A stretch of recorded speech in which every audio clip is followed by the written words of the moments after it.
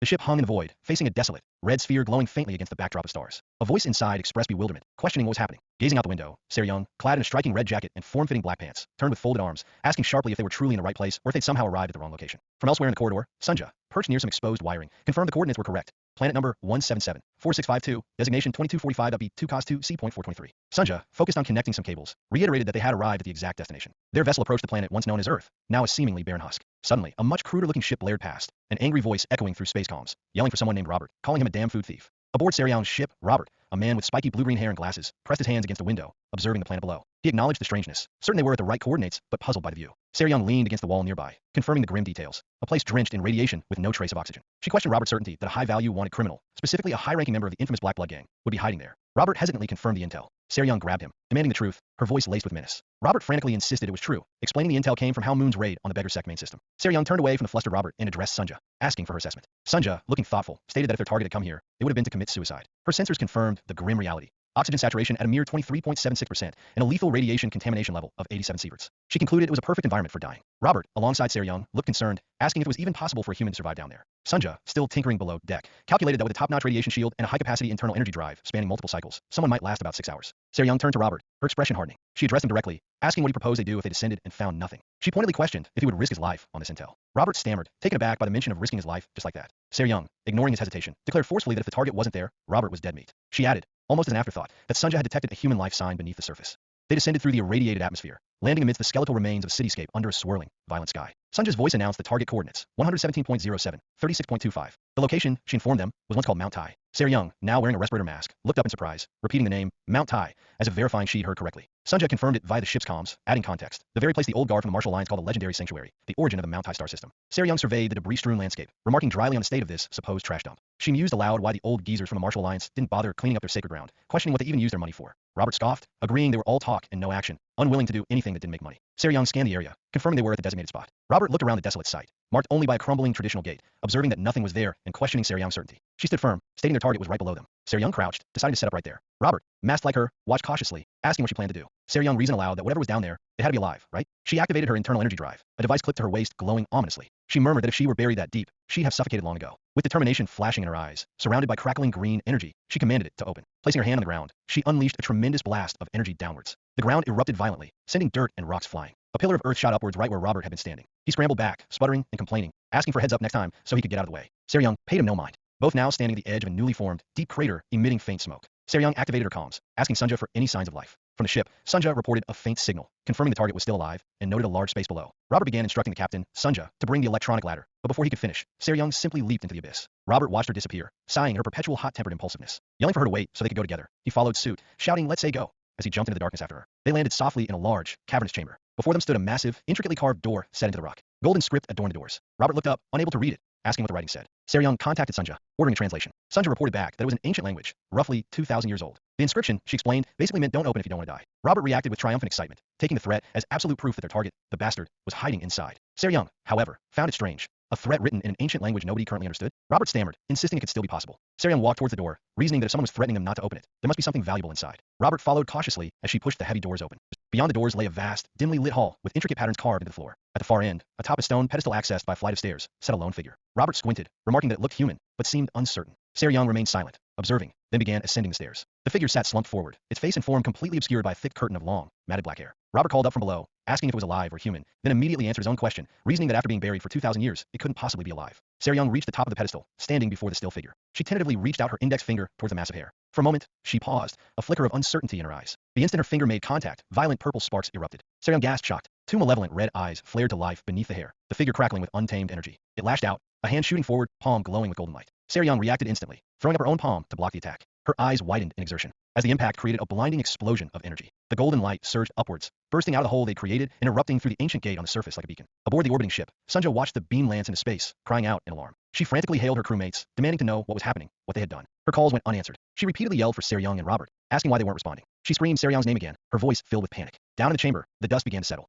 Young lay slumped against the base of the wall, her mask splattered with blood. Nearby, Robert lay sprawled face down, unconscious. Young's visible eye focused as the figure slowly stood up before her. A deep, grating voice echoed, demanding an archaic speech. "Who are you?" The figure repeated the question, asking who dared to awaken it. Young looked up, still dazed, watching the figure. It mused aloud, wondering if a martial artist capable of challenging it had finally been born. Fixing its gaze on Young, it commanded her to speak, demanding to know why she had awakened it. Young struggled, unable to comprehend the ancient tongue, clutching her chest as her suit systems announced the activation of real-time translation mode. The figure raised a skeletal hand, its voice resonating with power, warning that if she did not answer, it would kill her. Young, now understanding the threat via the translator, looked up in shock, confused about who was killing whom. The figure began to repeat its deadly intent. Enraged, Young sprang into action, demanding what kind of monster it was as she launched herself forward, energy swirling around her. Determined to end it, she unleashed a barrage of energy blasts. The attack slammed into the ancient doors behind the figure, scorching them black and filling the chamber with swirling blue smoke and residual energy. Young landed, panting heavily, her suit warning of a drive overload. 1.2 cycles used out of maximum 1.14. The smoke billowed, and the suit advised her to recharge her internal energy. As the smoke cleared, the figure stood utterly unharmed, swaying slightly. Young stared, sweat beading on her brow, bewildered why it was still the same after her attack. The figure spoke again, its translated voice identifying her techniques as the Quantum Golden Summit Divine Art and the Red Mist Divine Palm. Martial arts of the Yamei sect, but impure, suggesting they were learned through theft. Its red eyes flared as it concluded she was nothing more than a thief, scraping by through grave robbing. Dark purple energy began to swirl around its feet. Young's eyes widened in alarm.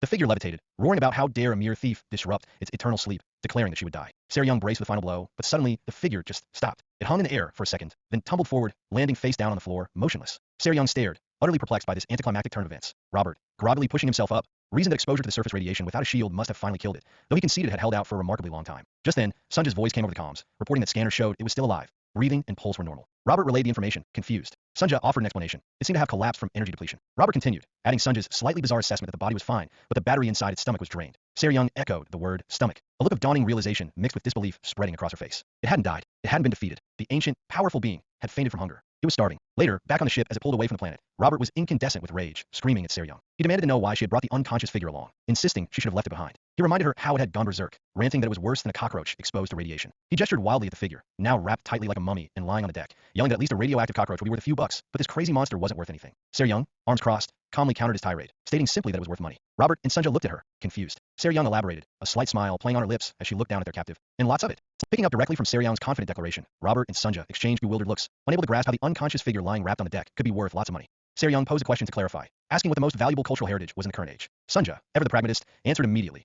Ancient martial arts, specifying that the closer they were to the original, the more expensive they became. Young then connected the dots, judging by the circumstances and the ancient writing on the door they'd found, concluding that their captive fuzzball was likely an ancient martial artist, specifically one from 2,000 years ago. She elaborated that 2 millennia ago was considered a legendary period when martial arts were highly developed. Even the lowest F-grade techniques from that era fetched at least 10,000 credits on the market. However, Young emphasized that this particular fuzzball wasn't just any ancient practitioner. Based on the power displayed earlier, she declared him an unimaginable grandmaster, estimating his level to be S rank or even higher. Robert's eyes widened behind his glasses at the implication. If their captive truly was S rank, they would indeed be hitting the jackpot. Still, he voiced a practical concern, looking worriedly at the bound figure and asking what they would do if he woke up like that again. Young dismissed his worries with a wave of her hand, assuring him the figure was bound with celestial silkworm thread, the kind used for spaceship repairs. She boasted that not even the head of the Shaolin sect could cut it. Just as she finished speaking, a distinct ripping sound echoed through the ship. Young looked startled. The celestial silkworm threads lay shredded on the floor as the figure stood up, free. Purple energy flared around him as he furiously accused the lowly, grave-robbing thieves of daring to desecrate him, threatening to tear them to shreds. Robert threw his arms out in panic, yelling that he knew this would happen, while Young tensed, ready for another fight. But instead of attacking, the ancient being was suddenly presented with something else. Sunja stood before him, holding up a large tray piled high with glistening, cooked sausages. Robert and Young froze, momentarily confused by the abrupt shift. The ancient being's rage seemed to short-circuit. He grabbed a sausage and began stuffing it into his mouth with astonishing speed, devouring the entire tray in seconds. After the impromptu, and frankly bizarre, sausage feast, the situation calmed considerably. The ancient being, now seated at a table,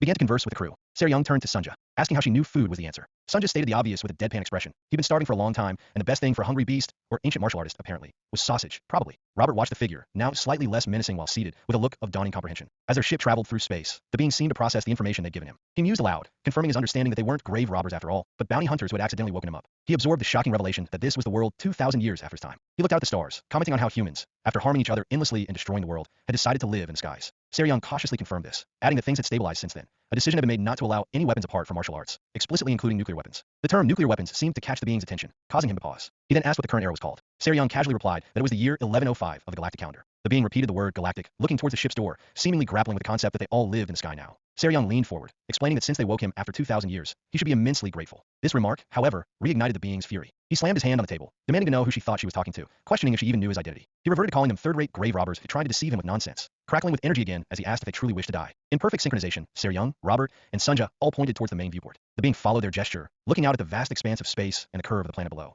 Young gently explained, addressing him now as Master after fumbling with Fuzzball and Grandpa, that the ruined planet below was the world where he once lived.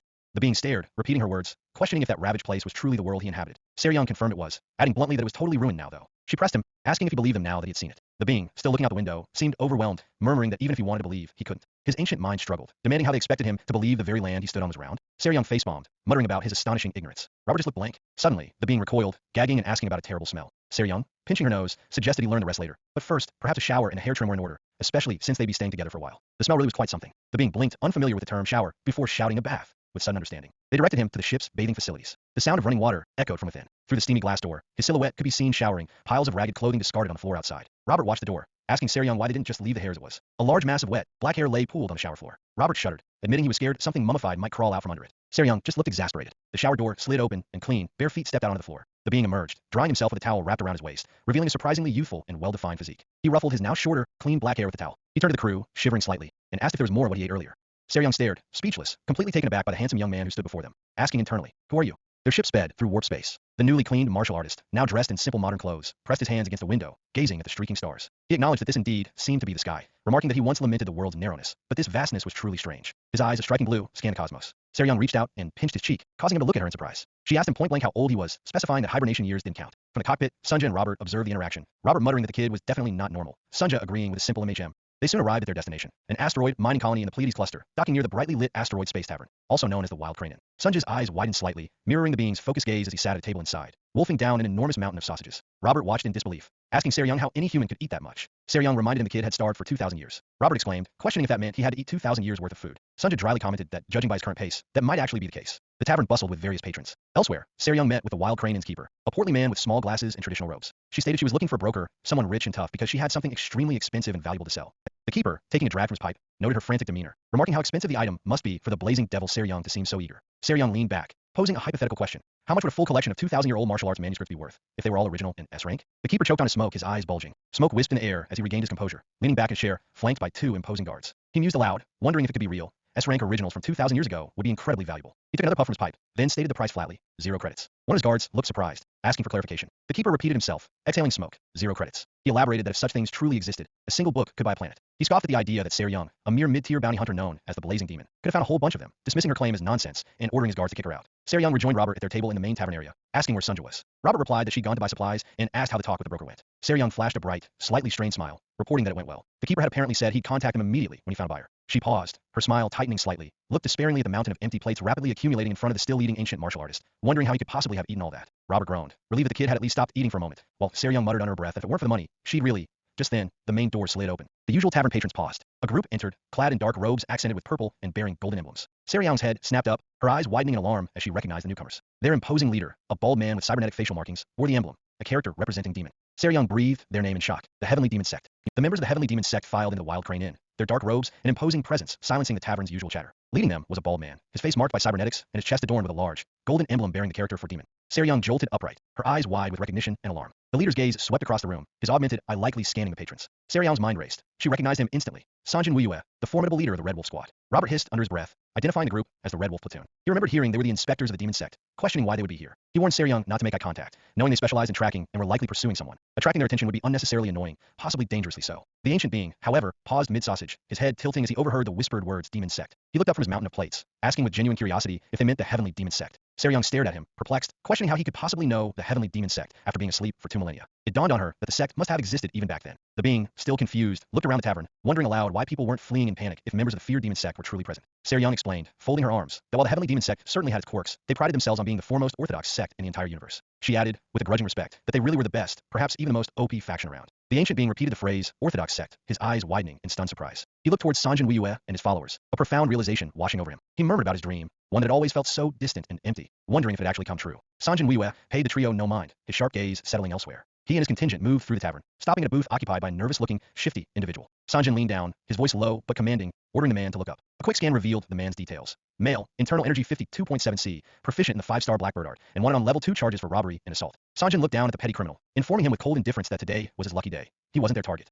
He then instructed the man to proceed immediately to the Martial Alliance and turn himself in, leaving the consequences of refusal unspoken but heavily implied. Suddenly, Sanjin paused, his head snapping up, his eyes narrowing as if sensing something unexpected. Before he could react, a hand gently patted his smooth, bald head. The ancient being stood beside him, smiling slightly and commenting, admirable. Around them, patrons gasped or froze. The being continued, seemingly oblivious to the tension, remarking how these young ones had seemingly made his impossible dream a reality. He repeated his compliment, how admirable. Then then clapped a hand firmly on Sanjin's head, startling the target criminal opposite them. The being mused aloud about the immense suffering these sect members must have endured to achieve such a prominent stature. Sanjin, utterly bewildered by the familiarity and strange commentary, finally turned, asking flatly if the being was a child with intelligence issues. Robert quickly interjected, stammering that it wasn't exactly that, just that their companion's social skills were significantly lacking. Sanjin ignored Robert, turning his full attention to the ancient being. He stated that the being should also consider this his lucky day. If Sanjin had sensed even a trace of martial art energy emanating from him, he would already have been shattered into pieces. As he spoke, Sanjin subtly tried to exert pressure, perhaps testing the being, but nothing happened. Sanjin's eyes widened in shock. The being remained completely unaffected, seemingly unmovable. Robert and Seryong exchanged confused glances, unsure what was happening with the sect leader. Sanjin grit his teeth, veins bulging in his neck and arms as he struggled against an unseen force,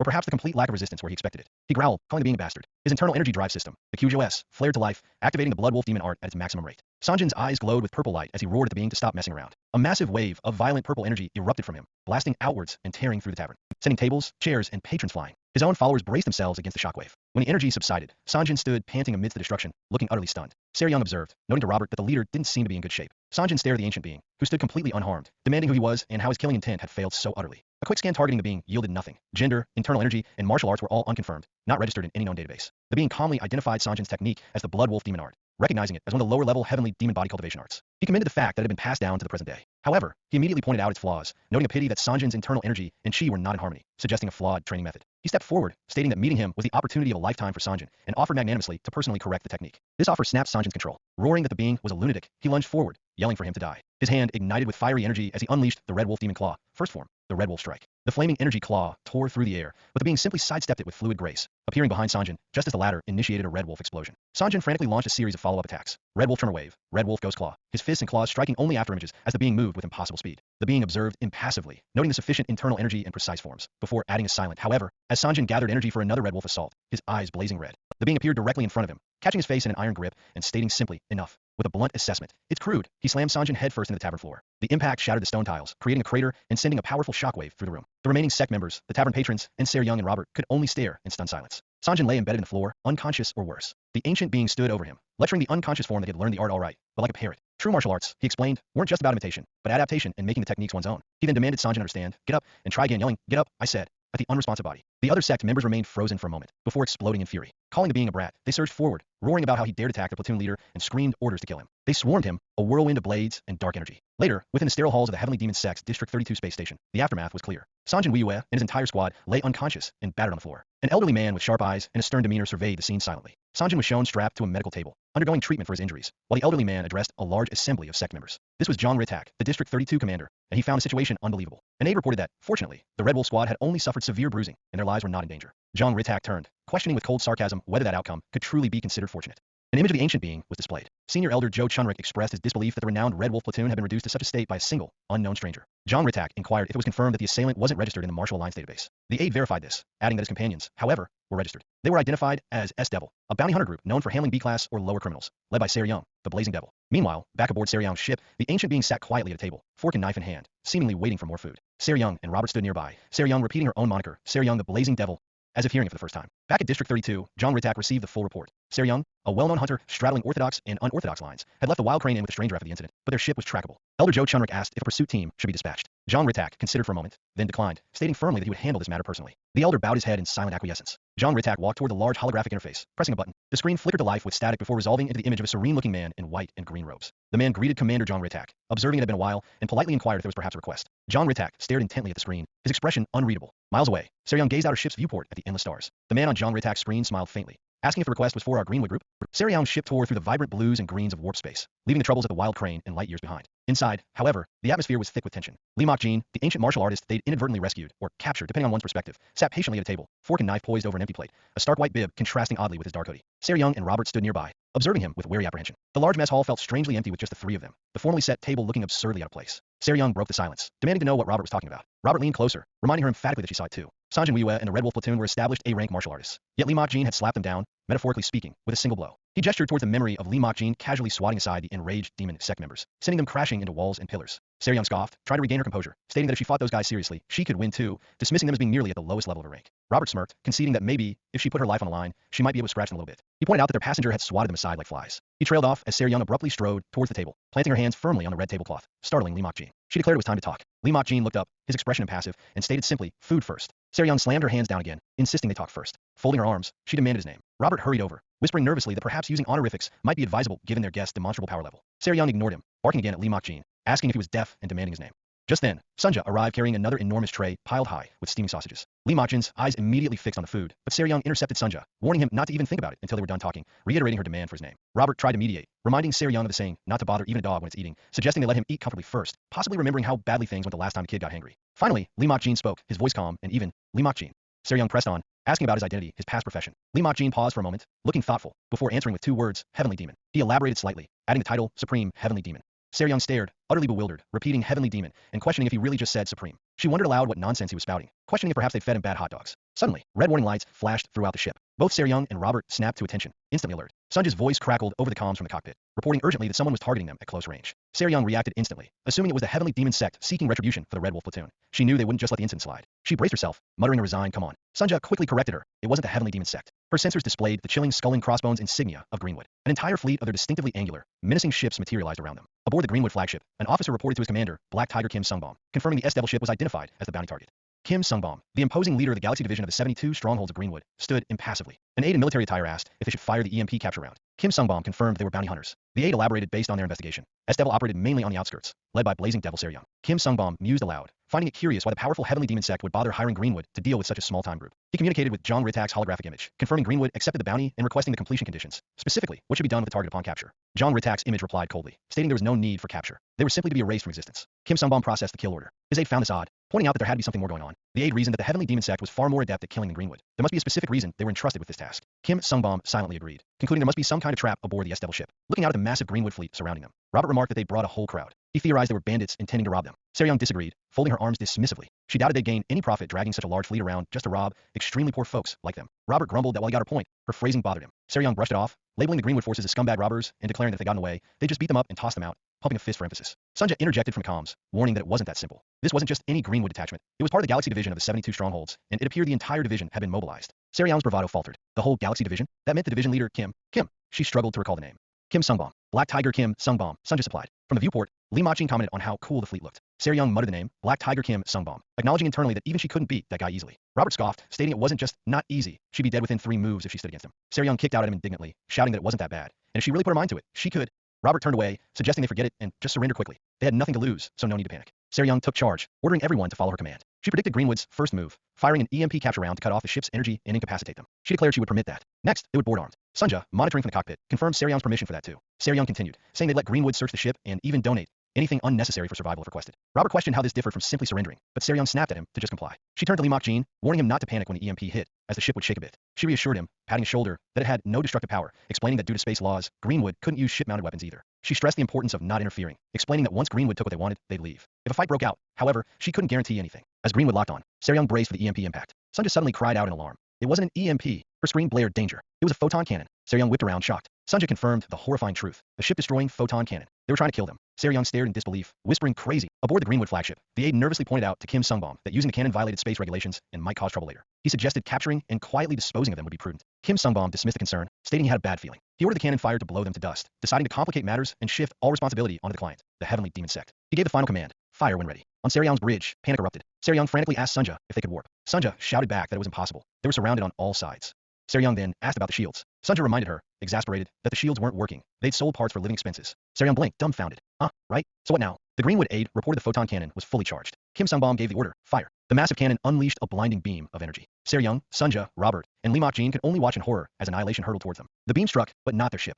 Kim Sungbom stared from his bridge window, utterly stunned. Seryung's ship bucked violently within the blast wave instead. It impacted a massive, disc-shaped shield that appeared seemingly out of nowhere, engulfing Seryung's vessel. The energy detonated prematurely, washing over the Greenwood fleet in a massive explosion, protected by the unexpected energy shield. Standing atop the shield, bathed in the residual energy, was a woman clad in sleek white armor, wielding a spear-like weapon. Seryung and Sunja clung to each other, staring up in shock and confusion, asking what that was. Aboard his damaged flagship, Kim Sungbom breathed a name filled with dread, 8-foot fighting ghost. Elena. Lee Mok-jin pressed his hands against the viewport, his expression mirroring the awe and shock on Robert and Seryung's faces beside him. Below their damaged ship, standing upon the shimmering disk of the energy shield she had manifested, was the source of their astonishment. Elena, the 8-foot fighting ghost. Clad in futuristic white armor and radiating an aura of calm power, she stood as a solitary figure against the menacing backdrop of the entire Greenwood fleet. Aboard the Greenwood flagship, Kim Sungbom watched the unfolding scene, his brow furrowed in irritation and confusion, muttering Elena's name and questioning her unexpected arrival. Elena herself seemed unperturbed, her masked face revealing nothing but cool determination. Kim Sungbom's aide reported the shield's analysis, terraformation grade. He noted they could penetrate it by maximizing the photon cannon's output, and asked if they should recharge. Kim Sungbom scoffed at the suggestion, questioning the wisdom of escalating to a full-blown space, war merely to deal with a cockroach, like Seryang's crew. Recognizing Elena as a threat not easily handled, he dismissed the idea of a direct assault and ordered the activation of the teleportation drive, his cybernetic neck implant glowing. Elena, meanwhile, stood her ground on the shield, gazing up at the Greenwood flagship, wondering aloud why that monster Kim Sungbom was present. Inside Seryang's ship, Robert elaborated on their savior's identity for Lee Makjin's benefit. He explained she was Elena, the 8-foot fighting ghost, a notorious S-class bounty hunter whose unpredictable nature made even the leaders of major sects wary. Her appearance here was a complete mystery. Seryang, equally perplexed, added that the real puzzle was why Elena had chosen to save them in the first place. Without her intervention, blocking that photon cannon, they would have been nothing more than scattered atoms by now. Just then, Kim Sungbom materialized on the shield platform, teleporting directly before Elena. Mask covering the lower half of his face, he greeted her familiarly as Sister Elena, commenting that it had been a long time. Elena remained silent, her gaze cold and unwelcoming. Kim Sungbom pressed on, attempting to leverage their familial connection, reminding her he was her 55th younger brother, Kim Sungbom, and that they had met at their mother's birthday celebration just 2 years prior. Elena's response was brutally concise. Get lost. Kim Sungbom visibly recoiled, shocked and insulted by the blunt dismissal. He drew himself up, his tone shifting from familial to formal. He reintroduced himself, not as her brother, but in his official capacity as the leader of the Galaxy Division of the 72 strongholds of Greenwood. He informed her coolly that telling him to get lost was tantamount to telling the entirety of Greenwood to do the same, an insult he could not accept. In response, Elena's form began to crackle with intense red energy. Watching from the ship above, Robert noted that it seemed like a fight was about to break out. Seryang observed grimly that it wouldn't be an easy victory, even for Greenwood. Elena was not someone to be trifled with. Lee Makjin added his own unique insight, agreeing that dealing with Elena alone was difficult, and cautioning that if Greenwood was particularly unlucky, her fearsome mother lioness might suddenly appear as well. Seryang stared at him, utterly confused by the term mother lioness, as Elena and Kim Sungbom faced off, energies flaring. Kim Sungbom sighed, remarking that Elena hadn't changed, always resorting to violence to have a conversation. Then, unexpectedly, he raised his hands in a gesture of surrender, stating simply, anyhow, I surrender. Elena's energy aura lessened slightly. Kim Sungbom relaxed, confirming he didn't want to fight, reasoning that engaging in combat, especially for a crappy job like this bounty, was ultimately a loss. He proposed they resolve the situation peacefully, though he requested to know the reason for her interference. Elena glanced down towards Seryang's ship hovering just above the shield, asking Kim Sungbom if there was targets. She stated calmly that if his target overlapped with hers, she would yield. Kim Sungbom, his intentions clear, simply repeated Elena's earlier dismissal back at her. Get lost. Understanding dawned. Seryang's crew were his targets, and Elena had no claim on them. With a silent turn, Elena vanished from the shield platform. Kim Sungbom watched her departure, thinking her reaction was expected, but still baffled as to why she would intervene for such useless things. Aboard the S-Devil, Seryang, Robert, and Lee Makjin looked down from the viewport, relieved but deeply confused by the bizarre turn of events. Their relief was short-lived. Elena materialized silently within their ship's main corridor, adjusting a comm device on her mask. She issued a chilling ultimatum, her voice echoing slightly in the confined space. Hand it over, or everyone dies. Seryang stared, bewildered, asking what was happening now. Robert panicked, wondering if Elena intended to rob them, frantically questioning what valuables they could possibly possess. He spun towards Seryang, accusingly asking if she'd secretly stashed something valuable, insisting they had nothing worth stealing. Seryang confirmed his assessment, stating rationally that there was absolutely nothing on their ship that could possibly attract an S-rank bounty hunter like Elena. The trio shared a moment of collective confusion. Seryang turned her attention to Lee Makjin, asking pointedly if he knew the woman, speculating wildly about a past romance gone wrong or a dramatic breakup before his long hibernation. Lee Makjin flatly denied any connection, stating Elena wasn't there because of him. Seryang looked skeptical. Lee Makjin glanced towards the rear of the ship, suggesting Elena was probably there because of that child. The bounty hunters followed his gaze down the empty corridor. Seryang started to ask what he meant, but Lee Makjin called out, his voice gentle, show yourself, child. There is nothing to fear. The air shimmered near a doorway, and a sphere of faint purple energy materialized, revealing the head and shoulders of a young woman wearing a baseball cap backwards. She floated forward, the energy dissipating as she landed softly on the deck. Dressed in a stylish black crop top, matching miniskirt and boots, she looked surprisingly young and out of place. Seryang and Robert stared, utterly flabbergasted by the sudden appearance of the stowaway. The girl with large, innocent eyes and a small heart choker looked back at them. Seryang immediately grabbed Lee Makjin, demanding an explanation. He explained calmly that the girl had followed them from the Wild Crane Inn. He had sensed her presence, but couldn't perceive a physical form, so he had initially ignored her. He marveled at her ability to conceal even her breathing, commenting that such an advanced stealth technique indicated significant advancements in martial arts during his absence. Sunja's voice crackled through the comms, correcting him. It wasn't a martial arts technique. The girl was wearing a stealth ring, quantum technology, incredibly expensive stuff, likely embedded in that cute little choker. Seryang ignored the technobabble and stalked towards the stowaway, demanding to know who she was, her intentions, and why she had snuck aboard, the cost of her gadgetry irrelevant. The girl timidly introduced herself as Hua-Rin. Young Hua-Rin. Seryang snapped that she hadn't asked for her name. Pointing towards the viewport displaying the Greenwood fleet, Seryang demanded if they were after Hua-Rin, if she was their target. Hua-Rin nodded mutely, whispering, probably. She looked toward where Elena had been, adding softly that as long as she remained alive, they wouldn't stop pursuing her. Suddenly, Robert let out a strangled cry, yelling Hua-Rin's name in utter disbelief. Seryang turned to him, surprised, asking if he knew the girl. Robert practically vibrated with excitement, asking how he could not know her. She was the main vocalist of Pranosion. Seryang stared blankly. Pro what? Robert launched into an excited explanation, calling Pranosion the galaxy's top rookie idol duo, even referencing their hit song Dynamite Do, accusing Seryang of secretly dancing to it whenever he played it. He fumbled for his phone, snapping pictures of Hua-Rin and gushing about how much prettier she was in person. He pulled up her fan profile, rattling off her stats. Hometown Manhwa, height 162 centimeters, weight 47.4 kilograms, blood type AB, ESFP personality, even her allergy to cats. He's a pervert. Elena's voice cut through Robert's obsessive recital via the ship's comms, cold and final. This is your last warning. 10 minutes. Hand her over. The threat hung heavy in the air, or everyone dies. Hua-Rin looked anxious, while Seryang and Robert tensed. Robert, still distracted by his phone, asked Hua-Rin why they were doing this to her. Young silenced him with a look, telling Hua Rin bluntly that the reason didn't matter. She faced the young idol, stating unequivocally that Hua Rin was an uninvited guest and her problems had nothing to do with them. Therefore, Young concluded Hua Rin had to leave the ship. Robert protested, "See, Captain." Young turned her back, stating firmly that she had made her decision as the captain. Hua Rin stood silently, accepting her fate. Looking through a nearby porthole, Robert pleaded with Young, arguing that ejecting Hua Rin wasn't right, reminding her again of the girl's idol status. Young countered harshly, reminding him they couldn't protect her. They were already outmatched by Greenwood, never mind the S-class monster Elena. She reasoned that even if they tried to fight, Hua Rin's fate was sealed, but theirs wasn't. Holding their ground meant certain death for all of them. As she spoke, Hua Rin walked towards the cargo bay door. Young slammed the activation panel, murmuring about the painful necessity of her choice. The heavy doors began to slide open, revealing the cold vacuum of space. Hua Rin paused at the threshold. Suddenly, Li Mokjin was there, placing a reassuring hand on her shoulder. Hua Rin looked up at him, startled. He smiled faintly, reminding her gently not to worry. Hua Rin looked uncertain. From the porthole, Robert gasped, wondering when Li Mokjin had gotten into the airlock. Young lunged for the control panel, screaming that Li Mokjin was crazy and trying desperately to close the door. Robert, however, momentarily captivated by the unfolding drama, suggested they just watch, musing that Li Mokjin was incredibly strong and might even defeat Elena. Young shrieked at him, reminding him of the lethal vacuum outside as Li Mokjin stepped onto Elena's shield platform, pulling Hua Rin with him. Young yelled for Sunja to close the gate immediately. Sunja's voice came back, heavy with resignation. It's too late. Young pounded futilely on the sealed porthole. The cargo bay doors were closed. She stared out, calling Li Mokjin an insane nutcase. Out on the shield, Li Mokjin and Hua Rin stood exposed to space. Li Mokjin kept a hand on Hua Rin's shoulder.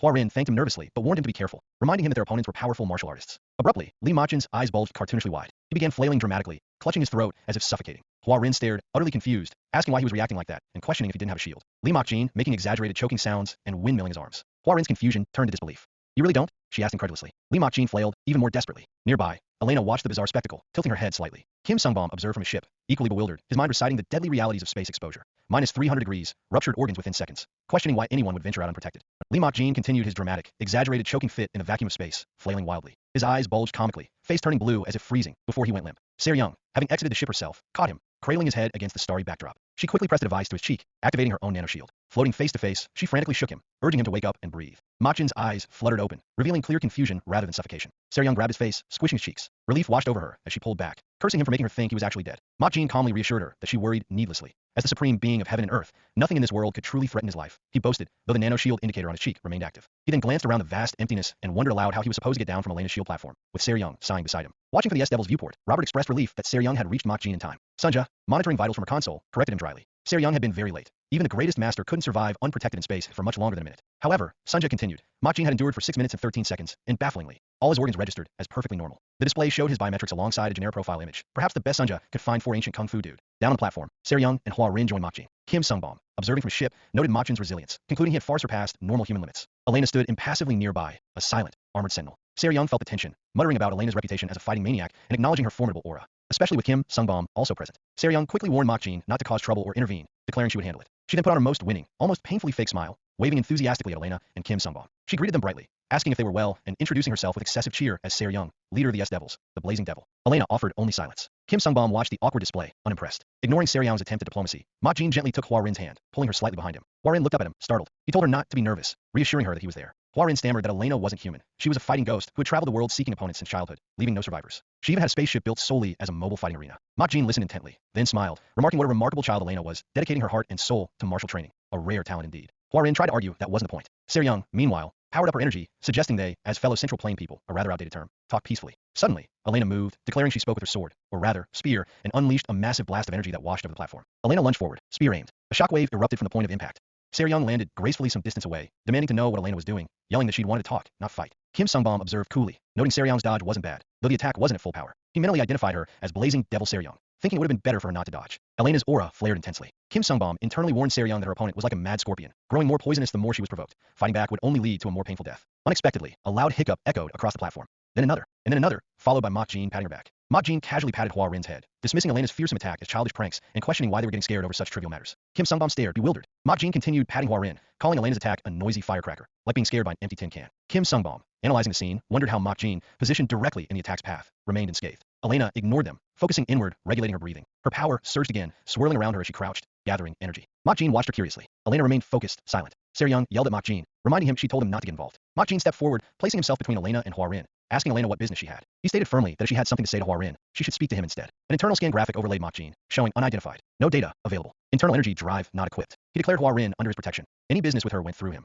Kim Sungbaum's visor reflected the scan results, confirming no identification and no internal energy drive, concluding Mok Jin must be a nameless natural from the outskirts. Mok Jin dismissively waved a hand at them, telling them to leave if they had no further business. A bright light began to emanate, quickly intensifying into a brilliant explosion of energy. The onlookers were momentarily stunned. Lightning crackled down from above Elena's shield. Mok Jin raised his hand, effortlessly catching the tip of Elena's descending spear, which pulsed with electrical energy. He calmly asked if this was her business, if she wanted to fight him. Kim Sungbaum stared in disbelief, wondering how Mok Jin could deflect the fighting ghost Elena's strike with just his palm, especially without any detectable internal energy. Mok Jin analyzed Elena's attack, noting the oddity of using the Dinsong Sect's radiant sword technique with a staff and channeling the Shaolin's great Brahma divine art for internal energy. He further observed that despite her youth, her internal energy already surpassed 3 cycles, roughly 180 years worth of cultivation, wondering if she'd had a fortunate encounter or some other shortcut. Elena's internal energy drive reading jumped to 90%. Mok Jin's eyes widened slightly in surprise as he recognized her switching from 3 cycles of Shaolin energy to Wudong's Red Sun divine art. Her energy drive spiked to 95%. Kim Sungbaum watched, astonished, questioning if Elena had always been this strong. Mok Jin remained impassive, asking if she was going all out now as blue energy crackled around his fist. Suddenly, a ring on Elena's finger flashed, triggering a vivid flashback. A warning sound echoed. She remembered kneeling before a figure shrouded in shadow,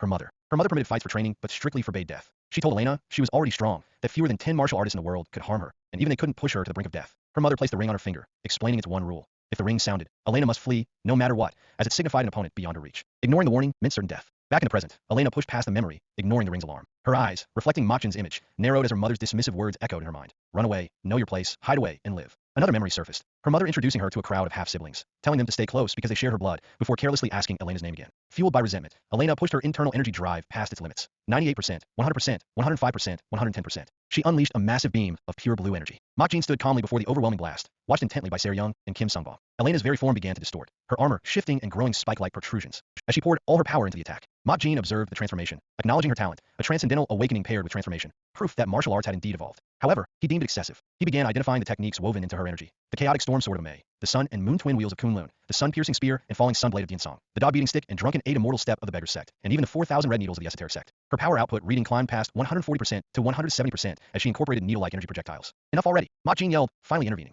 He leaped forward, meeting her attack head-on, causing a blinding explosion that rocked the shield platform. When the light subsided, Mok Jin stood alone amidst dissipating smoke. Kim Sungbaum, Seryung, and Hua Rin stared upwards in stunned silence. Elena hovered above, her armor now fully transformed into a monstrous, multi-limbed carapace, radiating immense power. 10 glowing energy swords materialized behind her, pushing her power to 190%. She launched the swords like meteors towards Mok Jin. Mok Jin looked up, speaking calmly but firmly, "Stop, child." He acknowledged her admirable talent, but warned she had crossed the line of righteousness. Her awakening revealed wounds and desires. She was being consumed by herself, by her inner demons. He warned that if she went further, he would have no choice but to kill her to stop her, holding up a hand radiating turquoise light. He declared his promise to protect Hua Rin. Seryung and Kim Sungbaum gasped, recognizing the legendary technique. Heart sword. Life or death duel, manifested in the space between Mok Jin and Elena. Mok Jin roared, "I said stop," unleashing a wave of brilliant blue energy. Everyone present shielded their eyes from the blinding flash. Elena's shield platform cracked, then shattered completely, erupting in a colossal explosion that engulfed the surrounding greenwood ships, leaving only a fading star-like brilliance in the void. The blinding light subsided, leaving behind a void filled with stellar dust and the debris of shattered ships. On the bridge of the Greenwood flagship, a mustachioed officer with an eye patch stared in shock, having witnessed the cataclysmic explosion from the viewport. As someone let out a hacking cough. Just moments before, Kim Sungbaum had materialized abruptly on the bridge via emergency teleport, looking battered and bloodied, but alive. The officer had rushed to his side, calling out his title, Lord Cheju. Sungbaum staggered, grabbing the officer for support, confirming he wasn't dead. He muttered that if the teleport had been even a fraction of a second later, he'd have been torn to pieces. He gazed out at the remnants of Elena's shield platform, floating amidst the explosion's afterglow, lamenting the sheer destruction. Back on a surviving fragment of the platform, Seryung furiously rounded on Mok Jin, demanding if he was insane, yelling that they had almost all died. She berated him, questioning who, even in the past, would set their own ship ablaze just because they were angry, insisting he should have shown some restraint. Mok Jin looked up, a trickle of blood running from his lip, admitting restraint hadn't really been an option. Seryung's anger faltered, replaced by concern as she asked if he was hurt. He explained simply that he had faced a power much stronger than anticipated, leaving Seryung looking skyward, nonplussed. Amidst the golden haze left by the explosion, Elena floated, unconscious and stripped of her transformed armor, surrounded by its fragmented pieces. Seryung pointed, asking Mok Jin if she was dead. Mok Jin, wiping his lip, replied that she wasn't dead yet. A stronger force had protected her at the last moment. As he spoke, a figure cloaked in golden light emerged from the fading energy, gently cradling the unconscious Elena. The figure, a woman with serene, glowing eyes partially hidden by a hood, looked down at Elena before turning her gaze towards Mok Jin and Seryung.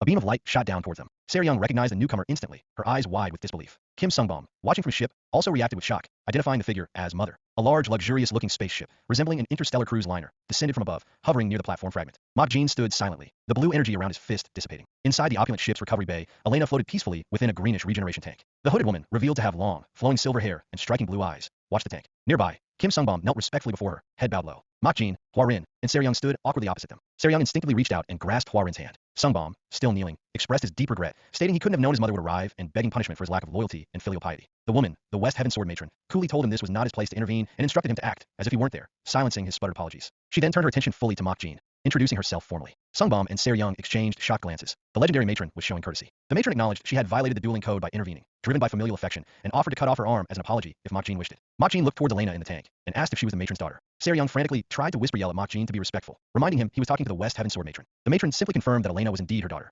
Makjin nodded, stating that was all, declaring that family took precedence over the dueling code. Young continued her frantic, hushed warnings, emphasizing that the matron was one of the 5 immortals and possessed a terrifying temper, capable of splitting someone in two just by glaring. The matron lowered her gaze slightly. Later, on the upper deck of the matron's cruise ship, which floated amongst the remaining Greenwood vessels, Makjin leaned against the railing, looking out at the stars. The matron joined him. She explained that while Elena hadn't recovered consciousness yet, it was confirmed she had passed through Manhwa just before the encounter, likely receiving a commission there. Makjin remained silent. The matron observed him, noting that the martial arts he demonstrated seemed to be the demon heart Asura sword technique. She inquired politely if he had any relation to the heavenly demon sect. Makjin admitted there had definitely been a deep connection in the past, but time had passed. He mused that time corrodes even the strongest bonds, like iron, and dissolves connections dearer than life itself. A sentiment echoed by Kim Sungbom's pained expression from inside the ship. The matron silently agreed Makjin was an extraordinary figure, his chi, internal energy, and martial arts all perfectly refined with no trace of artificiality, a state typically achievable only during the peak period of martial arts. Considering his youthful appearance, she wondered if it could be rejuvenation. She then dared to request something from the revered master. Makjin turned, asking if she was proposing a serious fight. He remarked that though she spoke politely, every word dripped with murderous intent, like a sword constantly being sharpened. The matron complimented his sharp ears for catching her subtle whisper. Makjin stated he never refused a challenge, but cautioned that if they fought, one was bound to die, and the survivor would be severely injured. Something too strong, with no room to bend, would inevitably break. The matron, her form radiating a powerful purple aura, acknowledged that was likely the case. Young, watching from a distance, yelped in alarm at the sudden escalation. Makjin, however, questioned if they had any compelling reason to fight. The matron's eyes widened slightly. He suggested they only fight if necessary in the future, as he still wanted to see more of the world. The matron's aura subsided, and she gracefully floated back towards the ship's interior, leaving Makjin alone on the deck as her vessel rejoined the Greenwood fleet. A smaller, distinctly less luxurious ship approached, the S-Devil's Ride. Back on the matron's bridge, she confirmed with the kneeling Sungbom that Greenwood's involvement was a request from the heavenly demon sect, specifically a silencing kill. She couldn't understand it. Makjin clearly possessed the supreme martial arts of the heavenly demon sect, so why would the sect want him dead? And why hire Greenwood? It made no sense. Sungbom offered recent intelligence. The heavenly demon's Red Wolf platoon had been annihilated by an unknown entity. He wondered if the events were related. The matron dismissed his speculation, telling him not to overthink. His imagination wouldn't deduce the truth. She ordered him to thoroughly track Makjin's movements and report, asking if he could at least manage that. Sungbom affirmed, boasting that Greenwood prided itself on being the best trackers in the world and that he belonged to Greenwood's command. The matron's eyes narrowed slightly, and Sungbom quickly lowered his head again. She stated she would trust him, but instructed him to track without interfering. She did not want her child, Elena, to get hurt. Sungbom looked up, startled, addressing her as mother. As the matron turned to leave through a sliding door, she paused, asking him casually what his name was again, leaving Sungbom speechless. Aboard the S-Devil ship, Young immediately confronted Makjin and Hwarin as they entered the main cabin, demanding to know what mess they had gotten into this time. She paced frantically, demanding an explanation for their involvement with Greenwood, the 8-foot fighting ghost Elena, and now the West Heaven Sword matron. She accused them of turning the world upside down. Hwarin apologized meekly, admitting she honestly didn't know why everything was happening either. Gathered around a table, with Makjin already starting to devour a mountain of sausages provided by Sunja, Hwarin began her story. After finishing her idle tour, she returned to her hometown, Manhwa, only to find everything different. Though the people were the same, everyone was suddenly trying to kill her. So she ran away, eventually stowing away and ending up here. Young confessed she had no clue what Hwarin was talking about and asked Sunja if she understood. Sunja admitted she found it hard to grasp as well. Hwarin looked down despondently as her stomach rumbled loudly. Suddenly, Robert slammed his hands on the table, startling Hwarin. He demanded clarification, asking excitedly if she meant the planet Manhwa, his hometown Manhwa, and insisted she tell him immediately what happened there. Sunja coughed pointedly, remarking dryly that humans were utterly abnormal. Meanwhile, back in the matron's ship's recovery bay, the matron stood over the still-submerged Elena, coughing slightly. She leaned down, demanding Elena tell her what happened on Manhwa. Elena's eyes snapped open beneath the liquid, glowing with faint light. Elsewhere, at the Wild Crane Inn on Mars pub, a portly information broker watched a recording of Elena and Makjin's battle. He slammed his fist on his desk, pondering aloud how much a full collection of 2,000-year-old martial arts manuscripts would be worth, especially as Young, seated opposite him, added coolly, if they were all originals and all S-rank. The broker's eyes bulged as the realization hit him. It was real. A fortune. Within the command center of Heavenly Demon Sect District 32, a structure resembling a small, technologically advanced moon floating in space, footage of the devastating battle played out. District 32 Commander John Rittak, an elderly man with sharp eyes, watched with growing horror as the holographic projection showed Makjin unleashing the heart sword technique. She coolly asked Rittak for his thoughts, remarking that it seemed quite a familiar martial art. Standing beside him was the West Heaven Sword matron. Rittak acknowledged the level of martial prowess displayed was unlike anything he'd ever seen or heard of before, but confessed he didn't understand what she meant by familiar. The matron observed his genuine confusion, concluding that he really didn't seem to know. She then pressed him, asking why he had pursued that person, Makjin, especially involving Greenwood. Rittak stiffened, stating it was an internal matter of their sect, and, even for the sword matron who ruled the West Heaven Cosmic Ozone, it wasn't something she should concern herself with. His jaw tightened stubbornly. The matron turned away, drawing a sleek, black sword imbued with red energy. Faster than thought, she slashed, drawing blood from Rittak's neck. Clutching the wound, Rittak choked out, asking if she was declaring war against the Heavenly Demon Sect. The matron scoffed, questioning if he thought she, of all people, would fear bloodshed. A voiceover, Rittak's terrified thoughts, described her as a woman so obsessed with martial arts, she even devoured her own children, someone not motivated by mere profit and loss. Her sword glowed ominously. She gave him a choice, answer or die, her energy flaring around her, creating immense pressure. Rittak, sweating, knew the choice was obvious. Even if all 1076 martial artists of District 32 attacked together, they couldn't hope to surpass the West Heaven Sword matron. Resigned, he flared his own energy, golden flames erupting from his hands, and stated, "Let's begin," adding that if she truly intended to cut down all 1076, she'd better hurry. The matron smirked, commenting that they say the Heavenly Demon Sect gets tougher each day. Rittak recognized the technique Makjin used, blurting out its name, the Demon Heart Asura sword technique. The matron confirmed it, stating the heart sword that cut down her daughter was indeed the demon heart Asura sword technique, ranked second in the heavenly demon sex martial hierarchy. Recap explained that it couldn't be, that the technique had been lost for thousands of years, existing only in legend, with no one in the current sect ever having practiced it. The matron coolly retorted that his lack of knowledge wasn't a problem. Having shared what she knew, she repeated her question, demanding to know why he pursued that person, Makjin. Ritak looked away, his fiery aura still blazing, and finally admitted, it wasn't Makjin they were after. They were chasing the girl, Hwarin. Meanwhile, the S-Devil ship approached the Talavatra orbiting star system, heading towards the Manhwa planet. They descended towards Hwaham County, a city built in a distinctly traditional, ancient architectural style. As they surveyed the city from the ship's bridge via a holographic display, Seryong noted its complete emptiness. Robert wondered aloud why no one was there, questioning if it was a holiday. He quickly dismissed the idea, pointing out that all the store doors were open, showing abandoned market stalls and streets. Sunja reported from her station that the town usually had over 10,000 inhabitants, but there was currently no sign of life at all. Robert immediately panicked, yelling that something terrible must have happened, and urging Seryong to let them go down quickly, convinced everyone had either died or fled. Seryong grabbed him as he flailed, asking why he was suddenly so agitated. Robert, practically vibrating with anxiety, declared it was his hometown and they had to save Manhwa, trapping Seryong in an unintended, suffocating hug within an energy bubble that probably served no purpose other than dramatic effect. Seryong struggled, coughing and demanding he let go. Tears streamed down Hwarin's face as she watched the empty streets. Makjin calmly asked her what was going on and to speak up if she knew anything. Before she could answer, Sunja interjected, stating she had detected a life signal. Makjin looked towards the display, questioning it. Sunja specified that, judging by the location, the signal originated from inside Manhwa's main headquarters, the Jaha Pavilion. Robert and Seryong reacted with surprise, recognizing the Jaha Pavilion as the residence of the Manhwa sect's leader. Sunja confirmed it was a very strong life signal, but only one person. Hwarin lowered her head, pulling her cap down. The S-Devil crew disembarked, approaching the mist-shrouded steps leading up to the Jaha Pavilion. Seryong glanced back warily. Robert, however, had undergone a dramatic transformation, now encased in a bulky, slightly outdated-looking combat suit that looked like it belonged in a museum gift shop. He struck a pose, vowing that whoever had touched his homeland would not be forgiven.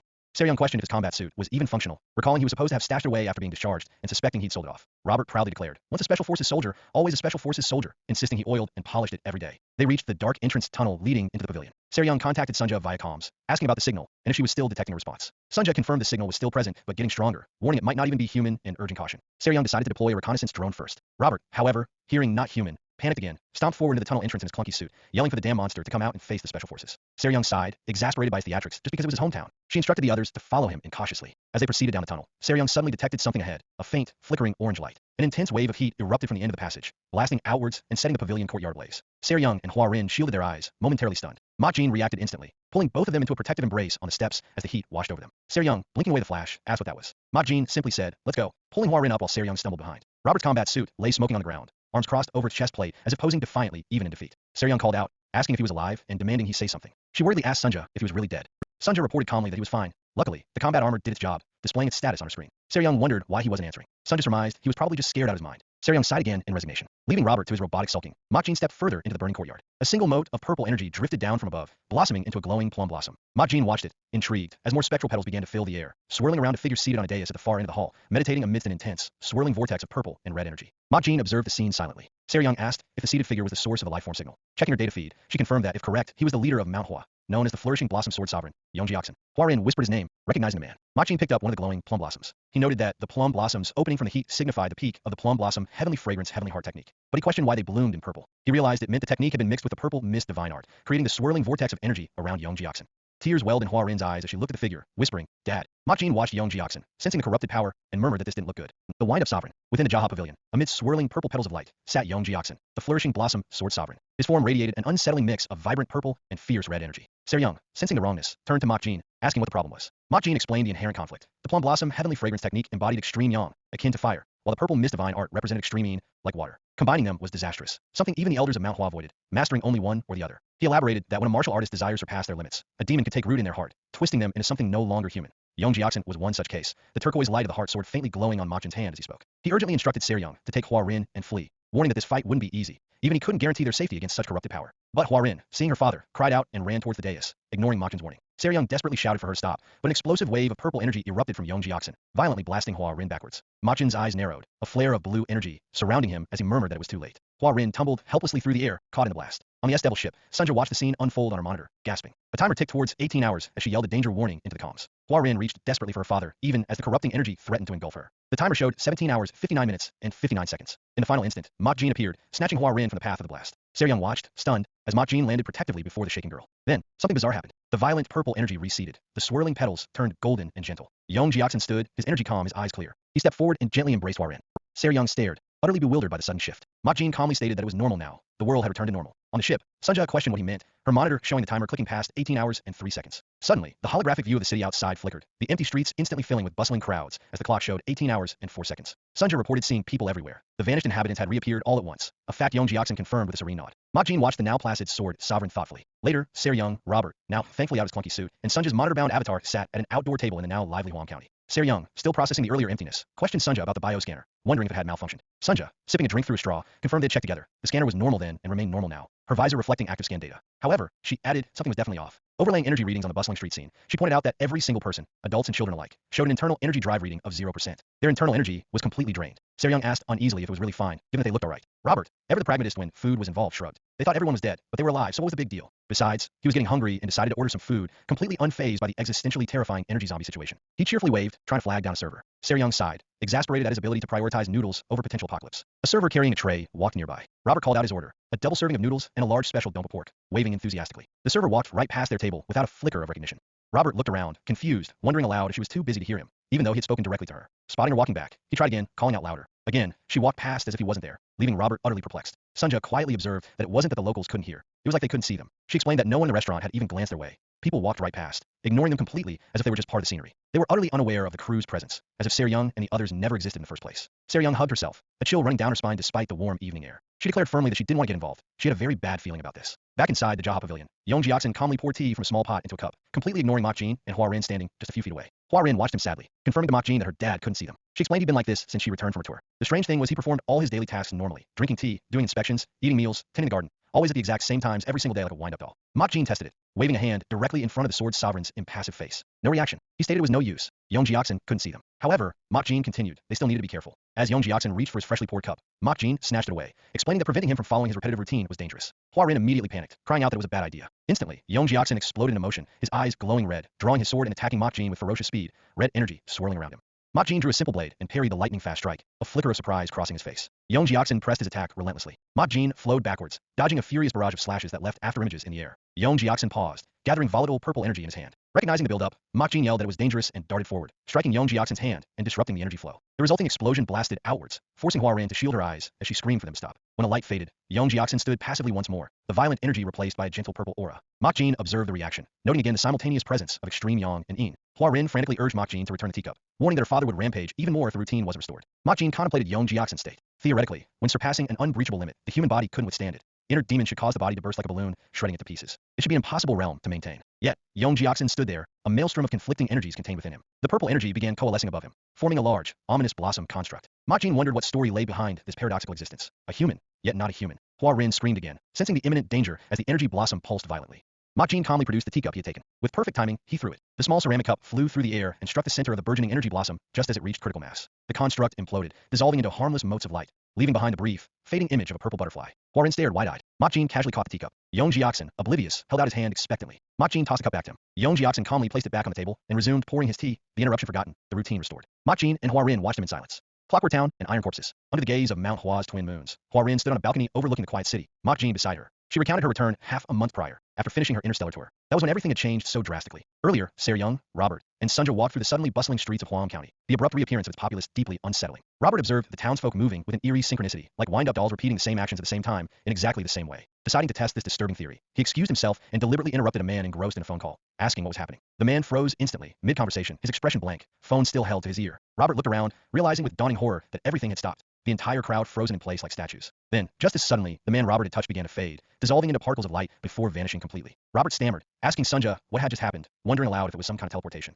Sunja admitted she didn't know. Young, exasperated, demanded answers, questioning who else would know if their tech expert didn't. Sunja elaborated that, judging by the particle waveform, it resembled teleportation, but the scale was far too large. Young questioned what she meant by scale. Before Sunja could answer, Robert looked around frantically, asking where everyone had gone. The streets were empty once more, utterly deserted. Sunja grimly confirmed that all signs of life had disappeared, not just from the city, but from the entire planet. Young could only manage a stunned, "What?"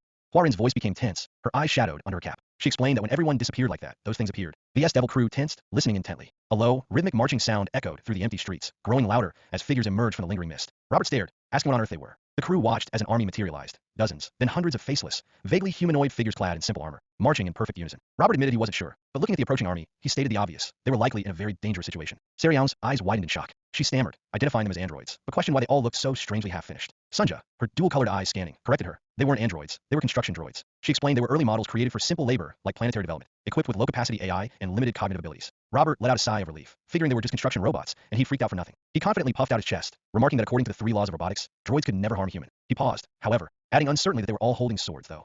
Seryong stepped forward, attempting communication, suggesting they were probably just using the swords as tools. She tried waving them off, telling them to find another path and stop crowding around and scaring people raising its sword. Seryong reacted instantly. Landing gracefully, she demanded to know what it was doing and if it was malfunctioning. In the reflection of her wide eye, dozens more droids leaped into the air, descending upon her like metallic locusts. An explosion rocked the street where she stood. From the balcony above, Hua Rin watched the chaos unfold, explaining that these were the ones, the things that showed up once all the people disappeared. She continued, stating that they then attacked every living thing they saw. As below, the droids swarmed Seryong and Robert. The 2 bounty hunters were forced to retreat, running desperately down the main thoroughfare as countless droids poured from the side streets, pursuing them relentlessly. Hua Rin added quietly that she had been attacked too, when she first returned from her tour, glancing back towards the Jaha Pavilion. She admitted she probably wouldn't have survived if it hadn't been for her father. For some unknown reason, she explained, the droids never came to this place, the pavilion where Yongjiaxin sat impassively on his ornate throne, radiating a protective aura. Even when everyone else vanished, her dad remained, trapped in a strange state. Mok Jin observed him, noting quietly that he was hanging on. Hua Rin asked what he meant. Mok Jin elaborated that Yongjiaxin was burning his entire internal energy, along with his very soul, holding his ground even if it meant facing inner demons. Mok Jin gently placed a hand on Hua Rin's head, suggesting it must be because there was something he had to protect, no matter the cost. Hua Rin looked up, surprised by the gesture. Mok Jin murmured his admiration for the Sword Sovereign's resolve. Then, turning decisively, he told Hua Rin he would take care of this, and started walking away. Hua Rin called after him, asking where he was going. Mok Jin replied without looking back, stating his intention to take a good look at the face of the scum responsible for this entire situation. Down below, Seryong and Robert found themselves surrounded by the relentless droids. Suddenly, the droids paused, their heads snapping towards the bounty hunters, their blank faceplates now lit by menacing red eyes. Seryong panicked, yelling, asking why they were doing this, why droids were attacking humans, and demanding answers from Sunja. Sunja stating it was impossible. The intelligence systems of androids still couldn't violate the 3 laws of robotics. Robert looked confused. Seryong frantically theorized. Were they malfunctioning, or did they somehow not register them as humans? Robert's eyes widened behind his glasses as the implication struck him. Androids capable of attacking humans, combat androids? The droids surged forward again. Seryong readied her weapon, yelling for Sunja to hide well. The droids leaped, a wave of steel intent on overwhelming them. Robert reacted instinctively, grabbing Seryong and shielding her as an explosion detonated nearby. They looked up startled. Still inside his battered combat suit, Robert corrected Seryong grimly. They were not droids. They were, he declared, Iron Gangshur, a name that sounded suspiciously like a terrible heavy metal band from the 22nd century. Robert, encased in his bulky combat suit, stood amidst the wreckage of dozens of defeated Iron Gangshur, facing the remaining horde. Elsewhere, in a dimly lit command room bathed in purple light, a holographic display showed the scene. An unseen subordinate reported the identities of the individuals on screen. Blazing Devil Tang Seryong, accompanied by the intelligent android, designation Sunja, and lastly, former First Sergeant of the Northern Galaxy Combat Unit's Special Tactical Division, Robert Carlyle. The subordinate added that the S-Devils were merely bounty hunters operating mainly on the galaxy's outskirts. The seated figure, Count Ritual, initially dismissed them as no threat, easily eliminated within seconds, but paused, intrigued by Robert's past affiliation with the Northern Galaxy Combat Unit, specifically the Special Tactical Division. The subordinate inquired if the elimination order should be issued. Count Ritual remained silent for a moment, his masked face unreadable. Back on the strangely quiet streets of Manhwa, Mok Jin arrived, looking around at the scattered metallic limbs and torsos, wondering what had happened. He asked Robert if the fight he sensed was already over. Robert, striking a pose within his suit, proudly declared that he went all out this time. He boasted that he'd been waiting for a day like this, keeping his vintage combat suit, practically a museum piece at this point, well-oiled and ready. Seryong muttered under her breath, recalling how they almost had to sell that suit secondhand due to lack of funds for food ingredients. Robert, oblivious, continued bragging about how they wouldn't have dealt with the Gangshur without his foresight. Sunja coolly interjected, pointing out that they hadn't dealt with them. The Gangshur had simply retreated on their own, and the crew likely wouldn't have survived the continued assault. Mok Jin, meanwhile, picked up a severed Gangshur arm, curiously asking Robert if this metal thing was some kind of armor he wore. Seryong, exasperated, corrected him, stating it wasn't armor, but a droid or robot. Mok Jin looked utterly confused, asking what a DRO bot was and requesting an explanation he could understand. Seryong sighed, complaining she was too tired to explain, and told Sunja to give him the gist. Sunja obliged, simply telling Mok Jin to think of it as a machine that could think and act like a person. Mok Jin remained skeptical, wondering how a mere chunk of metal could mimic a human, no matter how the world had changed. His eyes widened in shock as Sunja, to demonstrate, pulled her own head slightly, startling Mok Jin, who recoiled, demanding to know what she was. Sunja casually asked Seryong if she hadn't told him yet, receiving the blunt reply that they'd been busy. In Count Ritual's command center, a scanner focused on Mok Jin's bewildered face, held protectively by Hua Rin. The subordinate reported that Mok Jin was not registered in any database and appeared to be unmounted with an internal energy drive, indicating he was purely natural. Ritual, observing Mok Jin's seemingly foolish reactions, dismissed him as unimportant. But Robert Carlyle, he mused, was a different matter. An elite soldier from the Special Tactical Division, a first sergeant no less, the best of the best. Ritual reasoned that such an individual wouldn't be here by coincidence. He must have a purpose. He ordered his subordinates to be thoroughly vigilant and investigate Robert. Far across the galaxy, a spherical vessel approached a massive space station identified as Heavenly Demon Sect District 32. Inside, Commander Zhang Ritak and an aide waited respectfully on a docking platform as the vessel landed. An attendant stepped out, followed by a figure in dark robes and slippers. Ritak bowed deeply, thanking the visitor for coming such a long way. The visitor, a diminutive, almost childlike figure, yawned widely, stating it had indeed been quite a journey and that it had better be worth the effort. He was identified as Cho Dan, a first-class officer from the Disaster Safety Headquarters Central Committee of the Heavenly Demon Sect. They proceeded to an examination room where the injured Sanjin Wuyue sat in a wheelchair, a glowing red handprint visible on his bald head. Ritak nervously asked if Officer Cho could see anything. Cho Dan peered closely, then gently placed his small hand over the glowing mark, asking if it hurt. Wuyue reported that the pain had subsided greatly, but a persistent heat remained. Officer Cho noted the lingering heat despite the absence of pain. Wuyue confirmed this. Suddenly, Wuyue grimaced as residual energy flared within the mark, crying out in pain. The energy subsided, leaving the glowing imprint once more. Officer Cho gently touched the mark again, observing thoughtfully. Ritak remarked that the injury seemed different. The original scar was swollen, but this second mark was indented, suggesting different techniques. Officer Cho corrected him, stating they were the same scars from the nine palm. Ritak reacted with shock. Officer Cho elaborated that the nine palm was the lowest tier art taught to introductory disciples, something Ritak himself had mastered by age 7. However, Chodin noted the scar usually left by the technique was quite different from this one. He explained, while casually accepting a bowl of noodles, that the essence of the nine palm was cold energy, yet this attack left behind heat. This indicated the attacker had reached a level where they could perfectly suppress the fundamental coldness, leaving only the impact's heat, an act of consideration to avoid truly harming the enemy. Ritak stammered, questioning if reversing the fundamental nature of a martial art, akin to making fire from ice, was even possible. Officer Cho, slurping his noodles, conceded it was theoretically possible, before suggesting they eat first, offering Ritak some black bean noodles. Ritak's stomach rumbled audibly as he reluctantly agreed. Robert confirmed their attackers were not mere droids, but iron gangster. Back aboard the S-Devil ship's mess hall, Seryung stared incredulously at a mountain of sausages Mok-Jin was steadily devouring. Between mouthfuls, she asked Robert just what an iron gangster was. Robert explained it was a rumor he'd heard during his active military days. A supposed secret project developing a new combat android type that included humans in its killing parameters. Mok-Jin, overhearing while poking Sunja's cheek curiously, declared the idea ridiculous, stating that android intelligence circuits were based on the 3 laws of robotics and couldn't harm humans. Seryung, looking disturbed, relayed Robert's next point. The rumor suggested they bypassed the laws by replacing the intelligence circuits with the brains of deceased humans. That, Robert concluded as their ship hovered over the ruined city, was why it was called the Iron Gangster Project. Gangster referring to reanimated corpses. Mok-Jin, thoroughly sidetracked, pointed at Sunja, asking if she was really not human. Sunja, with maximum deadpan, offered to take off her head again or disassemble her limbs if he needed further proof. Mok-Jin hastily waved her off, muttering about what a bizarre world this had become and deciding it was best to just focus on eating. Seryung and Robert sighed, acknowledging that the gangster attacking them lent a horrifying credence to the insane rumor of using dead people's brains. Mok-Jin, however, seemed completely unfazed by the disturbing revelation, his attention solely on the now empty tray. Seryung noticed his expression and then the distinct lack of sausages. She irritably ordered Sunja to grill more hot dogs and feed him. Sunja emotionlessly reported they were all out. Seryung stood up, deciding they needed to get a clear grasp of their unlucky situation. Suddenly, Mok-Jin erupted, radiating an intense purple aura. He furiously declared them disrespectful beings, limiting the loss of martial world etiquette and railing against the audacity of someone stealing his food. Seryung asked Robert what he was saying now, and Robert admitted he had no idea. Mok-Jin continued his tirade, indignant that they dared defy him even after he declared himself the supreme heavenly demon. Seryung and Robert exchanged looks, suddenly remembering his grandiose title with forced enthusiasm. Seryung waved it off, declaring it confusing and something to deal with later. Priorities first. She stormed out, followed quickly by Robert and Sunja, leaving Mok-Jin alone at the table. He stared at the greasy, empty tray, carefully picked up a fallen crumb, and popped it in his mouth with a thoughtful expression. Outside, amidst the metallic debris, Sunja picked up a gangster head while Seryung watched their ship hover nearby. The crew gathered on the quiet street below. Robert examined a severed limb, remarking on the poor construction, weak joints, and flimsy alloy. Sunja held up the head, explaining it was because these were prototypes, not the finished product. Her scanners analyzed the internal components. One eye glowing yellow. Seryung asked if she was seeing something. Sunja confirmed the neural networks were simple, the intelligence circuit equipped with a primitive MZ-07 chip. Technology so basic it was embarrassing to call it AI. She held up the chip, explaining it was optimized for receiving commands and lacked autonomous will. Seryung immediately deduced they must have been remotely controlled. Sunja affirmed this, stating each unit was controlled individually. Based on her detection, the total number of droids that had attacked them was 9,817. Seryung realized the horrifying implication. That meant at least 9,817 humans, likely suspended in nutrient tanks like those glimpsed in Count Ritual facility, were controlling these droids. She asked Sunja for the total population of the Manhwa district. Sunja reported the number was 9,818. Just one person was missing from the remote control count. Hua Rin's father, Yong Jiaxin, still radiating energy within the Jia Pavilion where Hua Rin now stood watch. Meanwhile, in Heavenly Demon Sect, District 32, Commander Ritak stared, aghast, having just heard Officer Cho Dane's analysis of a 9 palm used on Wuyue. Cho Dane calmly wiped his mouth and commanded a state of immobility and lockdown for the entire district. No one was to move, leave, or be allowed entry, and all dispatch personnel would be recalled immediately. Ritak nervously asked why. Cho Dane cryptically stated that these were precarious times. 2,000 years of peace had faded the prestige of the martial alliance. He posed a riddle. What happens when the fangs of the mountain's tiger fall out? Ritak suggested wolves would take over. Cho Dae corrected him sharply. The wolves would try to become tigers. He explained that wolves form packs because of the tiger. When the tiger is gone, they look at each other with the same eyes they used on the tiger, seeing only weakness in their fellow wolves. The first target, he continued, is always the strongest wolf. The remaining wolves, using their pack hunting habits, would band together and kill it. In the current martial world, Cho Dane stated, that was the Heavenly Demon Sect position, necessitating extreme caution. Ritak asked if the unidentified individual using their sex arts was related. Cho Dane admitted he didn't know, which was the larger problem. He revealed he received an emergency communication before arrival. The unknown individual, Mok-Jin, was headed toward Manhwa. Ritak reacted with visible alarm. Cho Dane likened the situation to placing an unknown element on unstable powder keg. A single spark could cause the world to explode. Understanding must come first, he declared, action second, before boarding his vessel.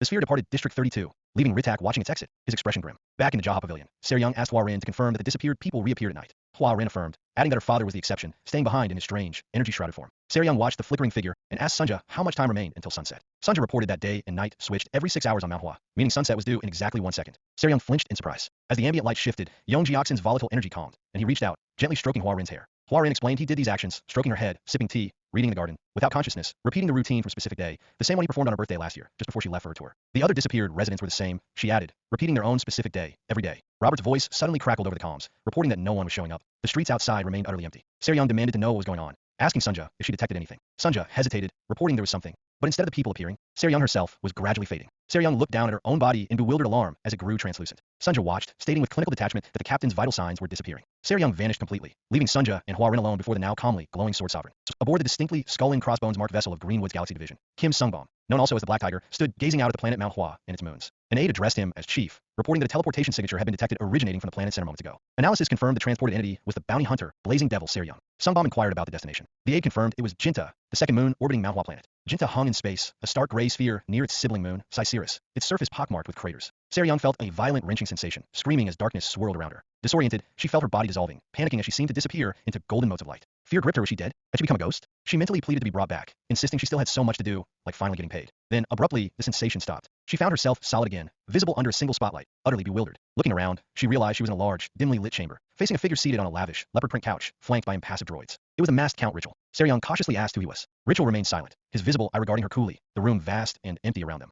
On Sungbom's ship bridge, the aide continued his report, noting that the teleportation seemed unusual. There were no traces of consent detected from Seryung during the process, suggesting an unauthorized, forced transfer, a unilateral teleportation, strictly forbidden by galactic law. The aide ventured that this was a serious issue, perhaps warranting a report to the higher-ups. Sungbom turned slowly, asking with quiet menace if there was anyone higher up than him. The aide visibly flinched, immediately prostrating himself and affirming Sungbom as his sole commanding authority. Sungbom ordered him to simply keep monitoring for now. He mused internally that regardless of the method, the use of technologies forbidden by galactic law on that moon implied significant backing, possibly from high authority. He instructed his aide not to intervene recklessly, but to investigate thoroughly before taking action, assessing whether knowing about this place brought more harm than benefit. The aide confirmed the order, while Sungbom stared thoughtfully at the moons reflected in his glasses. Elsewhere, the West Heaven Sword matron addressed her daughter, Elena, asking what she had just said. Kneeling before her mother, Elena recounted her encounter at Manhwa. She had met someone who clearly claimed to be the one who fathered her. In the ensuing duel, Elena admitted she had lost. The matron's eye widened slightly. The one who defeated her daughter and claimed paternity was now at Manhwa.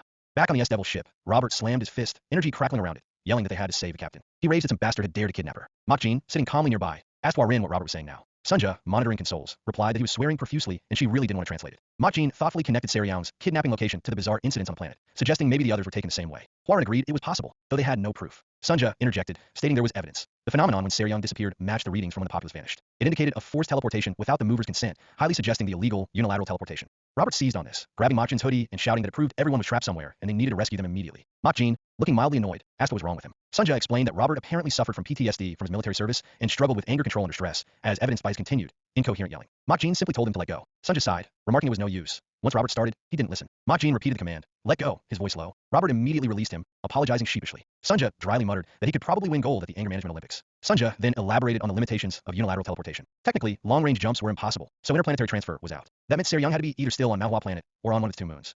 Mokjin asked which one. Sunja ruled out the planet itself, as scans showed no life signs except for the Sword Sovereign. This left the moons, Jinta and Cyceris. Both showed life signs, but their proximity made pinpointing Seryung's exact location difficult from their current position. Mokjin asked if they had a guess. Sunja pondered for a moment, then reasoned that since the captain was obsessed with gold, she'd choose the golden-hued moon, Cyceris. A voice suddenly echoed through the bridge. Wrong. It was Seryung. The transmission pinpointed her location. Jinta, back in Ritual's chamber. Seryung repeated her question, demanding to know who he was. One of Ritual's attendant droids scanned her, reporting an externally mounted 1.4 giga internal energy drive and a 3.3 giga ultra-high-density, high-capacity internal energy drive embedded within her body. Her only external weapon was the electronic soft sword at her waist. Ritual noted the 3.3 giga internal drive with interest, sneering slightly as he mentally categorized her as a backwater bounty hunter, hiding something she couldn't even properly utilize. Seryung, impatient, asked again if he was deaf. In a dark, empty space illuminated by a single spotlight, a tiny sprout pushed through the soil. An elderly man knelt before it, murmuring, "Master." Officer Cho Daein appeared behind him, stating he had an issue to discuss. The master already knew, confirming it was related to Manhwa, and Cho Daein's task to resolve it. He advised his disciple not to act impulsively, but to wait until the bud fully bloomed. Only then could one tell if it was a poplar or a willow. They must wait until the entities backing this mysterious individual were completely exposed before striking decisively. The master then gently chided Cho Daein,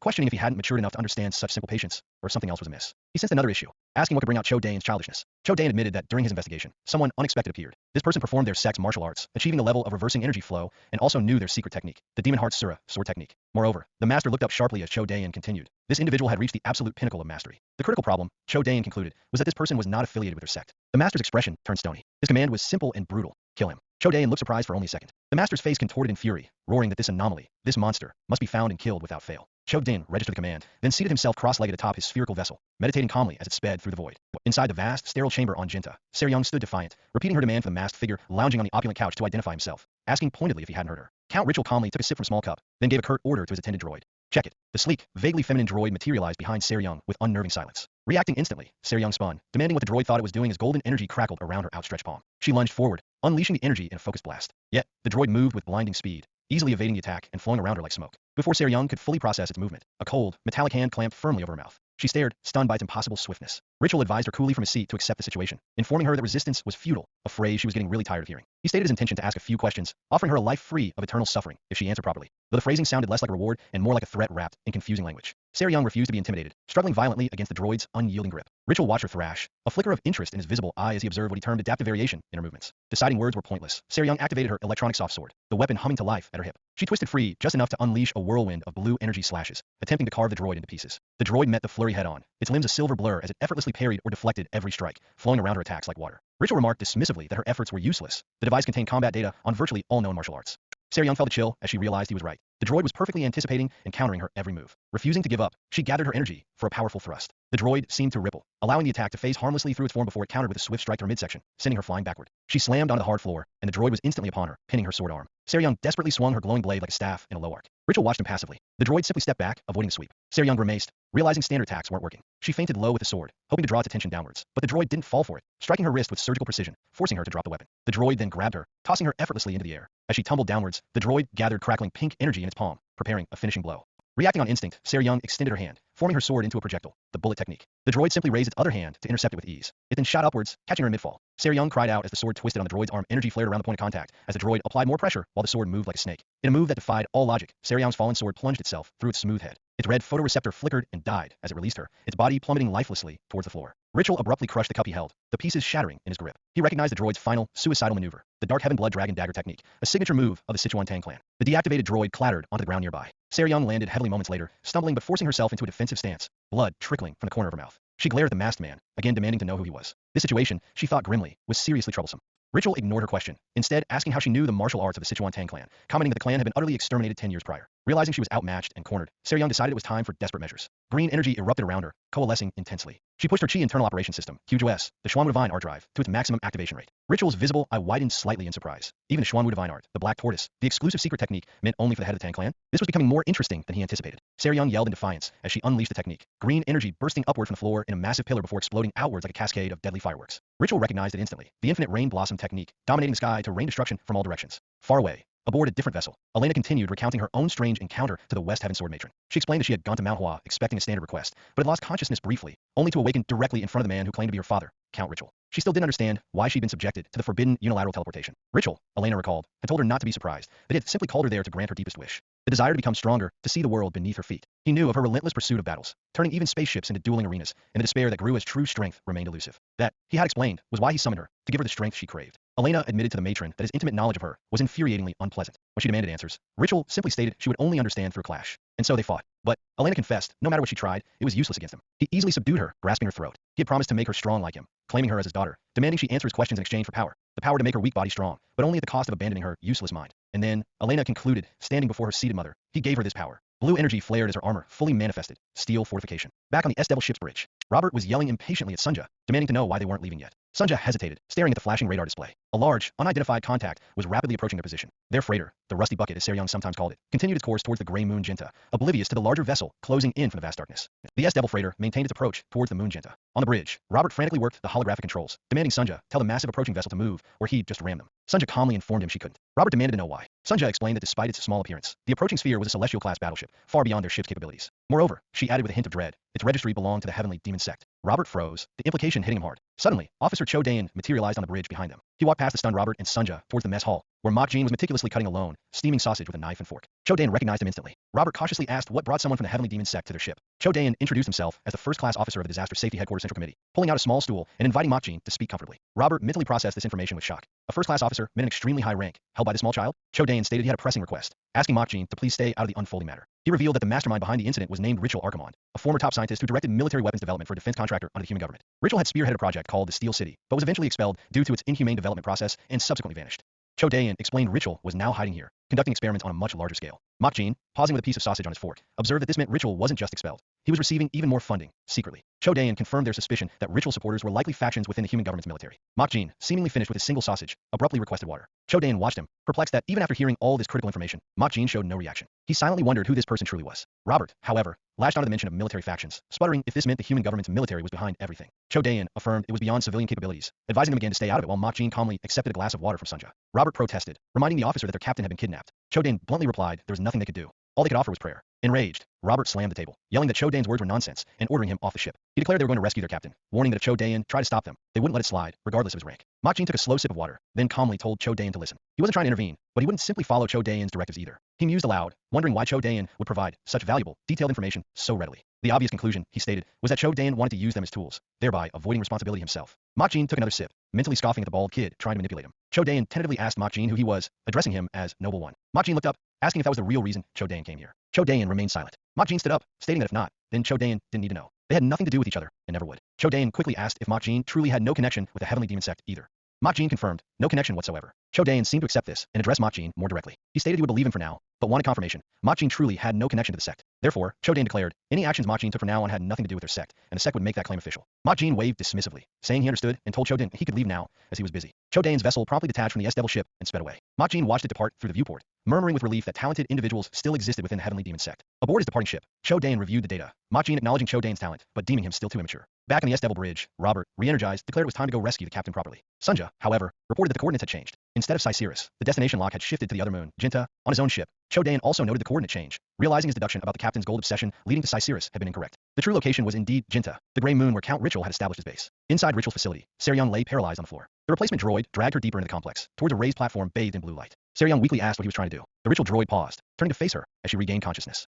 He remarked with surprise that she had woken already, commenting on the resilience of noble bloodlines before identifying her as the lady of the Sichuan Tang clan. Seryung demanded to know where she was and what he was doing. Ritual told her not to worry. He intended to free her from pain. He would erase her memories, even the darkest parts of her past, and turn her into an iron gangster, granting her a simple, useful life knowing nothing but obedience. Seryung grunted, trying to move but finding herself completely unable. Ritual informed her it was useless. He had blocked all her meridians and paralyzed her nervous system. A metallic collar nearby clicked open ominously. He told her all she could do was stay still and wait like a good pet. Despite the paralysis, Seryung trembled with rage. Ritual looked down his visible eye cold. He saw only defiance in her silhouette. With blood streaming from her eyes, Seryung spat defiance, telling him not to dream foolish dreams. She declared that while he could kill people of the Sichuan Tang clan, he could never dominate them. Ritual paused, intrigued. Green energy began to emanate from Seryung's hand, placed against his chest. He realized with dawning horror, poison. Seryung explained it was called pigeon blood poison, a grain of deadly toxin given as a gift to those born in the Tang clan, implanted near the heart. It was meant to be used upon death. Ritual cried out as the potent toxin coursed through him. Seryung elaborated that it was useless to resist. The more his own energy burned to fight it, the stronger the poison became, potent enough to melt even metal. She looked up, calling him an ugly monster, and invited him to die together with her. The poison flared violently, consuming Ritual's body. As a gangster cut her hand, he desperately tried to break free, but the poison was too fast, too potent, engulfing him completely. Just as Seryung's final gambit seemed successful, klaxons blared throughout the facility. Ritual, partially dissolved but still functional, noted the warning alarm. A synthesized voice announced, intruder detected. Intruder detected. Outside, on the desolate surface of Jinta, Makjin stood impassively, Robert hovering nearby in his bulky combat suit. Before them, rising from a glowing fissure in the moon's crust, emerged an endless army of sword-wielding droids. On the desolate surface of Jinta, Makjin and Robert, clad in his bulky combat suit, watched as the ground erupted, disgorging a seemingly endless tide of iron gangster. The faceless automatons, eyes glowing red, surged forward with single-minded purpose. Robert, taking point, yelled for Makjin to go save the captain. He declared he would handle these bucketheads. With newfound determination, Robert opened fire with his suit's armaments. Ignoring the swarm, Makjin leaped, soaring high over the battlefield towards the facility entrance. Robert glanced up, momentarily confused by Makjin's abrupt departure. Instead of heading directly for the entrance, however, Makjin plunged straight down into the gaping pit from which the gangster continued to pour. A brilliant light pulsed from the pit's opening, followed by a deafening explosion that rocked the lunar surface. Robert stared, momentarily stunned by the sheer force. The wave of gangster faltered, momentarily pushed back by the shockwave. Watching the receding tide of robots, Robert muttered under his breath, wishing Makjin might have stuck around to help just a little bit before pulling his disappearing act. His wishful thinking evaporated as the immense remaining horde regrouped and resumed its advance towards him. Cursing loudly, Robert panicked, yelling that he didn't know what else to do and unleashing a wild barrage from his suit's weapons. Deep within the facility, Count Ritual stood observing the battle unfolding outside on a large monitor, the dark patch on his droid body's chest marking Seryung's poison attack. He watched Robert struggle against the overwhelming numbers. Robert continued his frantic defense against the advancing horde. Ritual's system identified Robert's weaponry, an MZCD-106 recoilless laser cannon and a TT, or 8 automatic laser multi-missile system. The missiles detonated amongst the gangster ranks. Robert utilized his suit's jump jets, identified by the system as an anti-gravity rocket module. Ritual's internal analysis concluded Robert was using special forces equipment. However, Ritual noted dismissively, all of that gear was outdated and no longer in active service. He concluded Robert must be a retired soldier, not an active threat worth worrying about, like bringing a rusty sport to a laser sword fight. Turning to his attendant droid, Ritual ordered it to get rid of the annoyance outside and take care of the rest. Suddenly, klaxons blared anew throughout the complex, red lights flashing along the rows of containment tubes, holding countless subdued figures. Ritual turned, startled. The attendant droid reported that the other intruder had breached District 8. Before Ritual could process this, the droid updated. The intruder had already passed District 8 and was now entering District 7. Ritual's visible eye widened in shock. The reports came faster. District 7 passed. District 6. District 5. The intruder blitzed through District 4, 3, and 2. Moving so fast the system announced it was unable to analyze the entry location data anymore. Ritual shouted in disbelief, finding the speed impossible. The attendant droid attempted to reanalyze the intruder's location, but before it could finish, a catastrophic explosion tore through the facility wall, engulfing the area in blinding light and debris. Ritual was thrown back, his damaged droid body sustaining further injury. Amidst the chaos, the containment tube, holding Seryung fractured, its strange blue fluid rapidly draining before the tube shattered completely, spilling the remaining liquid onto the floor near the other intact tubes. As the smoke cleared, Ritual staggered upright, staring through the ragged hole blown in his facility wall. Standing calmly amidst the wreckage was Mach Jean. Ritual stared, and Mach Jean stared back. Mach Jean began walking forward, his expression unreadable. Ritual, still reeling, could only wonder who the hell this guy actually was. Mach Jean walked straight past Ritual, ignoring him completely, and stopped before the platform where Seryong lay unconscious and gravely injured, her arm severed. Ritual finally found his voice, demanding to know who Mach Jean was. Mach Jean gazed down at Seryong's still form, then looked towards Ritual. He stated coldly that Ritual had ruined a child just entering her youth. Mach Jean gestured towards the rows upon rows of occupied stasis pods, adding that Ritual clearly had no respect for others either. He concluded simply that Ritual was nothing but a monster. Ritual glared back, defiant despite the damage to his droid body. There was something unsettling in Mach Jean's calm gaze. Ritual yelled again, demanding to know who Mach Jean was and what he was doing there. In response, Mach Jean merely raised his hand, and a blade formed of pure, shimmering blue energy materialized just above it. He declared that he refused to converse with anything non-human. The energy blade shot forward, narrowly missing Ritual's head as he instinctively flinched back. Mach Jean effortlessly caught the returning blade. Ritual stared, recognizing the impossible technique, void manipulation. His internal systems confirmed Mach Jean possessed no internal energy drive. How could he perform a skill only accessible to those who reach the transcendent level? The only explanation sent a chill through Ritual's synthetic core. Ancient martial arts? The two faced each other across the ruined laboratory. Ritual cursed his luck internally. Dealing with this newcomer now, while still injured from Seryong's poison, was incredibly bad timing. Mach Jean stood impassively, leveling the tip of his energy blade towards the festering wound on Ritual's chest. Mach Jean judged him, stating that Ritual wasn't just non-human, he wasn't even a warrior. He questioned how Ritual could be distracted by useless thoughts in the middle of a fight. Enraged, Ritual screamed at him to shut up, lunging forward in a desperate attack, his damaged arm sparking with red energy. Mach Jean remained unperturbed, sidestepping the clumsy strike and severing Ritual's remaining arm with a precise pulse of energy from his hand. Standing over the unconscious Seryong, Mach Jean declared that this repaid Ritual for the harm done to her. Her face, though bruised and bloodied, looked peaceful. Mach Jean turned his attention back to the now disarmed Ritual, stating that the only thing remaining was the price for pissing him off. A swirling vortex of dark purple energy began to coalesce around Mach Jean as he warned Ritual to brace himself, because the price would be quite expensive. The ominous energy intensified, crackling through the room. Ritual knew he was outmatched. His luck had run out. First the Tang clan woman, now this unknown master of ancient arts. His internal energy drive was operating below 40% capacity due to the poison damage. He saw no chance of winning conventionally. In a final, desperate gamble, Ritual decided to activate his internal energy drive, pushing it to its maximum operational rate. His body began to glow with an intense, unstable turquoise light as alarms screamed, danger, danger. Systems flashed warnings, surpassing operational limits. Unable to control heat output, Mach Jean watched the power surge, remarking on the strangeness of the skill and pondering how the world had come to this. With detached finality, she gave the order, kill him. Mach Jean glanced away slightly, looking back towards Seryong. Still unconscious, Seryong seemed to sense the imminent danger, weakly murmuring a warning about self-destruction, realizing Ritual intended to take his opponent with him. Mach Jean looked up, a flicker of surprise crossing his features as Ritual's body reached critical mass and exploded. Mach Jean's eyes widened slightly in the sudden, blinding flash. The world dissolved into white-hot energy, consuming everything in its path. While Ritual's facility detonated internally, Robert's battle against the endless gangster horde outside was reaching its own desperate conclusion. His suit systems began failing one by one. An alert notified him that the TT-R8 missiles were depleted, requiring a reload he didn't have time for. His photon cannon sputtered, its energy reserves also empty. Alarms blared warnings. The V-10 laser claymore system was malfunctioning and needed repair, and worse, the fireproof suit itself was compromised, needing replacement. Turns out fireproof was more of a suggestion. Robert found himself kneeling amidst shattered suit plating, completely surrounded by the relentless tide of iron gangster. He grumbled, lamenting that if Mach Jean had just helped a bit earlier, he could have handled them all perfectly. The gangster paused, their advance momentarily halted. Seeing an opportunity, however slight, Robert yelled at the scrap metal bastards to stop and let him take a break. He defiantly asked if they even knew who he was, then dramatically ejected the heavily damaged upper plating of his combat suit. Stripped to his tank top and cargo pants, Robert declared himself Sergeant Major Robert Carlyle of the Special Tactical Unit, Northern Galaxy Combat Forces. Drawing his combat knives, he warned them not to get too scared before charging headlong into the sea of robots, inviting them to bring it on. He leaped into the fray, a lone figure against impossible odds, briefly wondering what was happening as a blinding light erupted from behind him. Ritual's self-destruction pulsed outwards, engulfing the entire moonscape in a devastating wave of energy. Robert turned, his eyes widening behind his glasses, witnessing the massive explosion bloom across the horizon. He stood defiantly, silhouetted against the blast, which expanded into a terrifying mushroom cloud.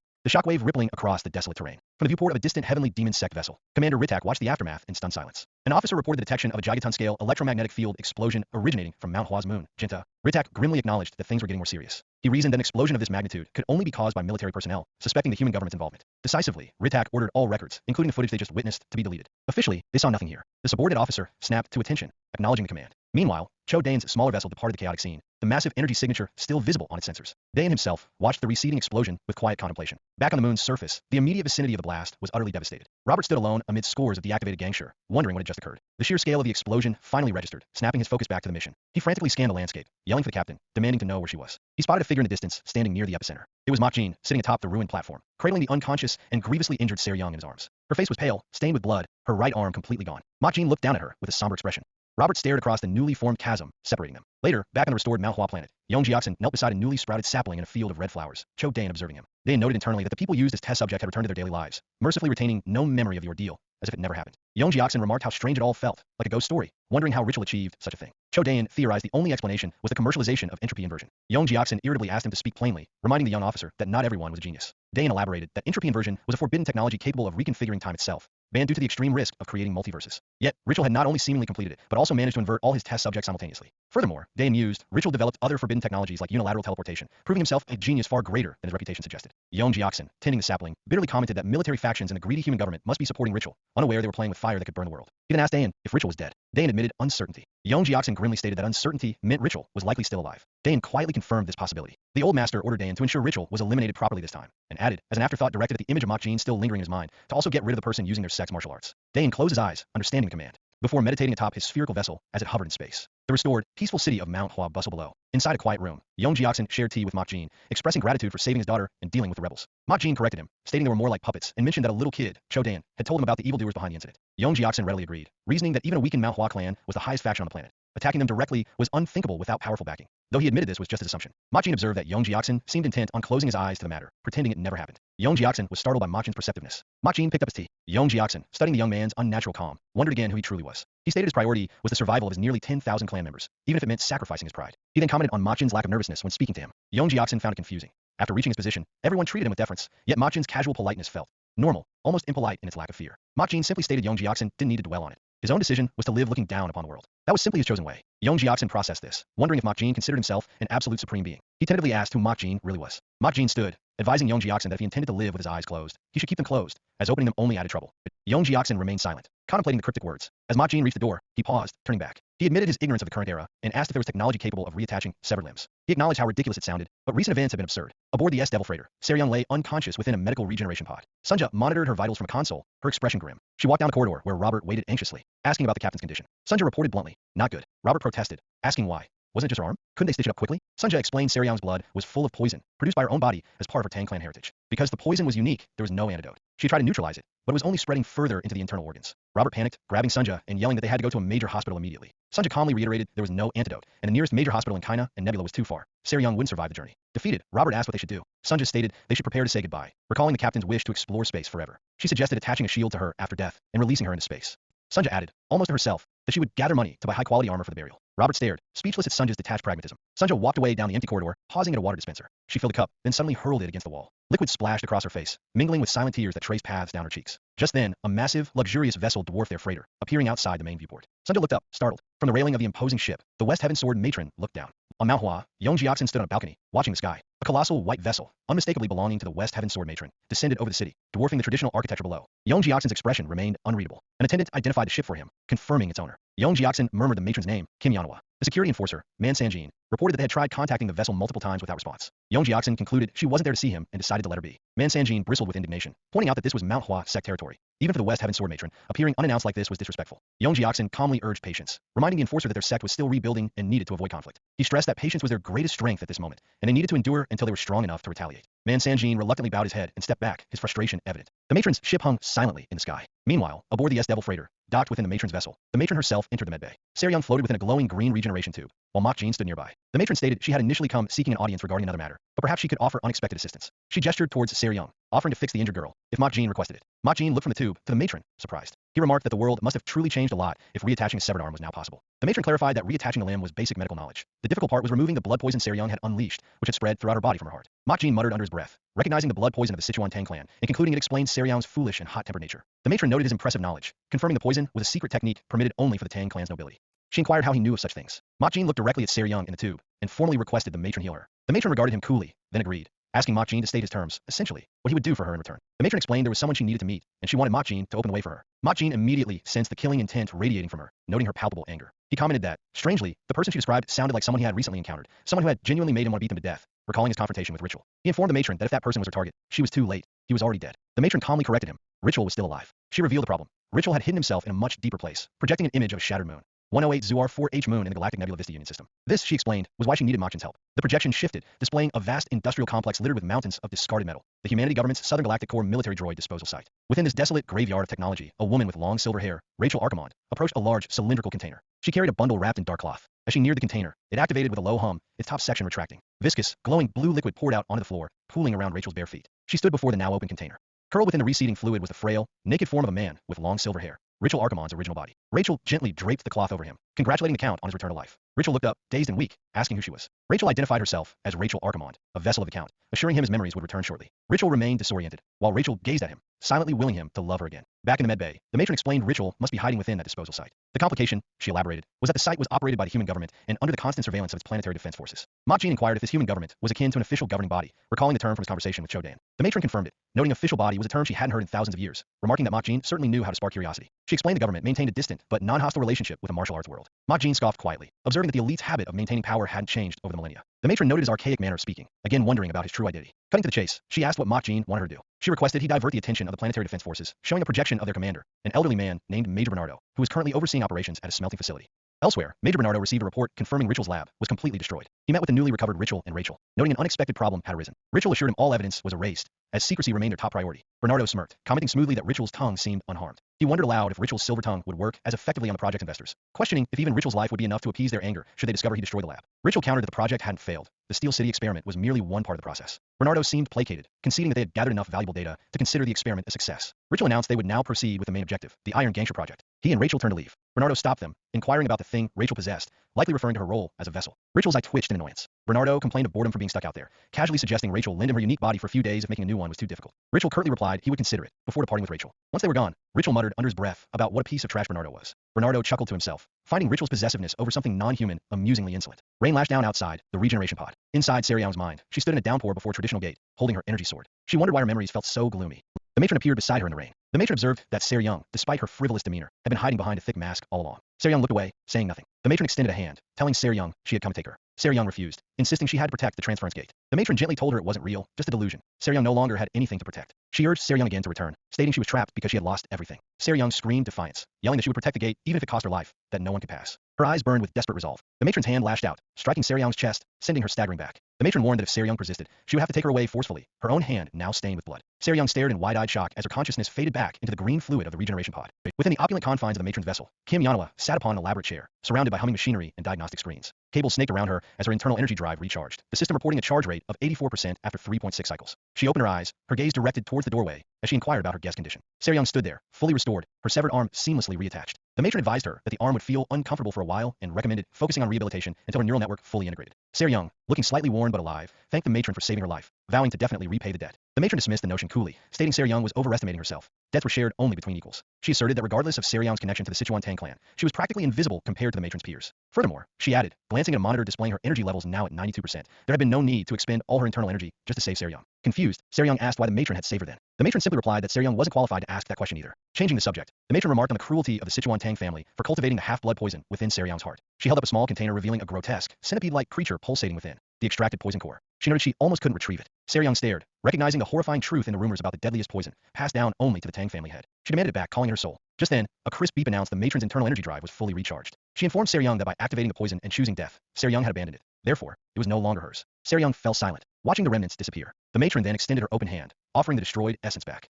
In return, she demanded Seryong tell her everything she knew about that man, Mach Jin, not missing a single detail. Seryong looked startled, questioning the reference, her eyes widening as she realized who the matron meant, recalling the unassuming young man. Meanwhile, back on Manhwa, Young Jiaxin explained to Mach Jin that his desire to meet again stemmed from wanting to repay the kindness Mach Jin had shown. Mach Jin casually brushed it off, claiming a cup of tea was sufficient repayment. Young Jiaxin insisted, stating that the roles of debtor and creditor were distinct, and the Manhwa sect was unaccustomed to owing debts. As repayment for Mach Jin's earlier advice, Young Jiaxin offered his own sincere counsel. Do not get close to the West Heaven Sword matron. He described her as a venomous spider dwelling in a deep, dark abyss. Seryong walked through the metallic corridors of the matron's ship, her gaze hardening slightly. Elena appeared, leaning against the bulkhead, her white armor gleaming softly. Elena warned Seryong not to feel relieved just because she survived. She would still die by Elena's hand. She continued walking. Elena stated Seryong shouldn't be relieved about surviving, as she would eventually die by Elena's hand, showing even her own family no mercy. Seryong questioned the supposed debt, claiming no memory of owing Elena anything. Elena clarified coolly that the debt existed because her mother had saved Seryong. Both remained silent for a moment. Seryong sighed, remarking that like mother, like daughter, they truly were alike. Elena ignored the comment, intensely reiterating her threat. Seryong would definitely die by her hands.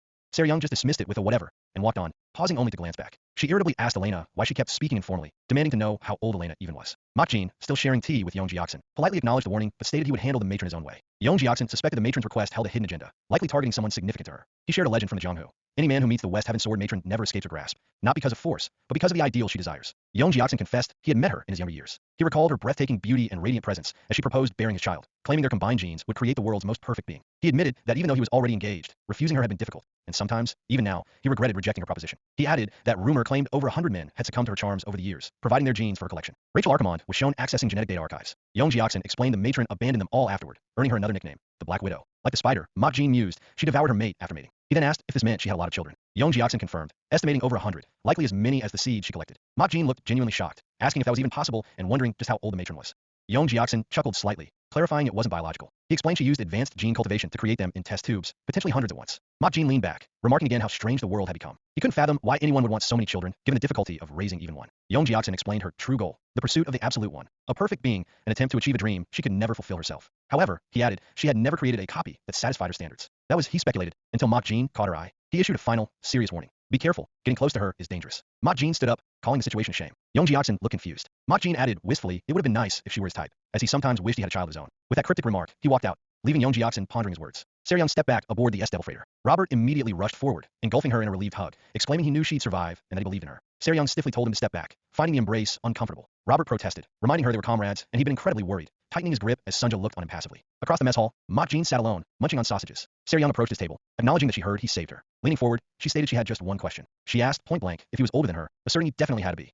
Mok Jean paused mid-bite, looking at her blankly. Seryung took his silence as confirmation, triumphantly declaring him older, an uncle, maybe even a grandpa. It was obvious. With sudden conviction, she snatched his plate away, forbidding him from eating any more instant sausages because they were bad for his health. She yelled for Sunja to bring healthy, organic, soft food instead, pointing sternly at Mok Jean. He ordered her to put down his fork if she didn't want to die. A dangerous purple aura flared around Mok Jean, his expression darkening considerably at having his meal interrupted yet again. In the darkened command center of HDS District 32, Zhang Ritak stared grimly as the matron's holographic image floated before him. He asked incredulously what she had just said. The matron repeated her report. She had inquired about Mok Jean's identity. Approximately 2,000 years ago, a man voluntarily sealed himself in an underground stone chamber within Earth's Mount High star system. His name was Lee Mok Jean, and he was definitely connected to the Heavenly Demon sect. Ritak demanded frantically what she said next. The matron revealed Mok Jean's claim. He called himself the Heavenly Demon Supreme. Ritak's eyes flew wide open in utter shock and disbelief. Deep within the government droid disposal facility, Rachel Archimonde, now clad in dark robes, observed a complex machine powering up. Massive conduits crackled with energy, channeling power into a central containment unit. He stood stoically, his masked face unreadable as the final preparations were made. Rachel Archimonde monitored the process, confirming data input reached 100%. A small, intricate chip materialized within the containment field. Rachel reported stable data input and output. Rachel inquired about the power levels. Rachel confirmed the maximum output was 8.5 cycles.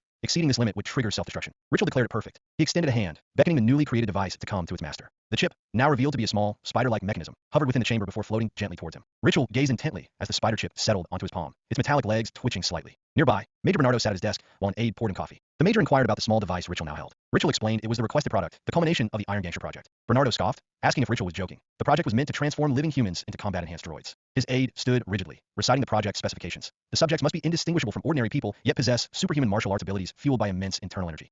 Bernardo looked again at the tiny spider chip, remarking that it looked nothing like a human. Rachel assured him it would look human soon enough. With a flick of his wrist, Rachel sent the spider chip flying towards Bernardo's unsuspecting aide. The device latched on the man's face, eliciting a choked gasp. The aide collapsed, screaming in agony as his body began to violently contort, veins bulging across his skin. Bernardo watched, startled, as his subordinate's form grotesquely swelled and twisted. Rachel calmly explained that this was a parasitic android, specifically designed to enter a human host, paralyze the brain nerves, and seize control of the central nervous system. Taking a sip of coffee, he elaborated that it effectively turned the infected human into a living android. Furthermore, it could release internal energy up to 8.5 cycles, transforming the host into a martial arts master with extreme abilities, equipped with data on the world's most effective and deadly fighting techniques. The aide transformation completed, revealing a monstrous, muscle-bound creature that barely resembled its former self. Bernardo stared, asking why it looked like that. Perhaps it skipped leg day a few too many times? The creature's face was a distorted mask of pain. Rachel explained its genes differed from the experimental samples. In this case, the host's immune system resisted, causing the severe deformation. The creature's body spasmed uncontrollably. Rachel casually deactivated it by crushing a remote trigger concealed on his desk, causing the monstrous form to collapse lifelessly.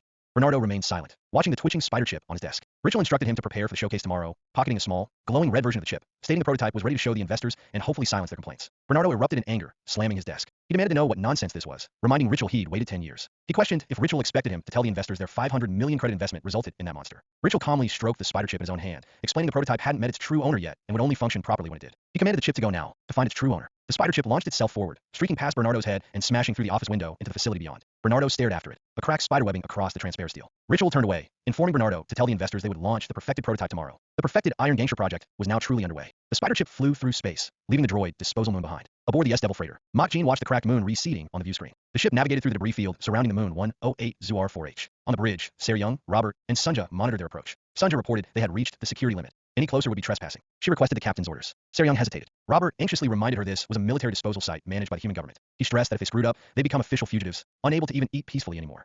Seryung asked about the matron's location. Sunja displayed sensor readings, showing the matron's ship was 4,770 kilometers away on the opposite side of the moon. Seryung cursed, realizing the matron was safely out of the immediate danger zone. She stood decisively, ordering the landing pod prepared. She instructed Robert and Sunja to stay behind, adding that if things went wrong, they should pretend they didn't know each other. Robert cried out in protest as Seryung walked towards Makjin. Makjin looked up towards the docking bay ceiling. Seryung declared that from this point, only the two of them would proceed. Makjin questioned why she was tagging along, stating he would go alone. Seryung replied, respectfully but sarcastically addressing him as Sir, that she needed to accompany him to control the landing pod, emphasizing the Sir again. Robert interjected, asking why she couldn't just use autopilot, questioning her piloting skills. Seryung retorted that wasn't the point. She also had a personal score to settle with Ritual. Robert started to protest again, but Makjin cut him off. He told Seryung to stay behind, asking if she didn't have an even greater debt to settle, referencing Elena's claim. Seryung looked surprised. Makjin advised her to consider that debt part of the past, warning that clinging to it would prevent her from moving forward. He walked away down the corridor, leaving Seryung and Robert standing in silence. Miles away, Major Bernardo received an urgent communication from a large, disembodied eyeball projected on his screen. The eye relayed a report. The prototype Iron Gangster project was completed. It added that Ritual planned to present it at tomorrow's showcase, but headquarters assessed a possibility of failure.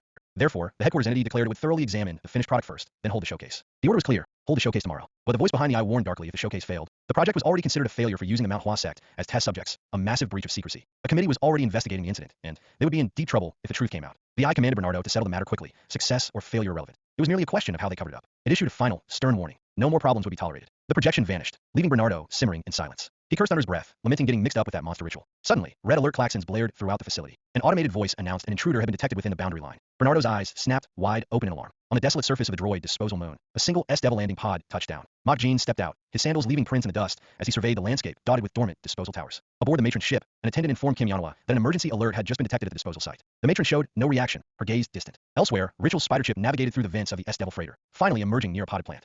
Huarin approached, noticing the strange device resting amongst the leaves. Curious, she reached out, wondering what kind of bug it was and where it came from. Before she could touch it, the spider chip leaped away. Ritual Archimond stared intently at the monitor, his visible eye wide with disbelief as he recognized the figure walking across the desolate moonscape on the screen. It was Lee Makjin, strolling casually as if out for a leisurely walk. Major Bernardo, seated beside him, took a sip of coffee, observing the intruder coolly. An automated scan confirmed the individual was pure and natural, lacking any internal drive or detectable weapons. Given his absence from any database, the system surmised he might be an unregistered vagrant from some remote area. Bernardo scoffed internally, dismissing the intruder as some unlucky beggar who had wandered in by chance. Still, trespassing on a military boundary was unacceptable, and Bernardo gave the order for elimination. From the dusty ground, a dormant guard droid surged upwards, charging towards Makjin with weapon drawn. Ritual suddenly slammed his hands on the console, startling Bernardo. He frantically warned the Major that this intruder wasn't someone their standard defenses could handle so easily, overriding Bernardo's casual assessment and demanding an immediate switch to emergency alert mode, deploying every available defensive weapon. Bernardo, annoyed at the interruption and Ritual's panic over a mere natural, turned back to the monitor. He watched, stunned, as Makjin, without even turning, effortlessly manifested a shimmering protective field that disintegrated the attacking droid mid-strike. Bernardo's eyes widened in shock. Ritual stared, recognizing the power behind the defensive barrier. He immediately commanded the system to analyze the martial arts technique Makjin had just used, authorizing connection to the central government's main data center, if necessary.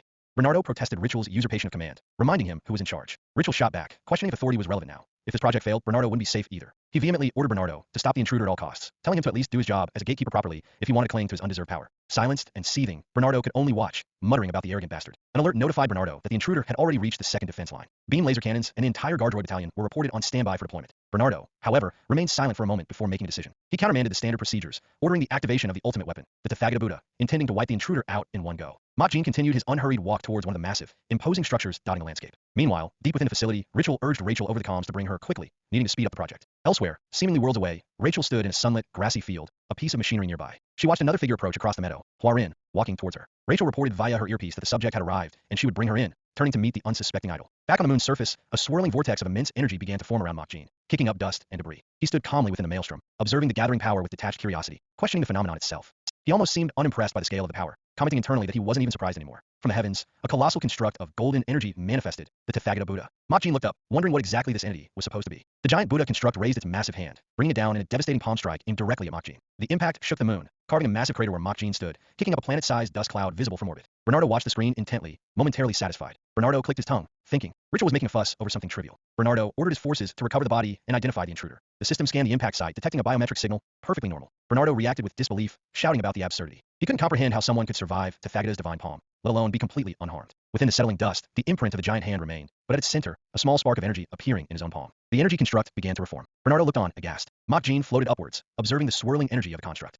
Enraged, Bernardo screamed the order to kill him now. The Tathagata Buddha began to gather a volatile, swirling red energy within its core. Makjin reached out towards the chaotic energy, musing that the true energy of Tathagata was achieved through emptiness, questioning how it could be filled with such impure violence, declaring the construct nothing more than a fake using Buddha's image. A small, black star construct appeared in his palm, which he then sent flying directly into the Tathagata's core. The fake Buddha raised its hand towards the heavens as Makjin launched himself towards it, punching clean through the construct's forehead. The golden energy erupted outwards, shattering the construct completely. Bernardo stared, utterly speechless. The Tathagata Buddha crumbled into dust. Makjin landed softly, brushing off his clothes. He remarked with a sigh that, fake or not, punching a hole in Buddha's head probably meant there was no way he was going nirvana now, a real shame. He looked around, doubting that this level of commotion was enough distraction for the matron to infiltrate successfully. As if on cue, the ground began to tremble, and legions of guard droids emerged, advancing towards him. Bernardo watched the approaching army on his screen. Ritual, however, was focused on the analysis report flashing on his display. The martial art technique was identified, Advanced Demon Heart, Asura, sword technique, originating from the Heavenly Demon Sect. The name struck Ritual like lightning. He frantically ordered his console to connect him to Commander Bernardo immediately. Static was his only reply. He yelled in frustration, demanding the connection be established, declaring it an emergency. A calm, female voice echoed through the chamber, informing him it was useless. He wouldn't be able to communicate with anyone for a while. Ritual froze, recognizing the voice instantly. He turned to see the cloaked figure of the West Heaven Sword matron, Kim Yanhwa, standing at the entrance. He uttered her name in disbelief. The matron noted he spoke her name so easily, suggesting they once shared a deep connection. Ritual asked if she didn't remember him. The matron gave a slight, almost imperceptible smile. Ritual insisted it was probably because his appearance had changed. He'd lost half his face in an experiment and had grown taller. He desperately reminded her of a night 25 years ago when she came to his lab at the Galactic Citadel, recalling the memory vividly. Her visit to his younger self working in the lab. She had appeared before him, complimenting him as handsome and the most talented scientist in history. He remembered thinking he'd encountered unparalleled luck that day. Then came her shocking proposition. She wanted to bear his child, believing their combined genes would create the most perfect being in the world, demanding his seed. Ritual stared at her now, his visible eye narrowed. The matron remained impassive. He demanded again, asking if she truly didn't remember him. The matron coolly replied that she didn't keep memories of failures, a glowing red sword materializing in her hand. Ritual recoiled, questioning her meaning. She elaborated that his presence had forced that unpleasant memory to resurface, preparing to strike. The desolate landscape of the droid, Disposal Moon, was marred by the aftermath of the battle. Inside the command center, Major Bernardo stared in wide-eyed panic as system alerts flooded his console, reporting catastrophic losses. 73% of perimeter forces were gone. Defense was impossible, and they were requesting immediate support from headquarters. He uttered a choked sound of disbelief, slamming his hands on the desk in fury and helplessness. The room seemed to dissolve around him in smoke and debris as Lee Mokjin casually walked in. Bernardo, still reeling, demanded to know who the hell this intruder was. Mokjin coolly stated his name was already on Bernardo's report and invited the major to address any problems directly with him. Turning slightly, Mokjin then inquired about the location of the half-formed monster guy he was looking for. Meanwhile, in the vast hangar bay, Ritual Archimon processed the matron's stinging words, repeating the term failure with disbelief. He vehemently refuted her assessment, shouting that he hadn't failed. He had finally created it. He insisted he knew her deepest desire, that insane longing to become, or failing that, to create the perfect, absolute being. He wasn't a failure. He spat. She was the one who failed by leaving him. He screamed about completing his life's work, throwing away his entire life, pouring his heart and soul into its creation amidst the complex machinery of his labs, only for her to not even remember him. Before he could continue his tirade, the matron moved with blinding speed, thrusting her glowing red sword forward. Ritual gasped as the blade pierced his chest. The matron leaned in, stating coldly that she did remember him. However, the more she remembered, the more uncomfortable she felt, remarking that he always talked too much, even back then. Just then, a large door slid open with a hiss, revealing Mokjin standing silhouetted against the bright light beyond. He took in a scene Ritual slumped against a support column, blood pooling beneath him. Mokjin noted internally that the strike was clean. She had cut through Ritual's heart without a shred of hesitation, showing no mercy despite whatever meaningless connection they might have shared. Mokjin seemed equally struck by the matron's ruthlessness. Ritual choked out not to talk recklessly. She just didn't understand his value yet. He vowed that soon, she would understand, see, and remember him forever as someone valuable. Mokjin advised Ritual to forget everything, telling him he was already dead. Oblivion, Mokjin stated, was the greatest gift of death, and accepting it would make his path to the afterlife easier. Ritual looked up, defiantly stating Mokjin was wrong. He wouldn't die. His life's creation would represent him and eternally prove his worth. Mokjin looked slightly confused, his attention drawn back towards the entrance where Rachel now stood beside Hwarin. Hwarin looked dazed, almost lifeless. Mokjin recognized her instantly. He started towards her, questioning why the child was there, but stopped as a blinding golden light erupted. Matron looked on him passively. Simultaneously, alarms blared again in Bernardo's crumbling command center. Red lights flashed as reports declared 91% defensive barrier loss and 86% power engine loss, with repairs impossible. A system voice announced the escape ship was ready and advised immediate evacuation. Bernardo exploded, demanding to know who ordered an escape, refusing to be labeled an idiot who couldn't even protect a scrapyard, and ordering the base fixed at all costs. A different, female voice cut through his rant, calmly stating that she had ordered the escape ship prepared. Bernardo froze, recognizing the voice. A small token of consideration for old time's sake. She told him if he wished for a glorious and befitting soldier, he could simply stay a massive, blocky spaceship suddenly warped into existence just outside the moon's atmosphere, dwarfing the disposal facility. Aboard the S-Devil ship, still docked within the matron's vessel, the crew looked up in shock. Seryung stammered, asking what the colossal ship was and when it appeared. Sunja calmly reported it warped in just a second ago. Seryung couldn't believe something that huge could warp. Robert urgently told her that wasn't the main problem, pointing towards an insignia visible on the underside of the behemoth. Seryung recognized the swirling galaxy symbol immediately, exclaiming in horror that it belonged to the human government. Back in the hangar, Mokjin had shielded his eyes from the initial blast, looking up now to see Hwarin floating in the air, enveloped in a brilliant golden aura. He asked Ritual what he had done. Ritual, still slumped but alive, explained that he had created it, his other self, his true value. He stated that the level of strength Hwarin now possessed was just the beginning. The child was an empty vessel capable of holding and absorbing anything until she reached her peak strength. Rachel gently pleaded with the Count to stay still and receive treatment. Rachel dismissed her concern, stating he was already finished, and that she knew this because she was also his other self. Rachel whispered his title, Count. Rachel then declared he was granting her free will, telling her to live as she wished. He slumped forward as Rachel cried out his name, rushing to his side. In his dying moments, he opened his hand, revealing a small, pulsating light blue, heart-like object connected by thin wires. He offered it to Rachel, saying he would give her the child too. He urged her to enjoy that strength, tread upon the world, and live as she pleased, adding that with such power, no one could even look her in the eye. The heart object rolled from his hand onto the floor as he finally collapsed, lifeless. Rachel stood silently for a moment, observing the pulsating heart. She reached down towards it, but Mokjin told her he didn't know what she was trying to do, but to stop it. He stated that one lifetime of a madman was enough. Whatever story lay behind it should be ignored. He sternly warned her to return the child to her original state, emphasizing he wouldn't say it twice. As the transformed Hua, Rin hovered nearby. Rachel looked down at Rachel's body, murmuring that it wasn't a life of madness. He just lived desperately and fiercely. She added that her life was also over now. Since he gave her free will, she would live as she pleased, the life she had always wanted most. She turned to the glowing Hua Rin, declaring she would give her freedom as well. She embraced the transformed girl, whispering a final command. If Hua Rin ever met the matron, she should embrace her tightly, just like Rachel was doing now. Hua Rin's eyes flickered, and then Rachel vanished. Hua Rin collapsed unconscious onto the hangar floor. Mok Jin watched her disappear, now alone in the vast. A chilling alert echoed through Major Bernardo's ruined command center. A Leviathan-class battlecruiser had been detected near the atmospheric boundary and lunar orbit. The system identified it as belonging to the Human Government Inspection Bureau. Bernardo paled, recognizing the implications of the Inspection Bureau arriving with such a massive warship. His mind leaped to the terrifying possibility of orbital bombardment. Aboard the S-Devil freighter, dwarfed by the colossal government vessel, Robert stared upwards in terror, shouting that it was a disaster. A ship of that scale had to be part of the regular army. He wailed that they were all doomed. Young, however, wondered why the giant ship wasn't moving or attacking, hopefully suggesting perhaps they hadn't been spotted. Sunja drily offered the analogy of an elephant unable to see a mouse at its feet due to their small size, before immediately retracting the statement, noting that elephants actually have good eyesight and they had undoubtedly been seen already. Just then, a figure shimmered into existence on the bridge. It was the red-haired woman, the inspector who had arranged Bernardo's escape vessel. Young and Robert were momentarily stunned into silence. The inspector regarded them coolly. As Robert began to stammer a question, she addressed Young directly, confirming her identity as the last descendant of the Sichuan Tang family. Young's eyes widened in shock. The inspector told her not to be frightened, stating she would pretend not to have seen them. She explained she had already erased their presence from the report she received en route, deeming it too much hassle. The Sichuan Tang case, she continued, fell under the jurisdiction of the Martial Exchange Department, and as a self-proclaimed typical bureaucrat, she loathed taking on other departments' work. Therefore, she suggested with a slight smile, they should all simply pretend they never saw each other.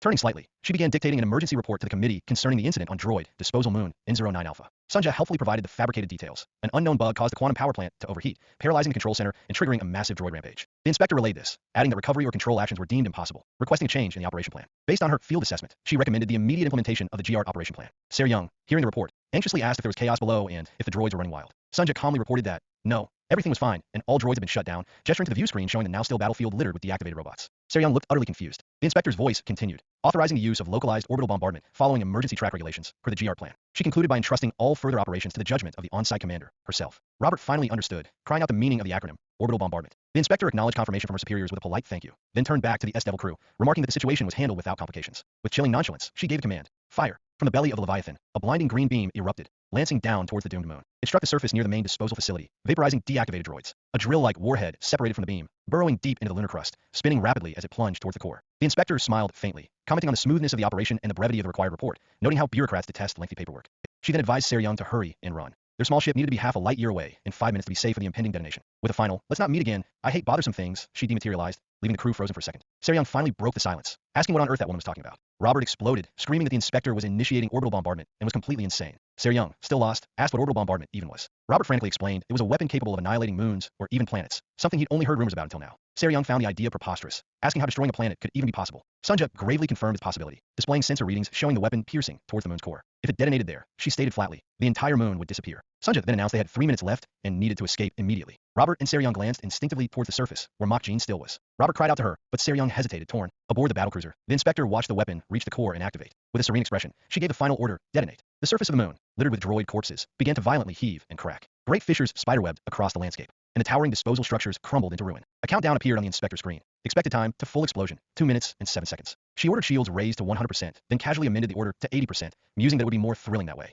Just as the moon began to break apart, Mok Jin's small landing pod shot out from the surface, speeding towards the distant S-Devil freighter. The inspector noted the escape with mild interest. Aboard his own fleeing vessel, Major Bernardo frantically piloted, acknowledging Mok Jin's sharpness. He wondered aloud why the S-Devil ship hadn't fled yet, realizing they would be pulverized if they stayed. As if responding, the S-Devil freighter's engines flared, catching the inspector's eye, and the ship accelerated rapidly away from the blast zone. On the freighter's bridge, Young wrestled with the controls. Robert yelled at her, insisting they would all die and couldn't save Mok Jin. Young shouted back defiantly, refusing to die and citing her long life and fate lines as proof they'd survive, perhaps forgetting fate lines weren't exactly scientific proof. Sunja calmly stated that while she lacked palm lines, her system predicted a lifespan of 5,000 years, though she conceded that their current situation was indeed highly suboptimal. The ship bucked violently as it navigated the field of exploding moon debris. Sunja reported the core explosion had begun, with atmospheric temperatures hitting 300 degrees. Robert screamed that they were roast now. Sunja detected a survival signal, but paused, reporting the temperature had reached 700 degrees as the view screen filled with fire. Down in the inferno, Mok Jin stood within a shimmering green bubble, cradling Hua Rin. His hand holding her was burning badly, and his face was scorched. He found the situation bizarre, musing that the heat and chaos felt like hell itself. A monstrous, horned figure materialized before him, the personification of death, asking if his end had finally come and opening its gaping maw. Mok Jin addressed the figure, regretting it hadn't appeared yesterday, when he might have welcomed death. but today his eyes blazing red was different. He held Hua Rin closer, declaring he had made a promise to protect her. He vowed to seek death out later, once the child was safe, and unleashed a powerful burst of energy. From the freighter ramp, Robert desperately yelled for him to get aboard. Mach-Jin leaped towards the escaping ship.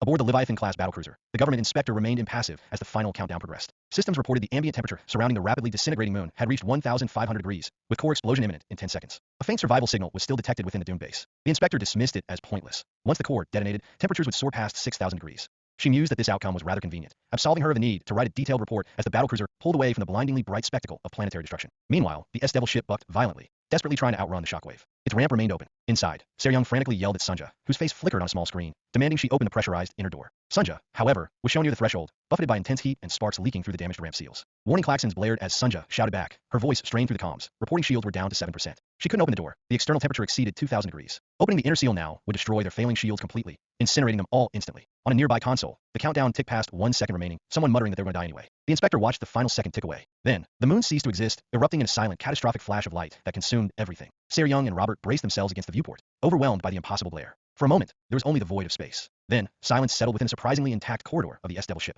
Mach-Jin sat on the floor, cradling the unconscious Hua Rin. He looked up as the ethereal figure of a monk, clad in simple robes, materialized before him, hands pressed together serenely. The monk observed that it had been a long time, expressing surprise at seeing Mach-Jin again. He suggested that perhaps their meeting, even across the span of 2 millennia, was destiny. The two figures faced each other in the sterile spaceship corridor, a stark contrast to their last encounter. Mach-Jin's mind drifted back to a desolate, misty swamp that resembled the very edge of the living world, leading to a dark cave entrance. Inside, illuminated by a single candle, the monk had invited him to ask his question. Mach-Jin, weary beyond his years even then, had questioned the monk's certainty. The monk had simply replied that Mach-Jin's esteemed self would not have sought him out otherwise, venturing to this bleak place. The monk had looked upon Mach-Jin then, seeing the profound weariness etched upon him. He spoke of the countless corpses Mach-Jin had tread upon, a path that left a deep chill within his very bones. Mach-Jin had asked if the monk knew him. The monk denied it, yet stated that one could perceive things even without direct knowledge. His gaze seemed to pierce through time, seeing Mach-Jin's very beginning. A helpless infant crawling towards two objects presented before him, a gleaming red apple and a cold, sharp dagger, shadowed by looming, indistinct figures. The infant reached for the apple, the symbol of life, only for it to explode violently. A heavy boot then crushed the remnants beneath it, belonging to a towering, dark figure. Marked with the character, for demon, the infant turned towards the only remaining option, the dagger. Denied the choice of life represented by the apple, his tiny hand closed around its hilt. He was forced onto a different path, becoming the demon, standing alone atop mountains of the slain under the cold moon, feeding on death instead of sustenance. A relentless cycle of battle that carved sorrow into his young face and eventually settled into weary resignation. Yet, the monk perceived, even this endless slaughter failed to satisfy the deep hunger within him, a hunger reflected in the blood-streaked moon. Mach-Jin, the monk concluded then, had lost his reason for existence. Mach-Jin had countered simply, stating he was powerful. The monk acknowledged this truth. In terms of strength, there was no higher peak for Mach-Jin to climb. Mach-Jin boasted he could kill hundreds of thousands more who dared defy him, his words punctuated by the flickering candle flame. The monk knew this, but observed that no matter how many were cut down, the hunger only grew, because blood was never the rightful nourishment for someone like Mach-Jin. Mach-Jin fell silent. The monk then offered to answer the unspoken question lingering in Mach-Jin's heart. He stated that even if Mach-Jin wished to end his purposeless existence, no one in that era possessed the power to grant him that release. Only Mach-Jin's own choice could bring about such an end. Mach-Jin vehemently rejected the notion of willingly choosing death, referring to himself with detached formality, stating his life was not his own to discard. If life wasn't his, he questioned, how could death be any more his choice? The monk remained silent. Mach-Jin, seeing no answer, slumped slightly defeated. It was then the monk offered to put him to rest. Since Mach-Jin could choose neither life nor death, the monk would send him to a place that was neither, a sleep from which he might never wake. But, the monk had added with a faint smile, if fortune allowed, perhaps awakening would present a new choice. Back in the present, fiery energy swirled around Mach-Jin, enveloping him and Hua Rin. The monk observed the change in him. His appearance was different, the gloomy darkness lessened, replaced by a flicker of vitality in his eyes. Had he, the monk inquired gently, found a new choice in life? Mach-Jin denied it, stating that, on the contrary, his original purpose had vanished entirely. The heavenly demon sect, which he had once felt bound to protect, or perhaps control, was already free from its shackles, living under the sun. Even that sole reason for his existence was gone. His life, he declared, sparks flying around him as the ship's internal temperature climbed, had completely lost its meaning. The monk simply asked why then he was still alive. As alarms continued to shriek, temperature exceeding 4,000 degrees, the ship's barrier rapidly melting with 98% shield loss and less than a minute of integrity remaining. The monk suggested this inferno was a perfect opportunity. Mach-Jin could embrace the heat, meld away like metal, and vanish into a perfect state of nothingness. Why, the monk pressed, did he cling so desperately to life? The ethereal monk, silhouetted against the roaring inferno that consumed the ship's corridor, pressed Mach-Jin, asking why he held on so stubbornly. Mach-Jin, shielding Hua Rin amidst the flames, simply stated it was because of a promise he made to protect the child. The monk dismissed the notion as pointless, reasoning that death ultimately erased everything, including promises. He questioned Mach-Jin's grasp of the universe, asking if he hadn't felt smaller than dust when encountering its vastness, wondering what meaning a promise from mere dust could hold. Furthermore, the monk pointed out, Mach-Jin clung tightly to a child whose name he didn't even properly know. He advised Mach-Jin to let go, stating that despite any struggle, protecting her was impossible, a truth Mach-Jin surely knew. Mach-Jin acknowledged the inevitability of their demise in the inferno. Yet, he countered, shouldn't he at least try until the very end? Even if it meant burning entirely away, leaving not even a speck behind, the effort itself held value. He pondered aloud what life or death truly mattered. If death rendered life meaningless, it only proved that life was lived incorrectly. A realization dawned on him, burning brighter than the flames surrounding him. Death could never truly end life, not as long as that life could leave behind meaningful memories in others, no matter how small or insignificant, less than dust, those memories might seem. The monk stared, visibly stunned. Mach-Jin, through this simple promise, had grasped something profound. He had attained the boundary of life and death, reached the realm of eternity. Understanding dawned in the monk's ancient eyes. His purpose here was fulfilled. He turned and walked towards the blinding light. seemingly departing from the physical realm. Outside, the S-Devil ship, battered and burning, tore through the field of exploding lunar debris. Suddenly, an immense cross-shaped flare of golden energy erupted from the void where the moon once was, sending a powerful shockwave outwards.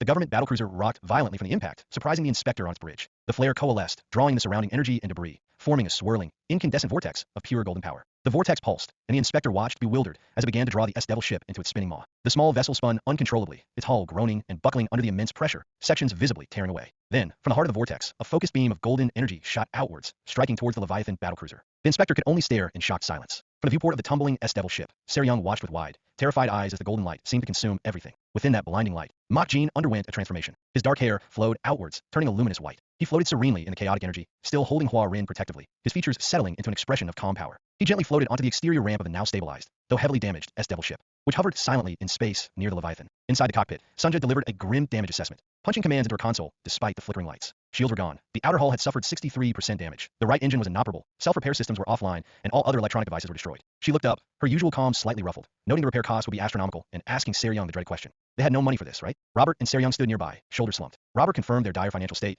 They were utterly broke. Just then, the government inspector materialized back on the bridge. She looked furious, demanding to know what on earth they had done. Young, seemingly unfazed or perhaps just resigned, could only agree with the sentiment, muttering, "I know, right?" The inspector's eyes narrowed, her gaze shifting past the captain towards the interior of the ship. Her jaw dropped. There sat Jin, his hair now stark white, calmly eating his way through a literal mountain of sausages piled high on a nearby table. The inspector sputtered, demanding to know who the author of this impossible situation was. Her own internal scanner attempted to identify Jin, feeding her information, not registered in the database. Identity verification impossible. Internal energy drive not installed. She rounded on Jin, slamming her hands on the table, demanding again who he was and what he had done, but as she met his gaze, her anger faltered. She found herself staring into his calm, ancient eyes. Those eyes. Jin simply asked who she was. Against her will, words tumbled out of the inspector's mouth. She stammered her name, Athena Sun, age 24, her official position as an administrative officer, revealing her classified role as an agent for the Special Safety Planning Department. She couldn't stop herself, horrified, as she continued, spilling details about being single, her dating history, for men, broke up with 3, dumped once, never kissed, her aversion to physical contact, and even her secret nightly habits, internally screaming at herself to shut up. Jin interrupted her mortifying confession, asking simply if she was the one who caused the explosion. Athena snapped back to professionalism for a moment, admitting she executed the orbital bombardment command, but was only following advance orders. The directive, she revealed, still unable to stop herself, was to cover up the Iron Gangster project to prevent potential trouble escalating into a factional civil war that could destabilize the entire human government. She mentally berated herself for revealing highly confidential information. Jin, however, cut her off again, stating flatly that he didn't care and didn't want to listen. Robert stepped forward, pointing out that because of her explosion, their ship, their children, had suffered severe damage. He demanded she take responsibility and restore everything to its original state. Jin looked at Athena, asking if she could do that. Athena straightened up, regaining some composure, and affirmed that she could. Small, spherical drones immediately detached, swarming over the S-Devil ship, emitting sparks as they rapidly repaired the hull and systems. Inside, Sunja completed a scan of Hua Rin, who now rested on a medical bunk. She reported no physical damage, with normal brainwaves and neural networks. It appeared to be simple unconsciousness, and the girl should wake soon.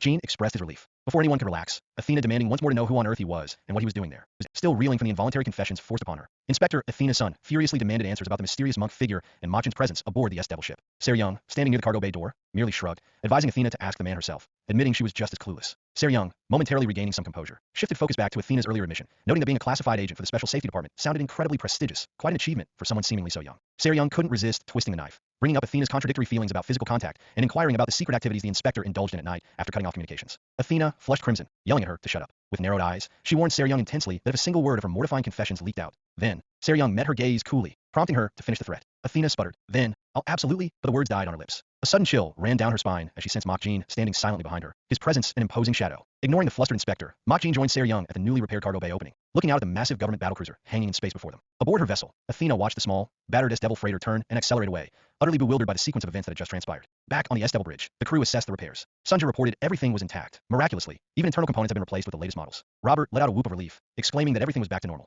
Young, however, glanced towards Jin, a thoughtful frown creasing her brow. Things didn't feel entirely normal. Jin seemed lost in thought, looking up towards the ceiling panels. He turned to Young, asking if she liked his current appearance, referring to the long white hair. How did it look to her? Young didn't mince words, stating she didn't really like it. It gave off a bit of a wannabe thug vibe, trying too hard to look cool. Jin tilted his head, considering her words, then agreed, admitting he didn't like it either. As if responding to his will, the long white strands cascaded to the floor, dissolving into nothingness as his original short, dark hair returned. Moments later, he found himself seated while the crew gave him an impromptu haircut. Robert handled the clippers with surprising focus. Young meticulously trimmed the edges, and Sunja stood by, presumably offering technical specs on optimal hair length. Jin briefly wondered if they could style it to resemble a pyramid of sausages, but decided against asking. Meanwhile, within the austere command center of Heavenly Demon Sect, District 32, Commander John Ritak stood alone, staring into the dim light. He replayed the report, demanding clarification on what he had just heard. The holographic image of the West Heaven Sword matron reappeared, coolly reiterating her encounter. She explained how she'd asked the mysterious man his identity, confirming he was the one voluntarily sealed 2,000 years ago in an underground chamber within Earth's Mount High system. His name was Lee Jin, undeniably connected to the heavenly demon sect. Jean Rittac pressed impatiently, demanding the rest of the information, the crucial detail. The matron obliged, confirming that the man, Li Mokjin, had called himself the heavenly demon supreme. Jean Rittac absorbed the staggering claim, his expression hardening. He activated a console, identifying himself and formally requesting permission from headquarters to share sensitive information. Permission was granted via a flickering central screen. Jean Rittac made his request. Verify if any sect member voluntarily sealed themselves in Mount Tai star system roughly 2,000 years ago. After a moment of processing, the headquarters AI responded. Age, unknown. Name, Li Mokjin. The AI then delivered the final, earth-shattering confirmation. He claims to be the heavenly demon supreme himself. Red alert klaxons blared throughout the command center, reflecting in Jean Rittac's wide, disbelieving eyes. Far away, on the tranquil surface of the Manhwa planet, the sect leader expressed deep shame. Admitting he hadn't realized the dreadful situation his own daughter had endured, Yong Jiaxin stood on a balcony overlooking the lantern-lit city, conversing with Mokjin, whose hair was now neatly trimmed. Mokjin inquired about Hua Rin's condition. Yong Jiaxin assured him a thorough examination revealed no injuries. Most fortunately, he added, she seemed to have no memory of the traumatic events. Inside, Hua Rin was seen preparing Mount Hua's specialty, plum blossom tea, carefully arranging delicate petals in a bowl. Yong Jiaxin explained she always prepared it personally for esteemed guests. As Hua Rin picked up a petal, it dissolved into shimmering light in her fingers. She paused, surprised, and looked down at her tea bowl with confusion. The petals within the bowl began to dissolve as well, swirling around her in a vortex of soft pink light and ethereal sparkles. She looked up, captivated by the strange, beautiful phenomenon. Back on the balcony, Yong Jiaxin stated that Mount Hua would feign ignorance about the entire incident involving ritual and the moon's destruction. He expressed profound gratitude for Mokjin's intervention, a grace he would treasure privately. However, he would also carry the shame of his sect's weakness alongside that gratitude, looking upon it daily beneath the planet's twin moons. Mokjin offered quiet counsel, stating that bowing one's head for a child's safety wasn't shameful, but a fundamental duty of a parent. Yong Jiaxin looked out at his city, musing that for the symbolic parent of nearly 10,000 sect members, shame was perhaps a luxury he couldn't afford. He fell silent, observing Mokjin. He had sensed the young man's immense power before, but now it felt different, magnified to an almost unbearable magnitude. Mokjin broke the silence, stating they would leave at dawn and suggesting at best they forget each other. Yong Jiaxin turned to look at him one last time. Mokjin then walked away down the quiet corridor. As he departed, Yong Jiaxin turned and offered a deep, respectful bow. Later, aboard the S-Devil ship now docked planetside, Seryung sat alone in her room, gazing at her reflection. She touched a simple blue band on her upper arm, lost in thought. Her door slid open, revealing Mokjin standing there. He politely asked if he might enter. Seryung gave him a deadpan look, remarking that it was a question one typically asked before opening someone's door. Mokjin looked momentarily confused, explaining the door opened automatically and asking how to close it. Sighing, Seryung suggested they just step outside. They ended up sitting on the ship's roof, overlooking the city lights under the two moons. Seryung took a sip from a thermal mug, asking Mokjin why he'd come to her room. He didn't answer directly, instead asking what happened to the Sichuan Tang clan. Seryung froze, startled by the abrupt, personal question. She looked out at the stars, stating simply that they fell into total ruin. Everyone was dead except for her. She quickly added that the question was heavy, ending her answer there. Mokjin pressed further, asking if she sought revenge. He looked out at the moon, calling revenge a worthless endeavor, yet offering his assistance should she wish to pursue it. Seryung turned, questioning the contradiction. Why offer help for something he deemed worthless? Mokjin met her gaze, his expression serious, stating simply, because your life holds value. Seryung stared back, stunned into silence. Below them, the lights of Mount Hua City twinkled as their ship prepared for departure. Seryung stared, caught off guard by Mokjin's simple declaration that her life held value. He elaborated, suggesting she needed to finish her quest for revenge to truly begin a new life. While acknowledging the sentiment was nice, Seryung found it hard to accept. She admitted knowing he was strong, but insisted they weren't close enough to share something as personal as vengeance, declaring she would handle her affairs herself. Mokjin looked out at the starry expanse, stating that, to him, they were close. He explained that in this strange new world he'd been reborn into, the S-Devil crew were the only people he knew. Even setting that aside, he continued, dredging up connections from his distant past. He owed the Tang family, her family, a debt, though such connections felt almost worthless now. He recalled the name from his memories, Tang Chunwu. Back then, Mokjin hadn't readily accepted friendship, but Chunwu had been the only one who insisted on calling him friend. That man, Mokjin revealed, was the young master of the Sichuan Tang clan from his time. He owed him a life debt. Seryung scoffed, taking a drink from her mug. She calculated that someone from 2,000 years ago would be akin to her great-great-grandfather, a connection spanning maybe 100 generations. The debt was far too old for her to inherit. Its validity long expired. She told him to forget about it. Mokjin gazed at the twin moons, observing that revenge doesn't choose its blade. It uses whatever means necessary to reach its goal, even if that blade ultimately pierces its own heart. Turning back to Seryung, he declared that if he couldn't stop her from pursuing that foolish path, then he would at least become that blade for her. Seryung sipped her drink again, momentarily speechless. Mokjin simply told her to think it over. He then stood up. She added there was one thing he needed. He turned back to her, making a simple, almost plea-like request. Help her earn some money. Their journey took them across the vastness of space, towards the Andromeda Nebula, eventually arriving at the rogue planet Tortuga. Descending into a snow-dusted, densely packed city built into canyons, Seryung explained that this was the infamous rogue market, a place where anything could be bought or sold. Martial arts, people, all sorts of strange and illicit things.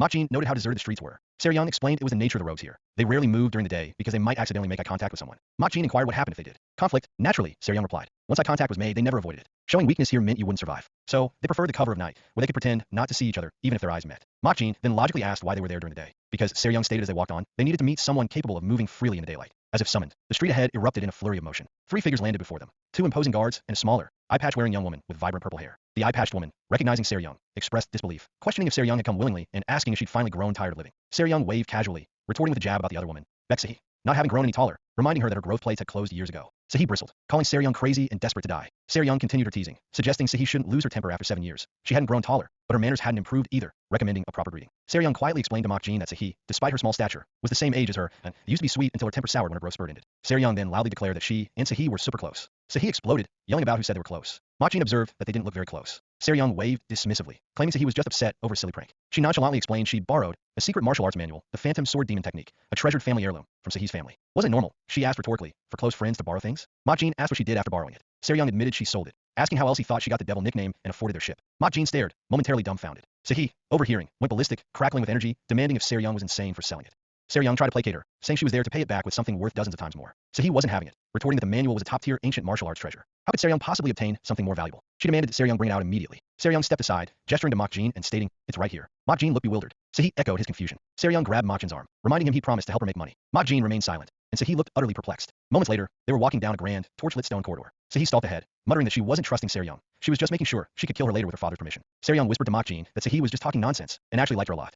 Jin, looking around at the imposing architecture, asked what the place was. Young explained it was the Triad's headquarters, one of the 4 major factions controlling Tortuga. She added that Sahi's father was the leader. Setting aside their banter, Jin asked what exactly he needed to do, having come along to help. Young replied simply, he just needed to be sold for a high price. They entered a vast, circular throne room lit by an overhead oculus. A stern-faced man sat upon a high throne, looking down as they approached. He declared Young's arrival outrageous, stating he'd hoped never to see her again.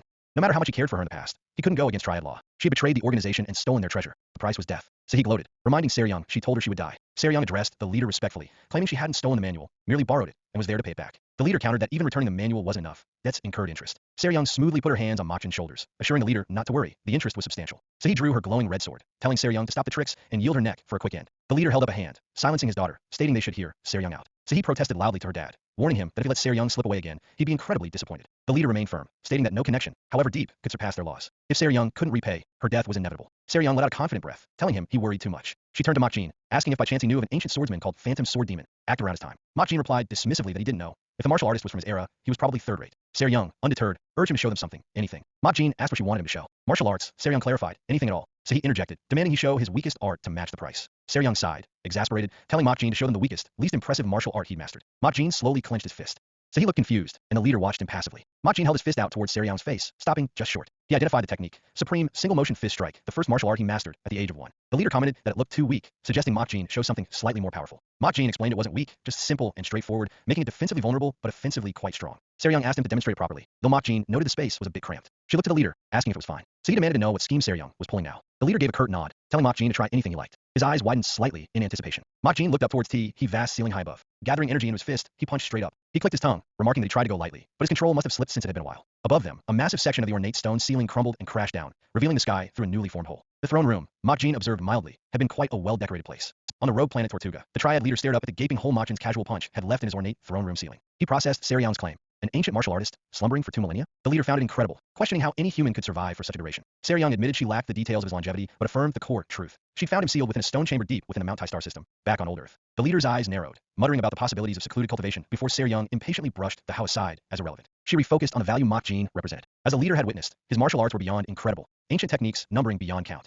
Jin was, she declared, a living library of lost arts. The truly important part, she continued with a sly look, was that Jin was very close to her. If asked nicely, he might just recite a few usable techniques, transcribed into manuals. These forgotten arts would fetch a fortune, far surpassing the value of the stolen Phantom Sword Demon manual. The Triad leader fell silent, considering the lucrative, albeit unbelievable, proposition. So he, too, watched quietly, her usual fiery demeanor subdued. Later, under the neon glow of Tortuga's nocturnal cityscape, Jin found himself alone, sitting in a quiet street stall. A hooded figure emerged from the crowds, cloaked and masked in green, radiating a chilling aura. The figure stopped before Jin's stall, inquiring when the shop opened, its voice muffled by a terrifying, jaw-like mask. When Jin didn't immediately respond, the figure asked if Jin was addressing him, noting there was no one else around, and it was bothersome to drag potential eavesdropper from the shadows just to ask. The figure leaned closer, menace dripping from its tone, asking if Jin was picking a fight. Trying a different, strangely patronizing tactic, the figure told Jin to relax, suggesting he speak as if addressing a deceased grandparent and answer comfortably. This bizarre comparison, coupled with the figure's hand inching towards its sword hilt, snapped Jin's patience. He realized the figure was picking a fight.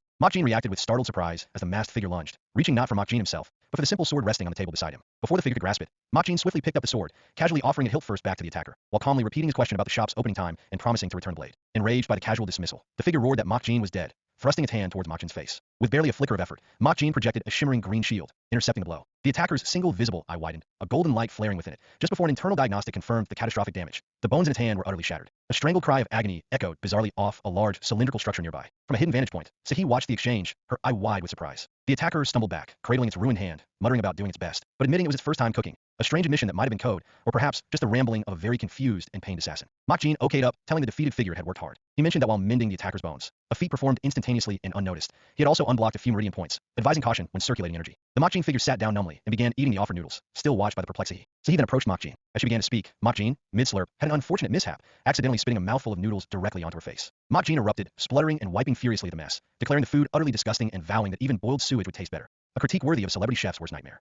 Jin offered a quick, awkward apology before asking why she was there. Still draped in noodles, so he relayed that her father had sent her to bring him. Jin immediately took offense, stating it was disrespectful to summon the Supreme One so casually. If her father desired his presence, he should come personally. So he quickly backtracked, correcting herself. Her father had asked her to courteously invite and escort Jin, if he agreed. Jin paused, considering the revised, more polite request. He nodded curtly, accepting the invitation and telling her to lead the way. As they prepared to leave, so he turned back, asking hesitantly if the rumor she'd heard was true. Did he really know all martial arts, including the ancient ones? Jin answered with supreme nonchalance, confirming it was something like that, adding that if a martial art didn't exist, he simply created it. So he's visible, I lit up with desperate hope. She asked if, perhaps, there was a martial art that could reopen growth plates? Jin dashed her hopes with a blunt no, there isn't, and walked past her. Editor note, there is no hope for short kings. They proceeded back down the long, torchlit corridor towards the throne room. So he hurried to catch up, asking if he could perhaps create such a technique for her. Jin paused, explaining that it wasn't possible. Our bodies, he lectured, carry the weight of history, shaped by lineage and the broader legacy of humanity. Martial arts were about training to live out one's destiny to its fullest brilliance. Attempting to go against the natural flow, like restarting growth, was forbidden. So he looked down, utterly crestfallen. However, Jin continued, there were similar, albeit temporary, techniques. He mentioned the reverse body transformation technique, which could alter appearance and body shape, and a more basic skill, bone restructuring, which focused solely on altering the skeletal structure. Sei's head snapped up, her eye wide with renewed, frantic hope. She spread her arms wide, practically vibrating with excitement as she pleaded for him to teach her that one, the temporary technique. Jin simply looked at her and asked, why should I? So he stared, momentarily stumped. Jin met her gaze, waiting, realizing her plea wasn't working. So he sighed, conceding his point made sense. She turned dejectedly, agreeing to guide him back. As they walked, Jin casually asked if she knew how to prepare a specific type of food. Long, made of meat, slightly curved at both ends. So he repeated the description, puzzled, before guessing tentatively, a hot dog. Jin confirmed it seemed right, and asked if she could make it. So his demeanor shifted instantly from dejection to pure, unadulterated enthusiasm, shouting, of course, back in the somewhat damaged throne room. So he proudly presented Jin, now seated comfortably, with 2 corn dogs, which he'd enthusiastically procured, mistaking them for hot dogs. Jin accepted them happily, munching contentedly. So he then turned to her father, beaming, and introduced Jin as her master. Mid-bite, corrected her immediately, stating firmly he was not her master, and merely tossing her a trivial technique couldn't be considered mentorship. Young and the triad leader watched the dynamic with mixed expressions. So he, undeterred, began eagerly massaging her Jin's shoulders, clearly trying to influence him. The leader ignored his daughter's antics, musing aloud about Jin's claimed 2,000-year cultivation. He admitted that having witnessed the casual destruction of his ceiling, he couldn't easily deny the possibility. He formally acknowledged that the martial art Jin had demonstrated, even his weakest, was indeed far more powerful than the stolen phantom, sword demon technique. He then leaned forward, mentioning Young's claim that Jin might be willing to pass the technique on to the triad, asking if this was true. Jin shrugged, confirming it was nothing special. So he immediately started massaging Jin's shoulders, prompting him to swat her hands away while she insisted she was doing it, because she wanted to master. He grumbled again that he wasn't a master. The leader proposed a deal. If Jin transcribed the technique into a detailed manual, he would forget Young's transgression with the phantom sword manual. Young immediately objected, declaring that unfair. Even accounting for the immense value of Jin's technique as interest, the triad would still suffer a significant net loss from the theft of their heirloom. Jin, she insisted, needed to sweeten the deal further. The leader inquired with what? Young suggested an internal energy drive, adding that even a used one would suffice if it worked well. Referencing rumors of the triad dealing in military-grade drives, she demanded they include a decent one, specifying that a core-level drive would be acceptable. The demand sent the triad leader into a rage, veins pulsing on his forehead as he roared, questioning Young's sanity for demanding a priceless core-level internal energy drive. The triad leader vehemently rejected Young's demand for a core-level drive, declaring it utter nonsense that could never be allowed. He emphasized that such a drive was a treasure among treasures, something encountered perhaps only once a century. No matter how potent Jin's ancient martial arts might be, the price was absolutely too high. Young, unfazed, held up her hand, finger spread. 5 ancient martial arts, she countered coolly. She asserted that Jin could easily produce 5 techniques comparable to the one he'd just demonstrated. Jin, still being fawned over by Sahi, casually confirmed that such basic arts were nothing to him. The leader remained unconvinced, stating that even 5 basic techniques wouldn't suffice. Young immediately doubled down, slapping both hands onto the leader's knees and shouting, 10. After a tense pause, the leader conceded, but with strict conditions. All methods, execution forms, and postures for each of the 10 techniques had to be meticulously recorded. The manuals needed to be detailed enough for anyone to learn from easily. Only then would the product hold sufficient value. He asked Young if Jin could manage that. Young confidently waved a hand, telling Jin it was easy and instructing him to bring paper and a brush. In a quiet, torchlit alcove, the leader and Young peered down at the first scroll Jin had produced. It depicted crudely drawn stick figures illustrating the core principle of the supreme, single-motion fist strike, complete with basic instructions. Take a deep breath, hold it, focus strength centrally, gather power in the right foot, step forward while extending the fist. A single caution was added. The right knee angle must not exceed 90 degrees. The leader stared, utterly bewildered. Young looked equally unsure. The leader commented that somehow, it felt like a failure, the drawing resembling something a child might produce. Later, an elderly, bespectacled appraiser meticulously examined the 10 scrolls Jin had produced, using a magnifying monocle. While the expert scrutinized the scrolls, he diligently fried more corn dog for Jin nearby. The appraiser finally looked up, delivering a harsh verdict. The scrolls seemed barely worth the cost of the paper they were written on. He reported they were more like simple exercises than true martial arts. Young sighed, realizing they needed to raise the level, asking Jin if he could provide just one technique at the secret technique level. Jin, still enjoying his snack, explained that martial arts, once perfected, become the same. Forms might differ, but ranking levels was pointless. Even a secret technique was just another method of practice. Reaching the peak made all paths converge. He asserted that the techniques he provided were easy to learn and led to the same endpoint, making them, in his view, far superior martial arts. Seryung acknowledged his point, but argued that for selling products, the maker or origin was also important. She pressed again for just one secret technique, suggesting Shaolin or Wudong styles, or even better, something from the Heavenly Demon sect. Ma Jin gave a flat no, surprising Seryung. He stated firmly that he could not pass on arts that already had separate ownership. Doing so would violate the fundamental laws of the martial world. Think of it as ancient copyright law, but with more punching. Seryung argued that ancient arts shouldn't be bound by modern copyright, but Ma Jin simply repeated, no. Changing tactics, Ma Jin turned to Sahi, telling her to stop making the corn dogs. He instructed her to change into proper martial attire in return, stating he would first teach her the reverse body transformation technique instead. Sahi froze, corn dogs held aloft, her visible eye wide with shock and disbelief. Ma Jin casually tossed his hoodie aside and headed towards the throne room's entrance. Seryung watched him go, muttering that they were truly doomed. The triad leader sat on his throne, unrolling one of the scrolls again, asking Seryung for confirmation. 10 ancient martial arts, correct. He scrutinized the simple drawings once more. Seryung confirmed, but assumed it wouldn't be enough. She, stating she wouldn't forcibly insist on their value, acknowledging mistakes on both sides. The techniques were unheard of, martial arts unlike any seen before, demonstrated with a strength one might witness only once in a lifetime, evidenced by the hole still looming above. Seryung sensed a shift in the mood. The leader leaned forward, his voice low, asking intently if she could truly move Ma Jin, if she could persuade him to help the Triad Society. Seryung puffed up her chest, throwing her arms wide, declaring extravagantly that of course she could. They couldn't live without each other. Ma Jin wouldn't even eat without her. The leader remained silent, seemingly unconvinced by her theatrics. Seryung quickly added that, naturally, the core level drive still had to be included as a bonus. The leader looked up towards a hole in the ceiling and calmly stated, I can give it. To Seryung's utter shock, away from the city's neon glow. As they walked back through the torchlit corridors, the leader asked Seryung how she knew they possessed a core level drive. Seryung admitted she'd only heard rumors, initially disbelieving them herself, but they became so persistent she had to investigate. The leader sighed, confirming it was true, just as they feared. Covering up something that's significant was like trying to hide an elephant with a small cloth. Seryung reacted with genuine astonishment. They really had one? The leader explained that the core level drive was one of the 3 legendary treasures of the martial world, yet remained shrouded in rumor because no one had seen it. Did she know why? Seryung guessed it was because they were incredibly difficult to make. The leader confirmed she was half right. It required not only advanced technology, but also enormous resources, enough to potentially bankrupt even grand sects. The other half, he continued, was secrecy. Development wasn't permitted. It required approval from the Central Plains Union, and the entire process had to be transparent, like the development of nuclear weapons in the past era. Such was its formidable power. Developing one secretly would instantly make its creator an enemy of the entire martial world. Seryung then asked the crucial question, how did the Triad make theirs? The leader revealed they hadn't made it. It had simply rolled in. He led her to another chamber, dominated by a massive, dark pit sunk into the floor. The drive, he explained, was inside there. Seryung stared into the abyss, bewildered. A faint, cyan glow emanated from the depths, coalescing into a pulsing sphere of light. Energy flared, revealing the source. A figure clad in archaic knightly armor, sitting cross-legged, a massive greatsword resting across its lap, looking suspiciously like a certain famously difficult boss for Dark Souls. A streak of light crossed the stars. The leader recounted the events of the previous winter as an interstellar escape pod crash-landed violently on Tortuga, tearing a hole through the city. From the wreckage, wreathed in crackling energy, the monstrous knight appeared. Witnesses reported that everyone who encountered the knight that day died. Unfortunately, the leader explained grimly, the crash site happened to be a designated neutral zone. All factions on Tortuga, including the Triad, suffered heavy losses trying to subdue the knight. It was only after hundreds of casualties that they realized they were facing an overwhelmingly powerful master they could not possibly contend with. The source of his immense power, they deduced, was the special internal energy drive he had installed, a core level one. Seryung asked why the knight was there, in the pit. The leader confessed he didn't know and didn't particularly care. The knight had simply arrived a year ago, settled into the pit, and remained there since. The clear fact, he stated, was that the knight was a ticking time bomb. While the potential danger of him losing patience was a problem, the greater issue was the immense allure of the core level drive he possessed. Elsewhere, one of the Triad's elders knelt before a brazier, seemingly in meditation or prayer. He was interrupted by Elena asking if the rumors about the core level drive were true.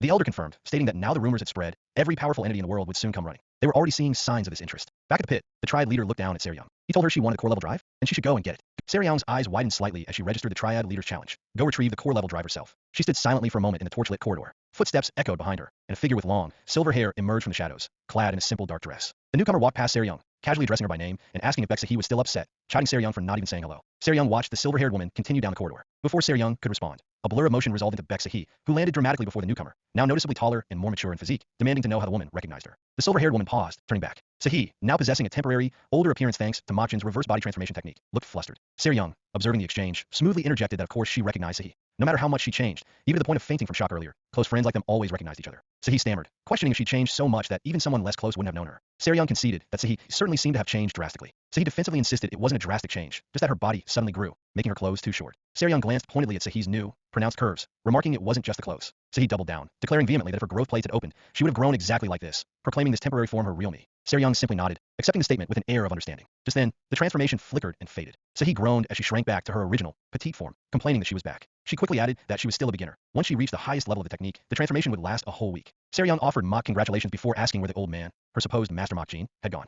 Ma Jin appeared moments later. Seryung relayed the Triad leader's instructions. Retrieve the core level drive from the knight dwelling in the pit. She added the leader's less than helpful suggestion to give the knight a light tap and take the drive by force if it refused. Ma Jin peered down into the darkness, sensing the potent energy radiating from below. He mused that it felt like an item infused with powerful internal energy, perhaps similar to legendary 1,000-year-old fleece flower roots or 10,000-year-old snow ginseng. Seryung admitted she didn't really know what those were, but agreed it was probably similar. However, Ma Jin continued. The energy felt ominous, like the leaking inner core of a dragon. He warned Seryung that swallowing such power recklessly could result in her soul being devoured instead. He advised her to give up on retrieving the object. If she needed internal energy for cultivation, he would rather just share his own with her. Seryung looked sharply away, clearly taken aback by the offer. Later, back aboard the S-Devil ship docked near Tortuga's waterfront city, Makjin questioned Seryong's refusal. Wasn't wanting internal energy just another way of saying she wanted strength for revenge? Why refuse his offer? Seryong, seated across from him, stated firmly that she wanted to achieve her revenge with her own strength. Makjin found this contradictory, given her current situation. Before the debate could escalate, Sunja chimed in from nearby, advising Makjin not to even try logically interpreting the captain's logic, claiming it caused an overload even for her genius android brain. Robert, lounging and playing a handheld game, added his own 2 cents, recalling a time he offered Seryong money, which she refused, only to go steal instead, claiming it burdened her conscience less. Seryong erupted, vehemently defending her reasoning. Stealing involved work and effort to obtain something, whereas borrowing meant getting it for free. Sunja calmly offered Makjin a sausage from towering pile, advising him to just eat. Sometimes, giving up on understanding Seryong made things strangely clear later on. Seryong crossed her arms, remaining silent but resolute. Typical woman. Makjin sighed, took the sausage, and accepted her decision, letting the matter drop. They looked out the window as dawn approached. Meanwhile, in the Triad throne room, an underling reported to the leader that Elena, the 8-foot fighting ghost, brought by the Flame Heaven faction, had arrived. The leader interpreted this immediately. Flame Heaven knew the scent of the core level drive had spread and were trying to settle things before more flies gathered. He predicted the other factions would soon make their moves as well, mobilizing all their connections to bring in their highest level masters. The underling asked what they should do. The leader declared that when facing a big fire, the best strategy was to step aside and watch. He gave 2 decisive orders: lift all restrictions on the forbidden zone where the knight resided, and command all Triad martial artists to retreat into seclusion immediately. Elsewhere in Tortuga's dimly lit streets, the mysterious monk with the basket had approached a table where several rough-looking individuals sat. One cyborg-like man reached for his steaming tea. The monk calmly took the cup, startling the man. Taking a sip, the monk chastised the cyborg for glaring, declaring that serving tea to a high monk pursuing enlightenment was an unparalleled honor for lowly creatures like him. He demanded the man lower his eyes if he didn't want to end up in hell, punctuating the threat with a serene Amitabha. Predictably, the enraged cyborg lunged, shouting that the monk was dead. The monk effortlessly caught the blow, unleashing a pulse of crackling blue energy from his palm, identifying the technique as Prajna's Ian, the Ian of wisdom. The cyborg stared in disbelief, stammering if the monk could be an Asura Buddha. The monk, radiating power, simply clicked his tongue, reminding the thug he'd warned him about hell beforehand. The other thugs at the table remained frozen in fear. The monk's visible eye glinted red as he commented that their posture, heads bowed, eyes averted, was indeed appropriate when encountering a living Buddha. Putting his hands together, the monk stated he sought precious teaching from the venerable bodhisattvas, asking anyone who could guide him to the Blackwater faction, rulers of Tortuga's northern region, to please raise their hands. Amitabha. After a moment of terrified silence, a man's serene expression twisted, asking through gritted teeth if the expletive-laced bastards wanted to go to hell. Instantly, all 3 thugs shot their hands into the air. Back at the pit within the Triad headquarters, the monk leaped down towards the glowing knight below, ricocheting off the wall to land gracefully. The knight remained seated, emanating powerful energy. Suddenly, another figure descended into the pit. A swordsman clad in black, wearing a wide, conical hat that obscured his face, his weapon glowing with ominous red energy. He scanned the seated knight, his internal systems confirming the presence and output of the internal energy max 8.9 cycle quantum drive. It truly was core level.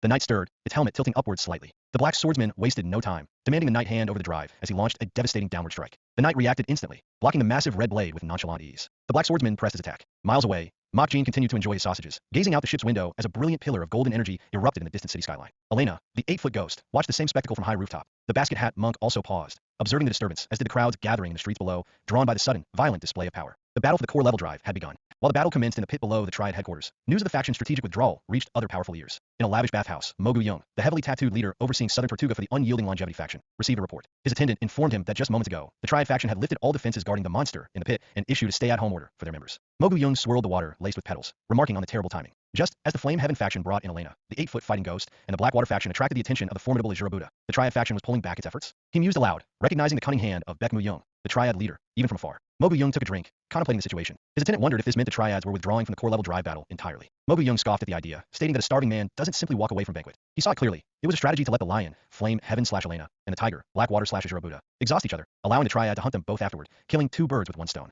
The attendant, understanding the ploy, asked what their own move should be. Mogu Young declared they needed to throw a bear into the chaos as well, reasoning that lion, tiger, and bear would make a perfect, chaotic match. The attendant worried this might inadvertently benefit the waiting Triad faction. Mogu Young dismissed the concern, stating the world rarely ran on sloppy calculations. If someone planned to create chaos to seize an opportunity, they would respond with even greater chaos, ensuring the opportunity ultimately became theirs. Their move, he decided, would begin at dawn. As if summoned by the shift in power dynamics, a strange purple energy descended upon Tortuga's skyline, swirling down into the city streets. On a rooftop overlooking the area, Elena, the 8-foot fighting ghost, stood amidst the settling dust and debris, looking up. The source of the disturbance became clear as the energy coalesced, impacting the spire of a nearby skyscraper. Impaled high above the city was the body of the black swordsman who had recently challenged the knight. Elena observed the display coolly.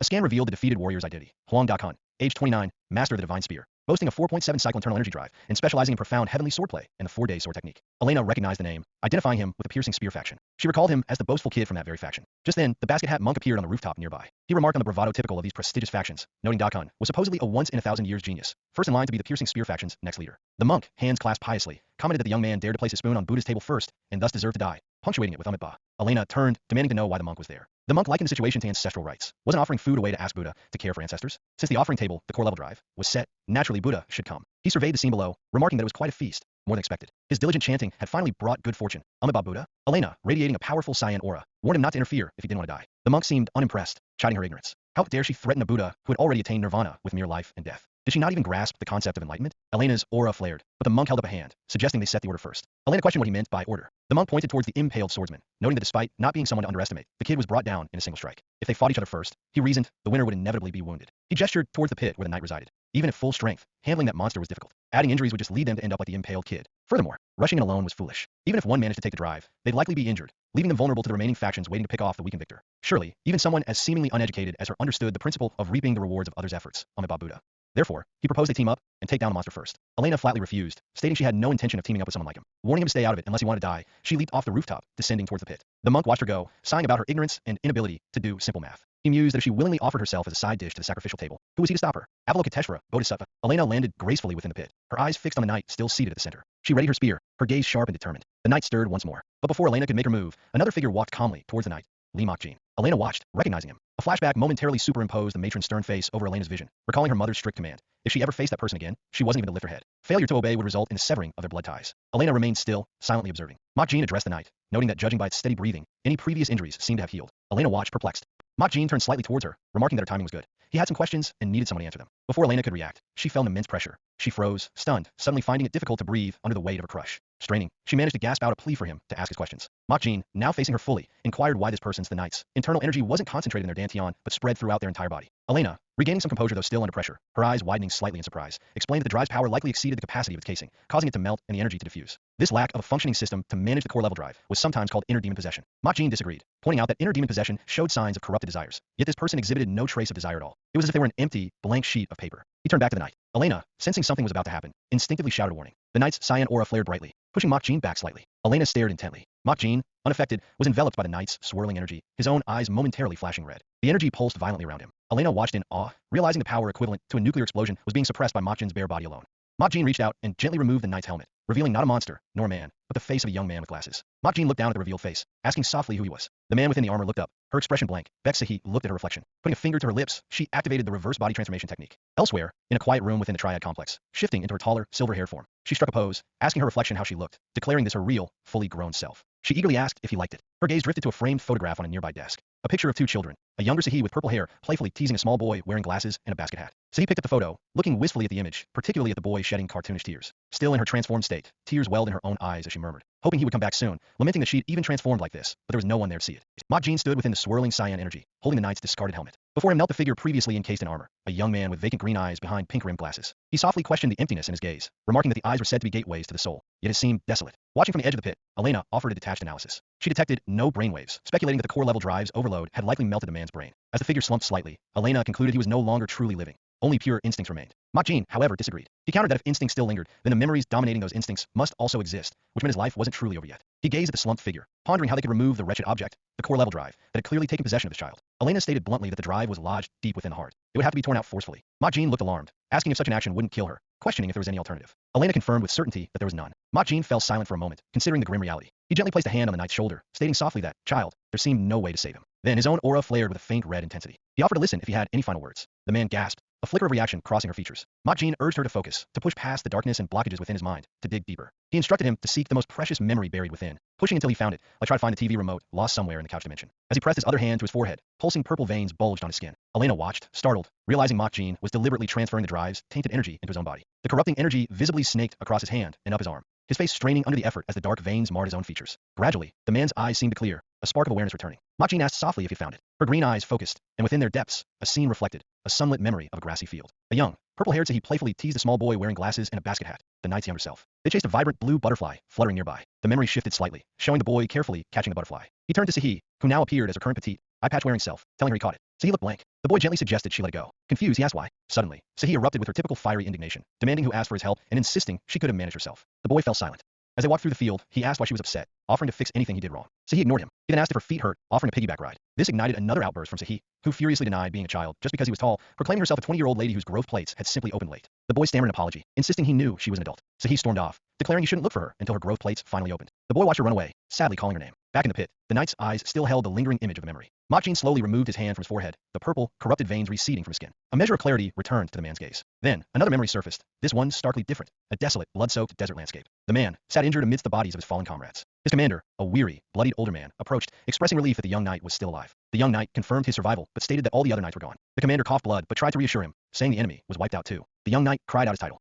The dying commander told him not to call him that anymore. The entire Star Knight's order had been annihilated, leaving no leader. He then questioned how the young knight had survived such a fierce battle, seemingly unscathed. The young knight looked away. The commander accused him directly. He had been hiding. The young knight quietly admitted it was true. The commander expressed deep disappointment, recalling the knight's 6 years of fearless service, always fighting up front, as if possessing multiple lives. He couldn't understand why he held back this time. The knight remained silent. The commander's eyes narrowed, asking if his cowardice was related to their mission and the ornate wooden box nearby. He asked if the knight also desired the item within. The young knight affirmed that the item was essential for someone. He bowed his head. The commander sighed heavily, calling the knight a fool. He warned that the core level drive was far beyond his ability to handle, a power only a select few transcendents could wield, something even he, the commander, hadn't dared covet. The young knight looked up, bizarrely stating the item was of no use to the commander because he was already tall enough. Sahi's childish obsession bleeding through time and memory. The commander looked utterly bewildered. The knight continued, explaining he'd heard the drive rearranged all genes, including the growth nervous system, claiming it was an item he desperately needed. Understanding dawned on the commander. The knight intended to betray the mission for his own gain, stealing himself. The commander declared he must stop him.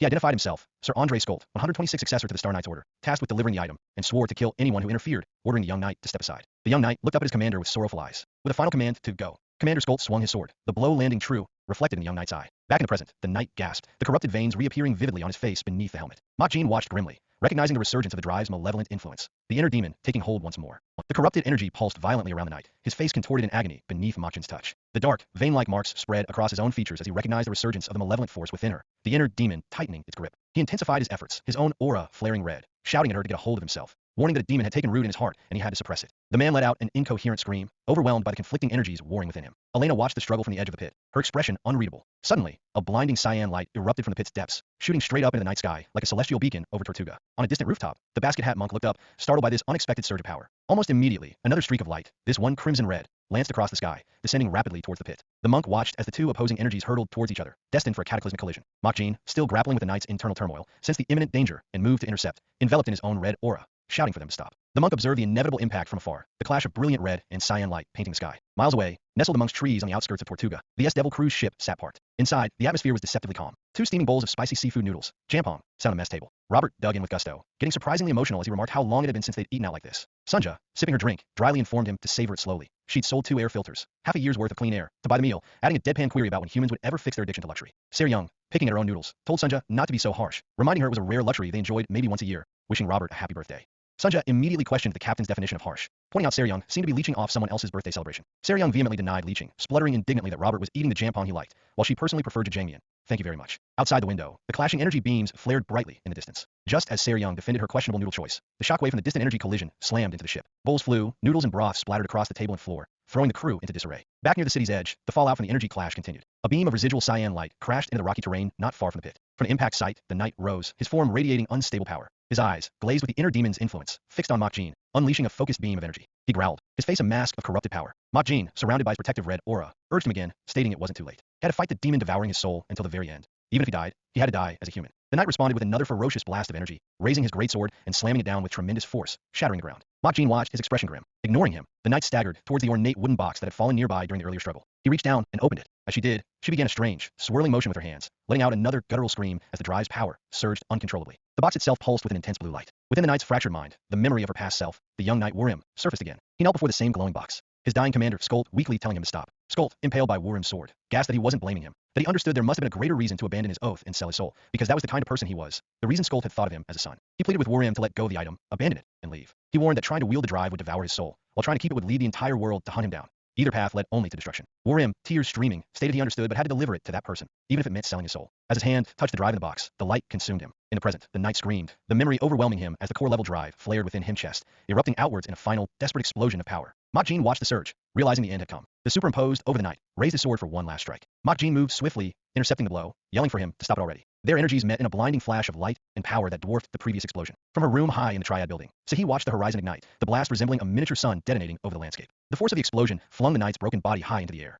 Elena immediately dashed across the changed landscape, observing the wreckage, before it crashed down onto the desolate, rocky terrain far from the initial pit. Makjin appeared moments later, standing amidst the dust and lingering energy. He turned to Elena, recalling her earlier statement that the drive was embedded in the heart. Elena simply confirmed it. Makjin murmured that removing it meant extracting the heart itself. Elena produced the specialized drive extraction tool she carried, explaining it could remove the drive without contamination and offered to perform the procedure. Makjin turned away, declining her offer. He stated solemnly that things etched into the heart must be dealt with personally, his own hand glowing faintly orange. Elena watched him silently. Makjin knelt beside the fallen knight. He acknowledged this outcome as karma and gently closed the man's eyes, telling the child within to rest peacefully. The knight let out a final, rattling breath. Mok Jin declared that instead of taking his life, he would take on his karma, his eyes flashing crimson as he vowed to go to hell in his place. Just as he prepared to act, a voice cried out, telling him to stop. Seryung stood nearby, having just arrived, her eyes wide with shock. Elena turned, acknowledging the newcomer. Seryung stared at the fallen knight, stammering the name Wurim. Mok Jin looked up from the body, asking Seryung if she knew this child. Seryung looked flustered, unable to immediately respond. Behind her, Sahi appeared, her single visible eye widening in recognition and shock as she took in the scene. Elena observing, Mok Jin kneeling beside the still figure, and Seryung frozen in disbelief. The aftermath of the explosion settled over the desolate landscape. Wurim, the figure formerly known as the knight, lay broken against the remnants of the escape pod. Sahi stared down at him, her shock palpable. The small group stood amidst the craggy terrain, observing the fallen warrior. Breaking the stunned silence, Seryung explained Wurim's connection to Sahi. She revealed he was Sahi's childhood friend. Their closeness, so profound it had once sparked jealousy in Seryung herself, until Wurim suddenly vanished one day. Elena listened impassively. As she continued, the strangest thing was how Sahi changed after Wurim disappeared, recalling that Sahi, once aloof and cold, became uncharacteristically clumsy and smiled frequently afterward. Yet, Seryung confided, those smiles always looked to her as though Sahi was actually crying inside. Wurim stirred weakly, his unfocused eyes lifting slightly. Sahi took a hesitant step closer, demanding to know what Wurim had done. She looked up towards him, his gaze clouded, and asked if they had truly been apart so long that she didn't recognize him anymore. A low growl escaped him as his body trembled. Sahi pleaded with him, urging him to just look at her, insisting he recognized her, that he hadn't forgotten her name, begging him to say it. Elena interjected coolly, deeming Sahi's efforts useless. She reiterated that his brain was completely melted. The notion that any memories could remain was impossible. Wurim let out another pained groan, weakly reaching a hand towards Sahi. Elena's eyes sharpened slightly. Seeing the gesture, Sahi's hope surged, convinced he did know her. Their fingers nearly touched. Suddenly, Seryung leaped forward, pulling Sahi back abruptly. She warned Sahi urgently that Wurim's drive case was damaged, leaking contaminated radioactive energy. Touching him would contaminate Sahi as well. Sahi struggled against Seryung's grip, tears welling in her visible eye, protesting that despite the danger, he was still Wurim, her Wurim. Seryung looked conflicted. Sahi fell silent, understanding the danger, but unwilling to leave. Seryung lowered her gaze, unable to argue further. Even so, Sahi pleaded, begging Seryung not to make her leave him, her expression resolute. Wurim reached out again. This time, Sahi stepped forward, whispering a final goodbye, telling him to go. Elena watched the unfolding drama, stating simply that they had to stop them. Mok Jin, however, overruled her, explaining that they couldn't interfere because some bonds were fated to be everything, transcending logic or danger. As Sahi reached for Wurim's hand, he clenched his fist. Sahi cried out his name again, desperation clear in her voice. With his last ounce of strength, Wurim pushed her back, rasping for her to step away. The three onlookers, Mok Jin, Seryung, and Elena, watched the final, tragic exchange, embedding themselves in the ground around Sahi and Wurim, each bearing a banner with a distinct swirling red symbol, resembling a swastika. Suddenly, spears rained down from the sky. Simultaneously, a massive golden lotus flower erupted from the earth, forming a protective barrier around the pair. Seryung stared upwards, demanding to know what had just happened.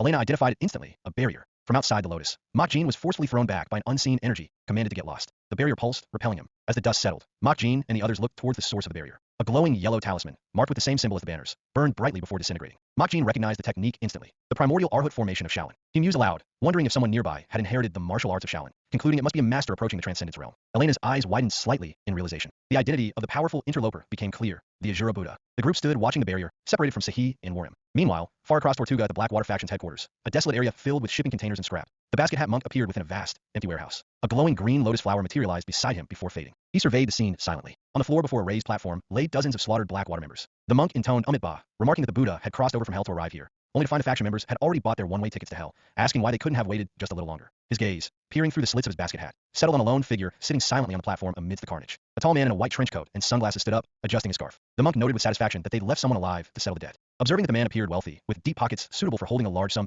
good for him, indeed. The monk approached the figure, who startled slightly at his presence. This was the Eastern Heaven Fist Emperor. The monk greeted him respectfully as senior, acknowledging it had been a while. The Fist Emperor, adjusting his shades, asked coolly if the monk knew him. The monk replied evasively, claiming it was merely an acquaintance, a past interaction not worth remembering, adding a pious Amitabha. The Fist Emperor scoffed, demanding a proper answer and thrusting his hand forward, unleashing a pulse of energy. A fiery explosion erupted around the monk, who stood calmly within the flames, seemingly untouched. He took a slow step forward. The Emperor recognized the technique, the Rui Vajra of the Shaolin monks. He surmised from the depth of the monk's martial arts that he must be a direct disciple, questioning how a mere kid in his 30s possessed techniques usually reserved for elders. He vaguely recalled serving beside Grand Elder Myung-chun of Shaolin 20 years ago, confirming the Emperor's deduction. He reiterated his earlier point. Their acquaintance was neither close nor distant. The Emperor, however, insisted their connection was deeper. Being Myung-chun's disciple gave him a reason to spare the monk's life. He pointed towards the ethereal lotus flower hovering near the monk, identifying it as containing the core level drive. He ordered the monk to leave it behind, offering him his life in honor of Myung-chun. The monk remained silent, clenching his fist. The Emperor questioned why he wasn't running for his life, his eyes narrowing behind his glasses.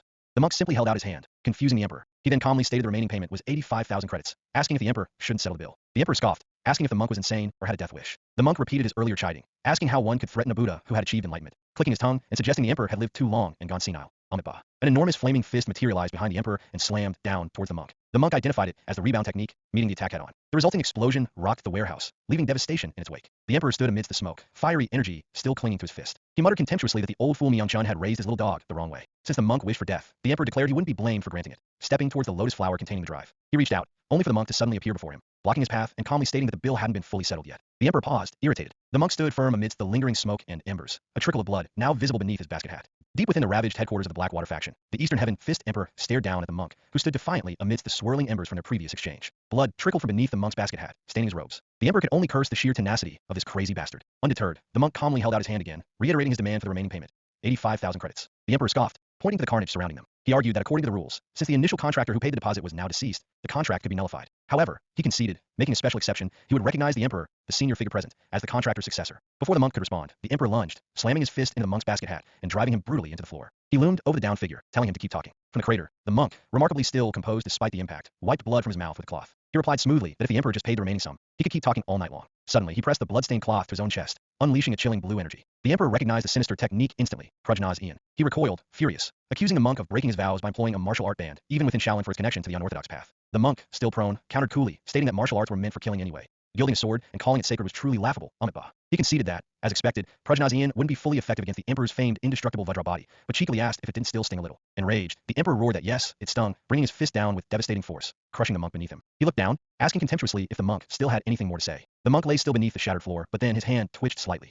Seeing this final flicker of defiance, the Emperor bellowed in fury, unleashing a rapid barrage of punches that pulverized the monk and the surrounding floor, echoing through the vast warehouse, shaking the very foundations of the building. The two ethereal lotus flowers containing the drive remained undisturbed nearby, though a trickle of blood now seeped from the base of the larger one. Suddenly, dark green energy flared around the flowers. The Emperor, preparing to strike him again, staggered back, clutching his chest as the residual effect of the Prajna's Ian technique racked his body. He looked down at the monk's seemingly lifeless body, the basket hat pierced and bloodied. Cursing under his breath, the Emperor muttered about how every monk he met seemed so eager to reach nirvana. Straightening his coat, he turned his attention back to the lotus flowers, only to watch them flare with green light and dissipate into nothingness. A single yellow talisman fluttered down from where they had been. The Emperor snatched it from the air, recognizing it instantly. Chimin Duanjia, an ancient art of metaphysical manipulation, often used for battlefield illusions, or, in this case, escape. He roared in frustration, realizing the monk had used petty tricks even while dying. Crushing the talisman in his fist, he declared it useless. As the talisman disintegrated, the monk's body vanished in a flicker of green energy, leaving only a bloody imprint on the shattered floor. The Emperor grimly confirmed the obvious. He was dead.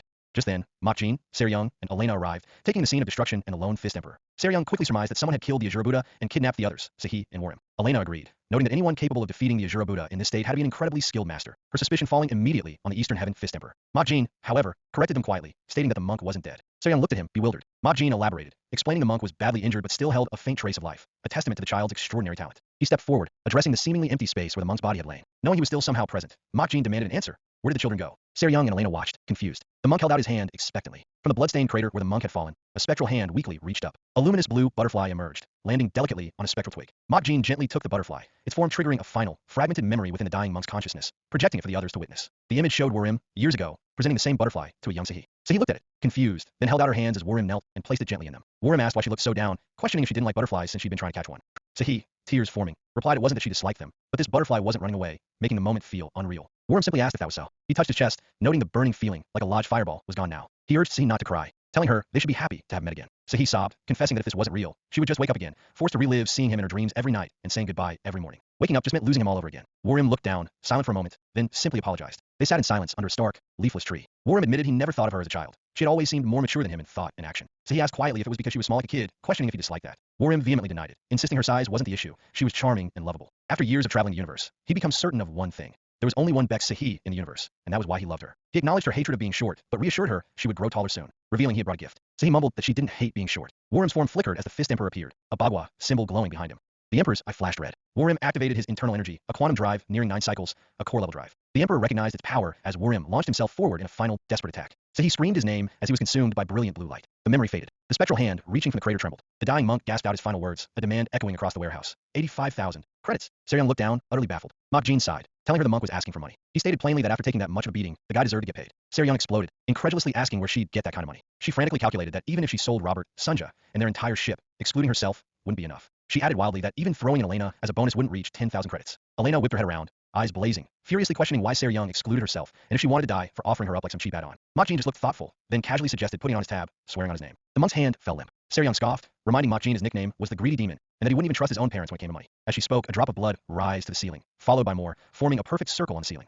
Seryung looked up in alarm. High above on the warehouse ceiling, a complex bagua symbol materialized, drawn in blood. Sahi, standing resolute in the desolate, windswept field. In the distance, the towering form of the Eastern Heaven Fist Emperor loomed. He held Warim's limp body aloft by his tattered cloak, a low groan escaping the captured knight. The Emperor began to taunt the barely conscious Warim, mocking his failure to properly assess his opponent. He questioned Warim's naive belief that merely possessing a large sword granted the power to overcome everything, especially since Warim lacked the strength to even wield it properly. As he spoke, a faint energy pulsed from the Emperor's chest. He revealed his own core level drive, declaring his intention to take Warim's as well. Wurim could only manage another pained groan as energy flickered weakly around his eyes. Seeing this, Sahi exploded with rage, launching herself at the Emperor like a miniature missile, screaming for him to release Wurim. Her small blade struck the Emperor with surprising force, creating a bright flash of impact, but the sheer difference in power sent her hurtling backward. She cried out as she crashed hard into the grassy earth, landing face down. Trembling, she pushed herself up slightly, weakly pleading again for the Emperor to let Wurim go. The Emperor paid her no mind, still holding Wurim suspended. Sahi's eyes widened in horror as the Emperor ruthlessly plunged his hand directly into Wurim's chest.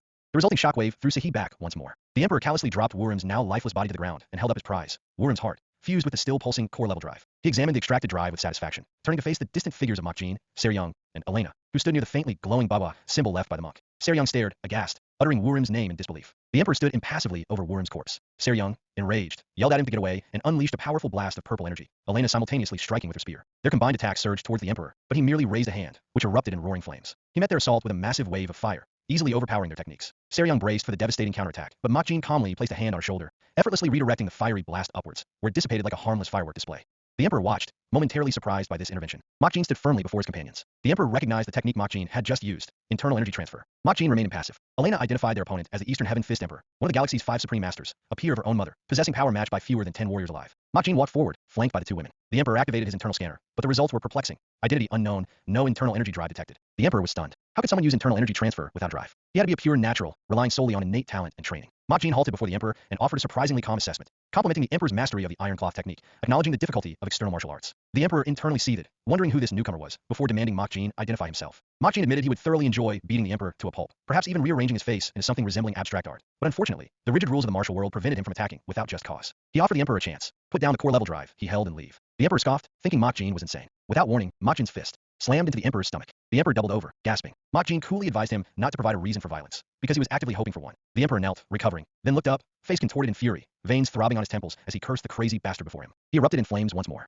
Makjin simply told him to stop it. The Emperor held up the pulsing drive, asking if this wasn't what Makjin truly wanted, before crushing it in his fist. Seryung and Elena gasped in shock. Roaring, the Emperor launched a final, enraged fiery assault. Makjin met the attack, catching the Emperor's fist and twisting his arm. Clenching his own fist, Makjin struck the Emperor hard in the back. The Emperor staggered, spitting, his face momentarily distorting from the impact. Makjin followed with another brutal punch to the gut, snapping the Emperor's head back, then unleashed a blinding flurry of blows that echoed across the field. When the assault ceased, Makjin stood calmly. The Emperor remained standing, wreathed in fading flames, his face swollen and bruised, looking like he'd lost a fight with a planetoid. Then, he collapsed, falling face first on the grass. Seryung and Elena were utterly speechless to the stark, leafless tree. Underneath it, Sahi still knelt beside Wurim's lifeless body, gently cradling his head in her lap. Seryung observed the scene somberly, telling Makjin they needed to take Sahi away. She explained that Sahi, lost in grief, would likely stay there until her last breath if left alone. Makjin agreed grimly. They would have to drag her away, even by force. Sahi remained oblivious, lost in her sorrow. Makjin approached her quietly, telling her to step aside. Sahi looked up, defiance in her tear-filled eye. Makjin softened slightly, assuring her he would allow her time to say her final goodbyes, but then she had to move. He stood back, waiting patiently as Sahi turned back to Wurim in the quiet field of loss. Beneath the lingering glow of the Bagua symbol and the stark branches of the leafless tree, Makjin knelt behind Wurim's still form. A vibrant red aura flared around Makjin, his focus intense as he placed his hands on Wurim's back. Sahi, Seryung, and Elena watched from a distance, puzzled by his actions. Elena, recognizing the profound energy gathering, stated in disbelief that Makjin was attempting to use return to origin on Wurim. Seryung questioned the term. Elena explained it was the state of becoming one with nature itself, the origin of everything, encompassing even the cycle of life and death. She confessed she thought it merely a legend, an impossible state, leaving her wondering just who Makjin truly was. Makjin channeled his power, his origin energy, into Wurim, intending to replace the lifeless bloodstream and lend Wurim his own life force, granting him a final glimpse of the world. Sahi watched, frozen, as Wurim's body stirred, sitting up weakly, the fatal wound still visible. Tears streamed down Sahi's face as she whispered Wurim's name. Wurim looked at her, his voice faint, asking if he could request a favor. Sahi instantly agreed, kneeling before him, promising desperately that she would grant anything, hundreds or thousands of favors. Wurim gently told her not to cry, his words triggering a fresh wave of tears from Sahi. He reached out, brushing the tears away, murmuring that she looked much prettier when she smiled. Sahi tried to stifle her sobs, vowing she wouldn't cry. Wurim then added another request. She shouldn't hide her eyes anymore. They were truly beautiful. Sahi hesitantly reached up and removed her eye patch. Watching this, Seryung asked Elena if Sahi had actually injured her eye. Elena clarified that Sahi was fine, merely pretending because she hated appearing weak. Under the tree, now bathed in a gentle light, Wurim cupped Sahi's face in his hands, telling her she was beautiful, just as he expected. He leaned in, kissing her gently before uttering his final words, a heartbreaking plea for her to forget him. As he finished speaking, his body dissolved into shimmering particles of light, drifting away on the breeze. The desolate field transformed into a vibrant, sunlit landscape under a clear blue sky. Sahi stood alone on a small mound of rocks that marked Wurim's grave, watching the last traces of light fade. Makjin and the others approached. They boarded the S-Devil ship, and Seryung, settling into the captain's chair, impatiently urged Robert and Sunja to leave immediately. She just wanted to get away quickly. Makjin stood by the window, gazing out at the bright sky. Sahi approached him, requesting that he take back the reverse body transformation technique. Makjin told her she could keep it, but Sahi insisted she would never use it again, pointing to the simple stone marker she had erected for Wurim. Makjin explained that not being able to use something and choosing not to use it were different. If she truly didn't want it, she must keep it as a testament to her choice. Sahi fell silent, contemplating his words. Makjin turned his gaze back towards the planet Tortuga, receding outside the window. The S-Devil ship jumped into hyperspace. Elsewhere, a cloaked figure with long silver hair entered a lavishly decorated chamber filled with the grotesque remains of slaughtered snake-like creatures. The figure addressed the bruised and battered Eastern Heaven Fist Emperor, who sat dejectedly by a ruined fountain, remarking that his personality hadn't changed. The figure accused him of sacrificing his own disciples just to vent his anger, noting they likely came to offer him the core level drive as a gift. The emperor dismissively called them trash. He merely taught a few tricks, stating they had no value. The silver-haired figure conceded his point, acknowledging the emperor's reputation for the indestructible Vajra body was well earned. Surviving such a beating was impressive. The emperor retorted that trying to provoke him was pointless, as anger only made him stronger, and they wouldn't like him when he was angry, like a certain green rage monster. The figure calmly stated they misunderstood. They weren't there to mock, but to deliver a warning, telling the emperor to stay away from Jin because he belonged to them. Ignoring this warning, the figure cautioned, would mean he wouldn't be as lucky next time. The emperor looked up, confused. The figure explained that while the world believed the iron claw technique was truly indestructible, it actually worked by gathering all the body's weak points into one hidden spot. They pointed out that Jin had pounded the emperor's entire body, but left his left forearm, his vital point, untouched, suggesting that deep down, Jin hadn't truly wanted to kill him, merely rough him up. The figure reiterated the warning. Ignore it, and their sword would find that vital spot without hesitation. With that, they turned and departed through the grand doors. The emperor remained silent, contemplating the warning, his bruised face grim. Aboard the S-Devil ship, now traveling through hyperspace, Jin was energetically devouring a mountain of sausages. Seryung remarked that since the core level drive was damaged, or rather, crushed by the emperor, it would be best for Jin to receive her internal energy instead. She magnanimously allowed him to transfer her energy to him, just this once. Jin, between mouthfuls, informed her it was too late. He had depleted his origin energy retrieving Worm's soul. It would take at least 3 years to recover, and he'd share his energy with her then. Seryung stared blankly, then erupted, yelling about how he'd supposedly helped but left them with an 85,000 credit debt to a money-obsessed lunatic, the Asura Buddha, who would undoubtedly chase them forever if they didn't pay. Meanwhile, in a sophisticated financial institution, the basket-hatted monk, Asura Buddha/Cho Dayan, stood before teller. The teller confirmed the total amount, including the 100,000 credits prepaid by the Blackwater faction 2 days prior, came to 103,040 credits, asking how much the monk wished to transfer. The monk instructed him to send all of it to Shaolin. The teller expressed concern, suggesting the monk should keep some to survive. The monk countered that the older and sicker they got, the better food they should have, adding an amiba. As for himself, he could just steal what he needed.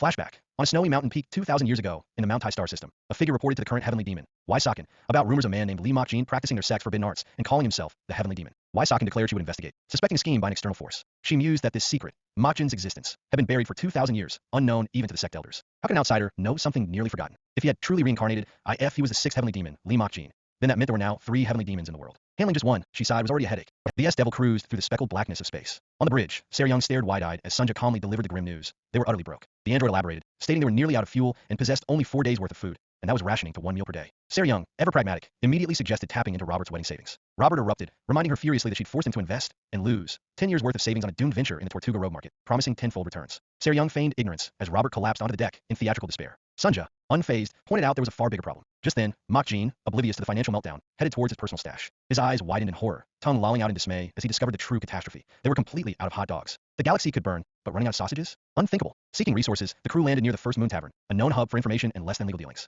Inside, Seryung presented scrolls detailing Jin's techniques to the tavern master, the shrewd and pipe-smoking 18 Wong. Wong examined the crew drawings illustrating the core principle of the supreme, single-motion fist strike. Seryung explained it was a condensed version containing only core techniques, mentioning she had 10 copies available. Wong took a thoughtful puff from his pipe, acknowledging the potential value of such ancient arts. Seryung, sensing an opening, complimented Wong's ability to recognize rare items and offered a special discount, implying a prior relationship. Wong drily countered that his job required knowing everyone, from high officials down to the local farm animals, before politely demurring. He claimed the manuals were too precious, and a humble merchant like him wouldn't dare be greedy for such items. Undeterred, Seryung insisted they weren't expensive, desperately offering the entire set for just a month's worth of food, including sausages, naturally, and a bit of fuel. The two faced each other across the table.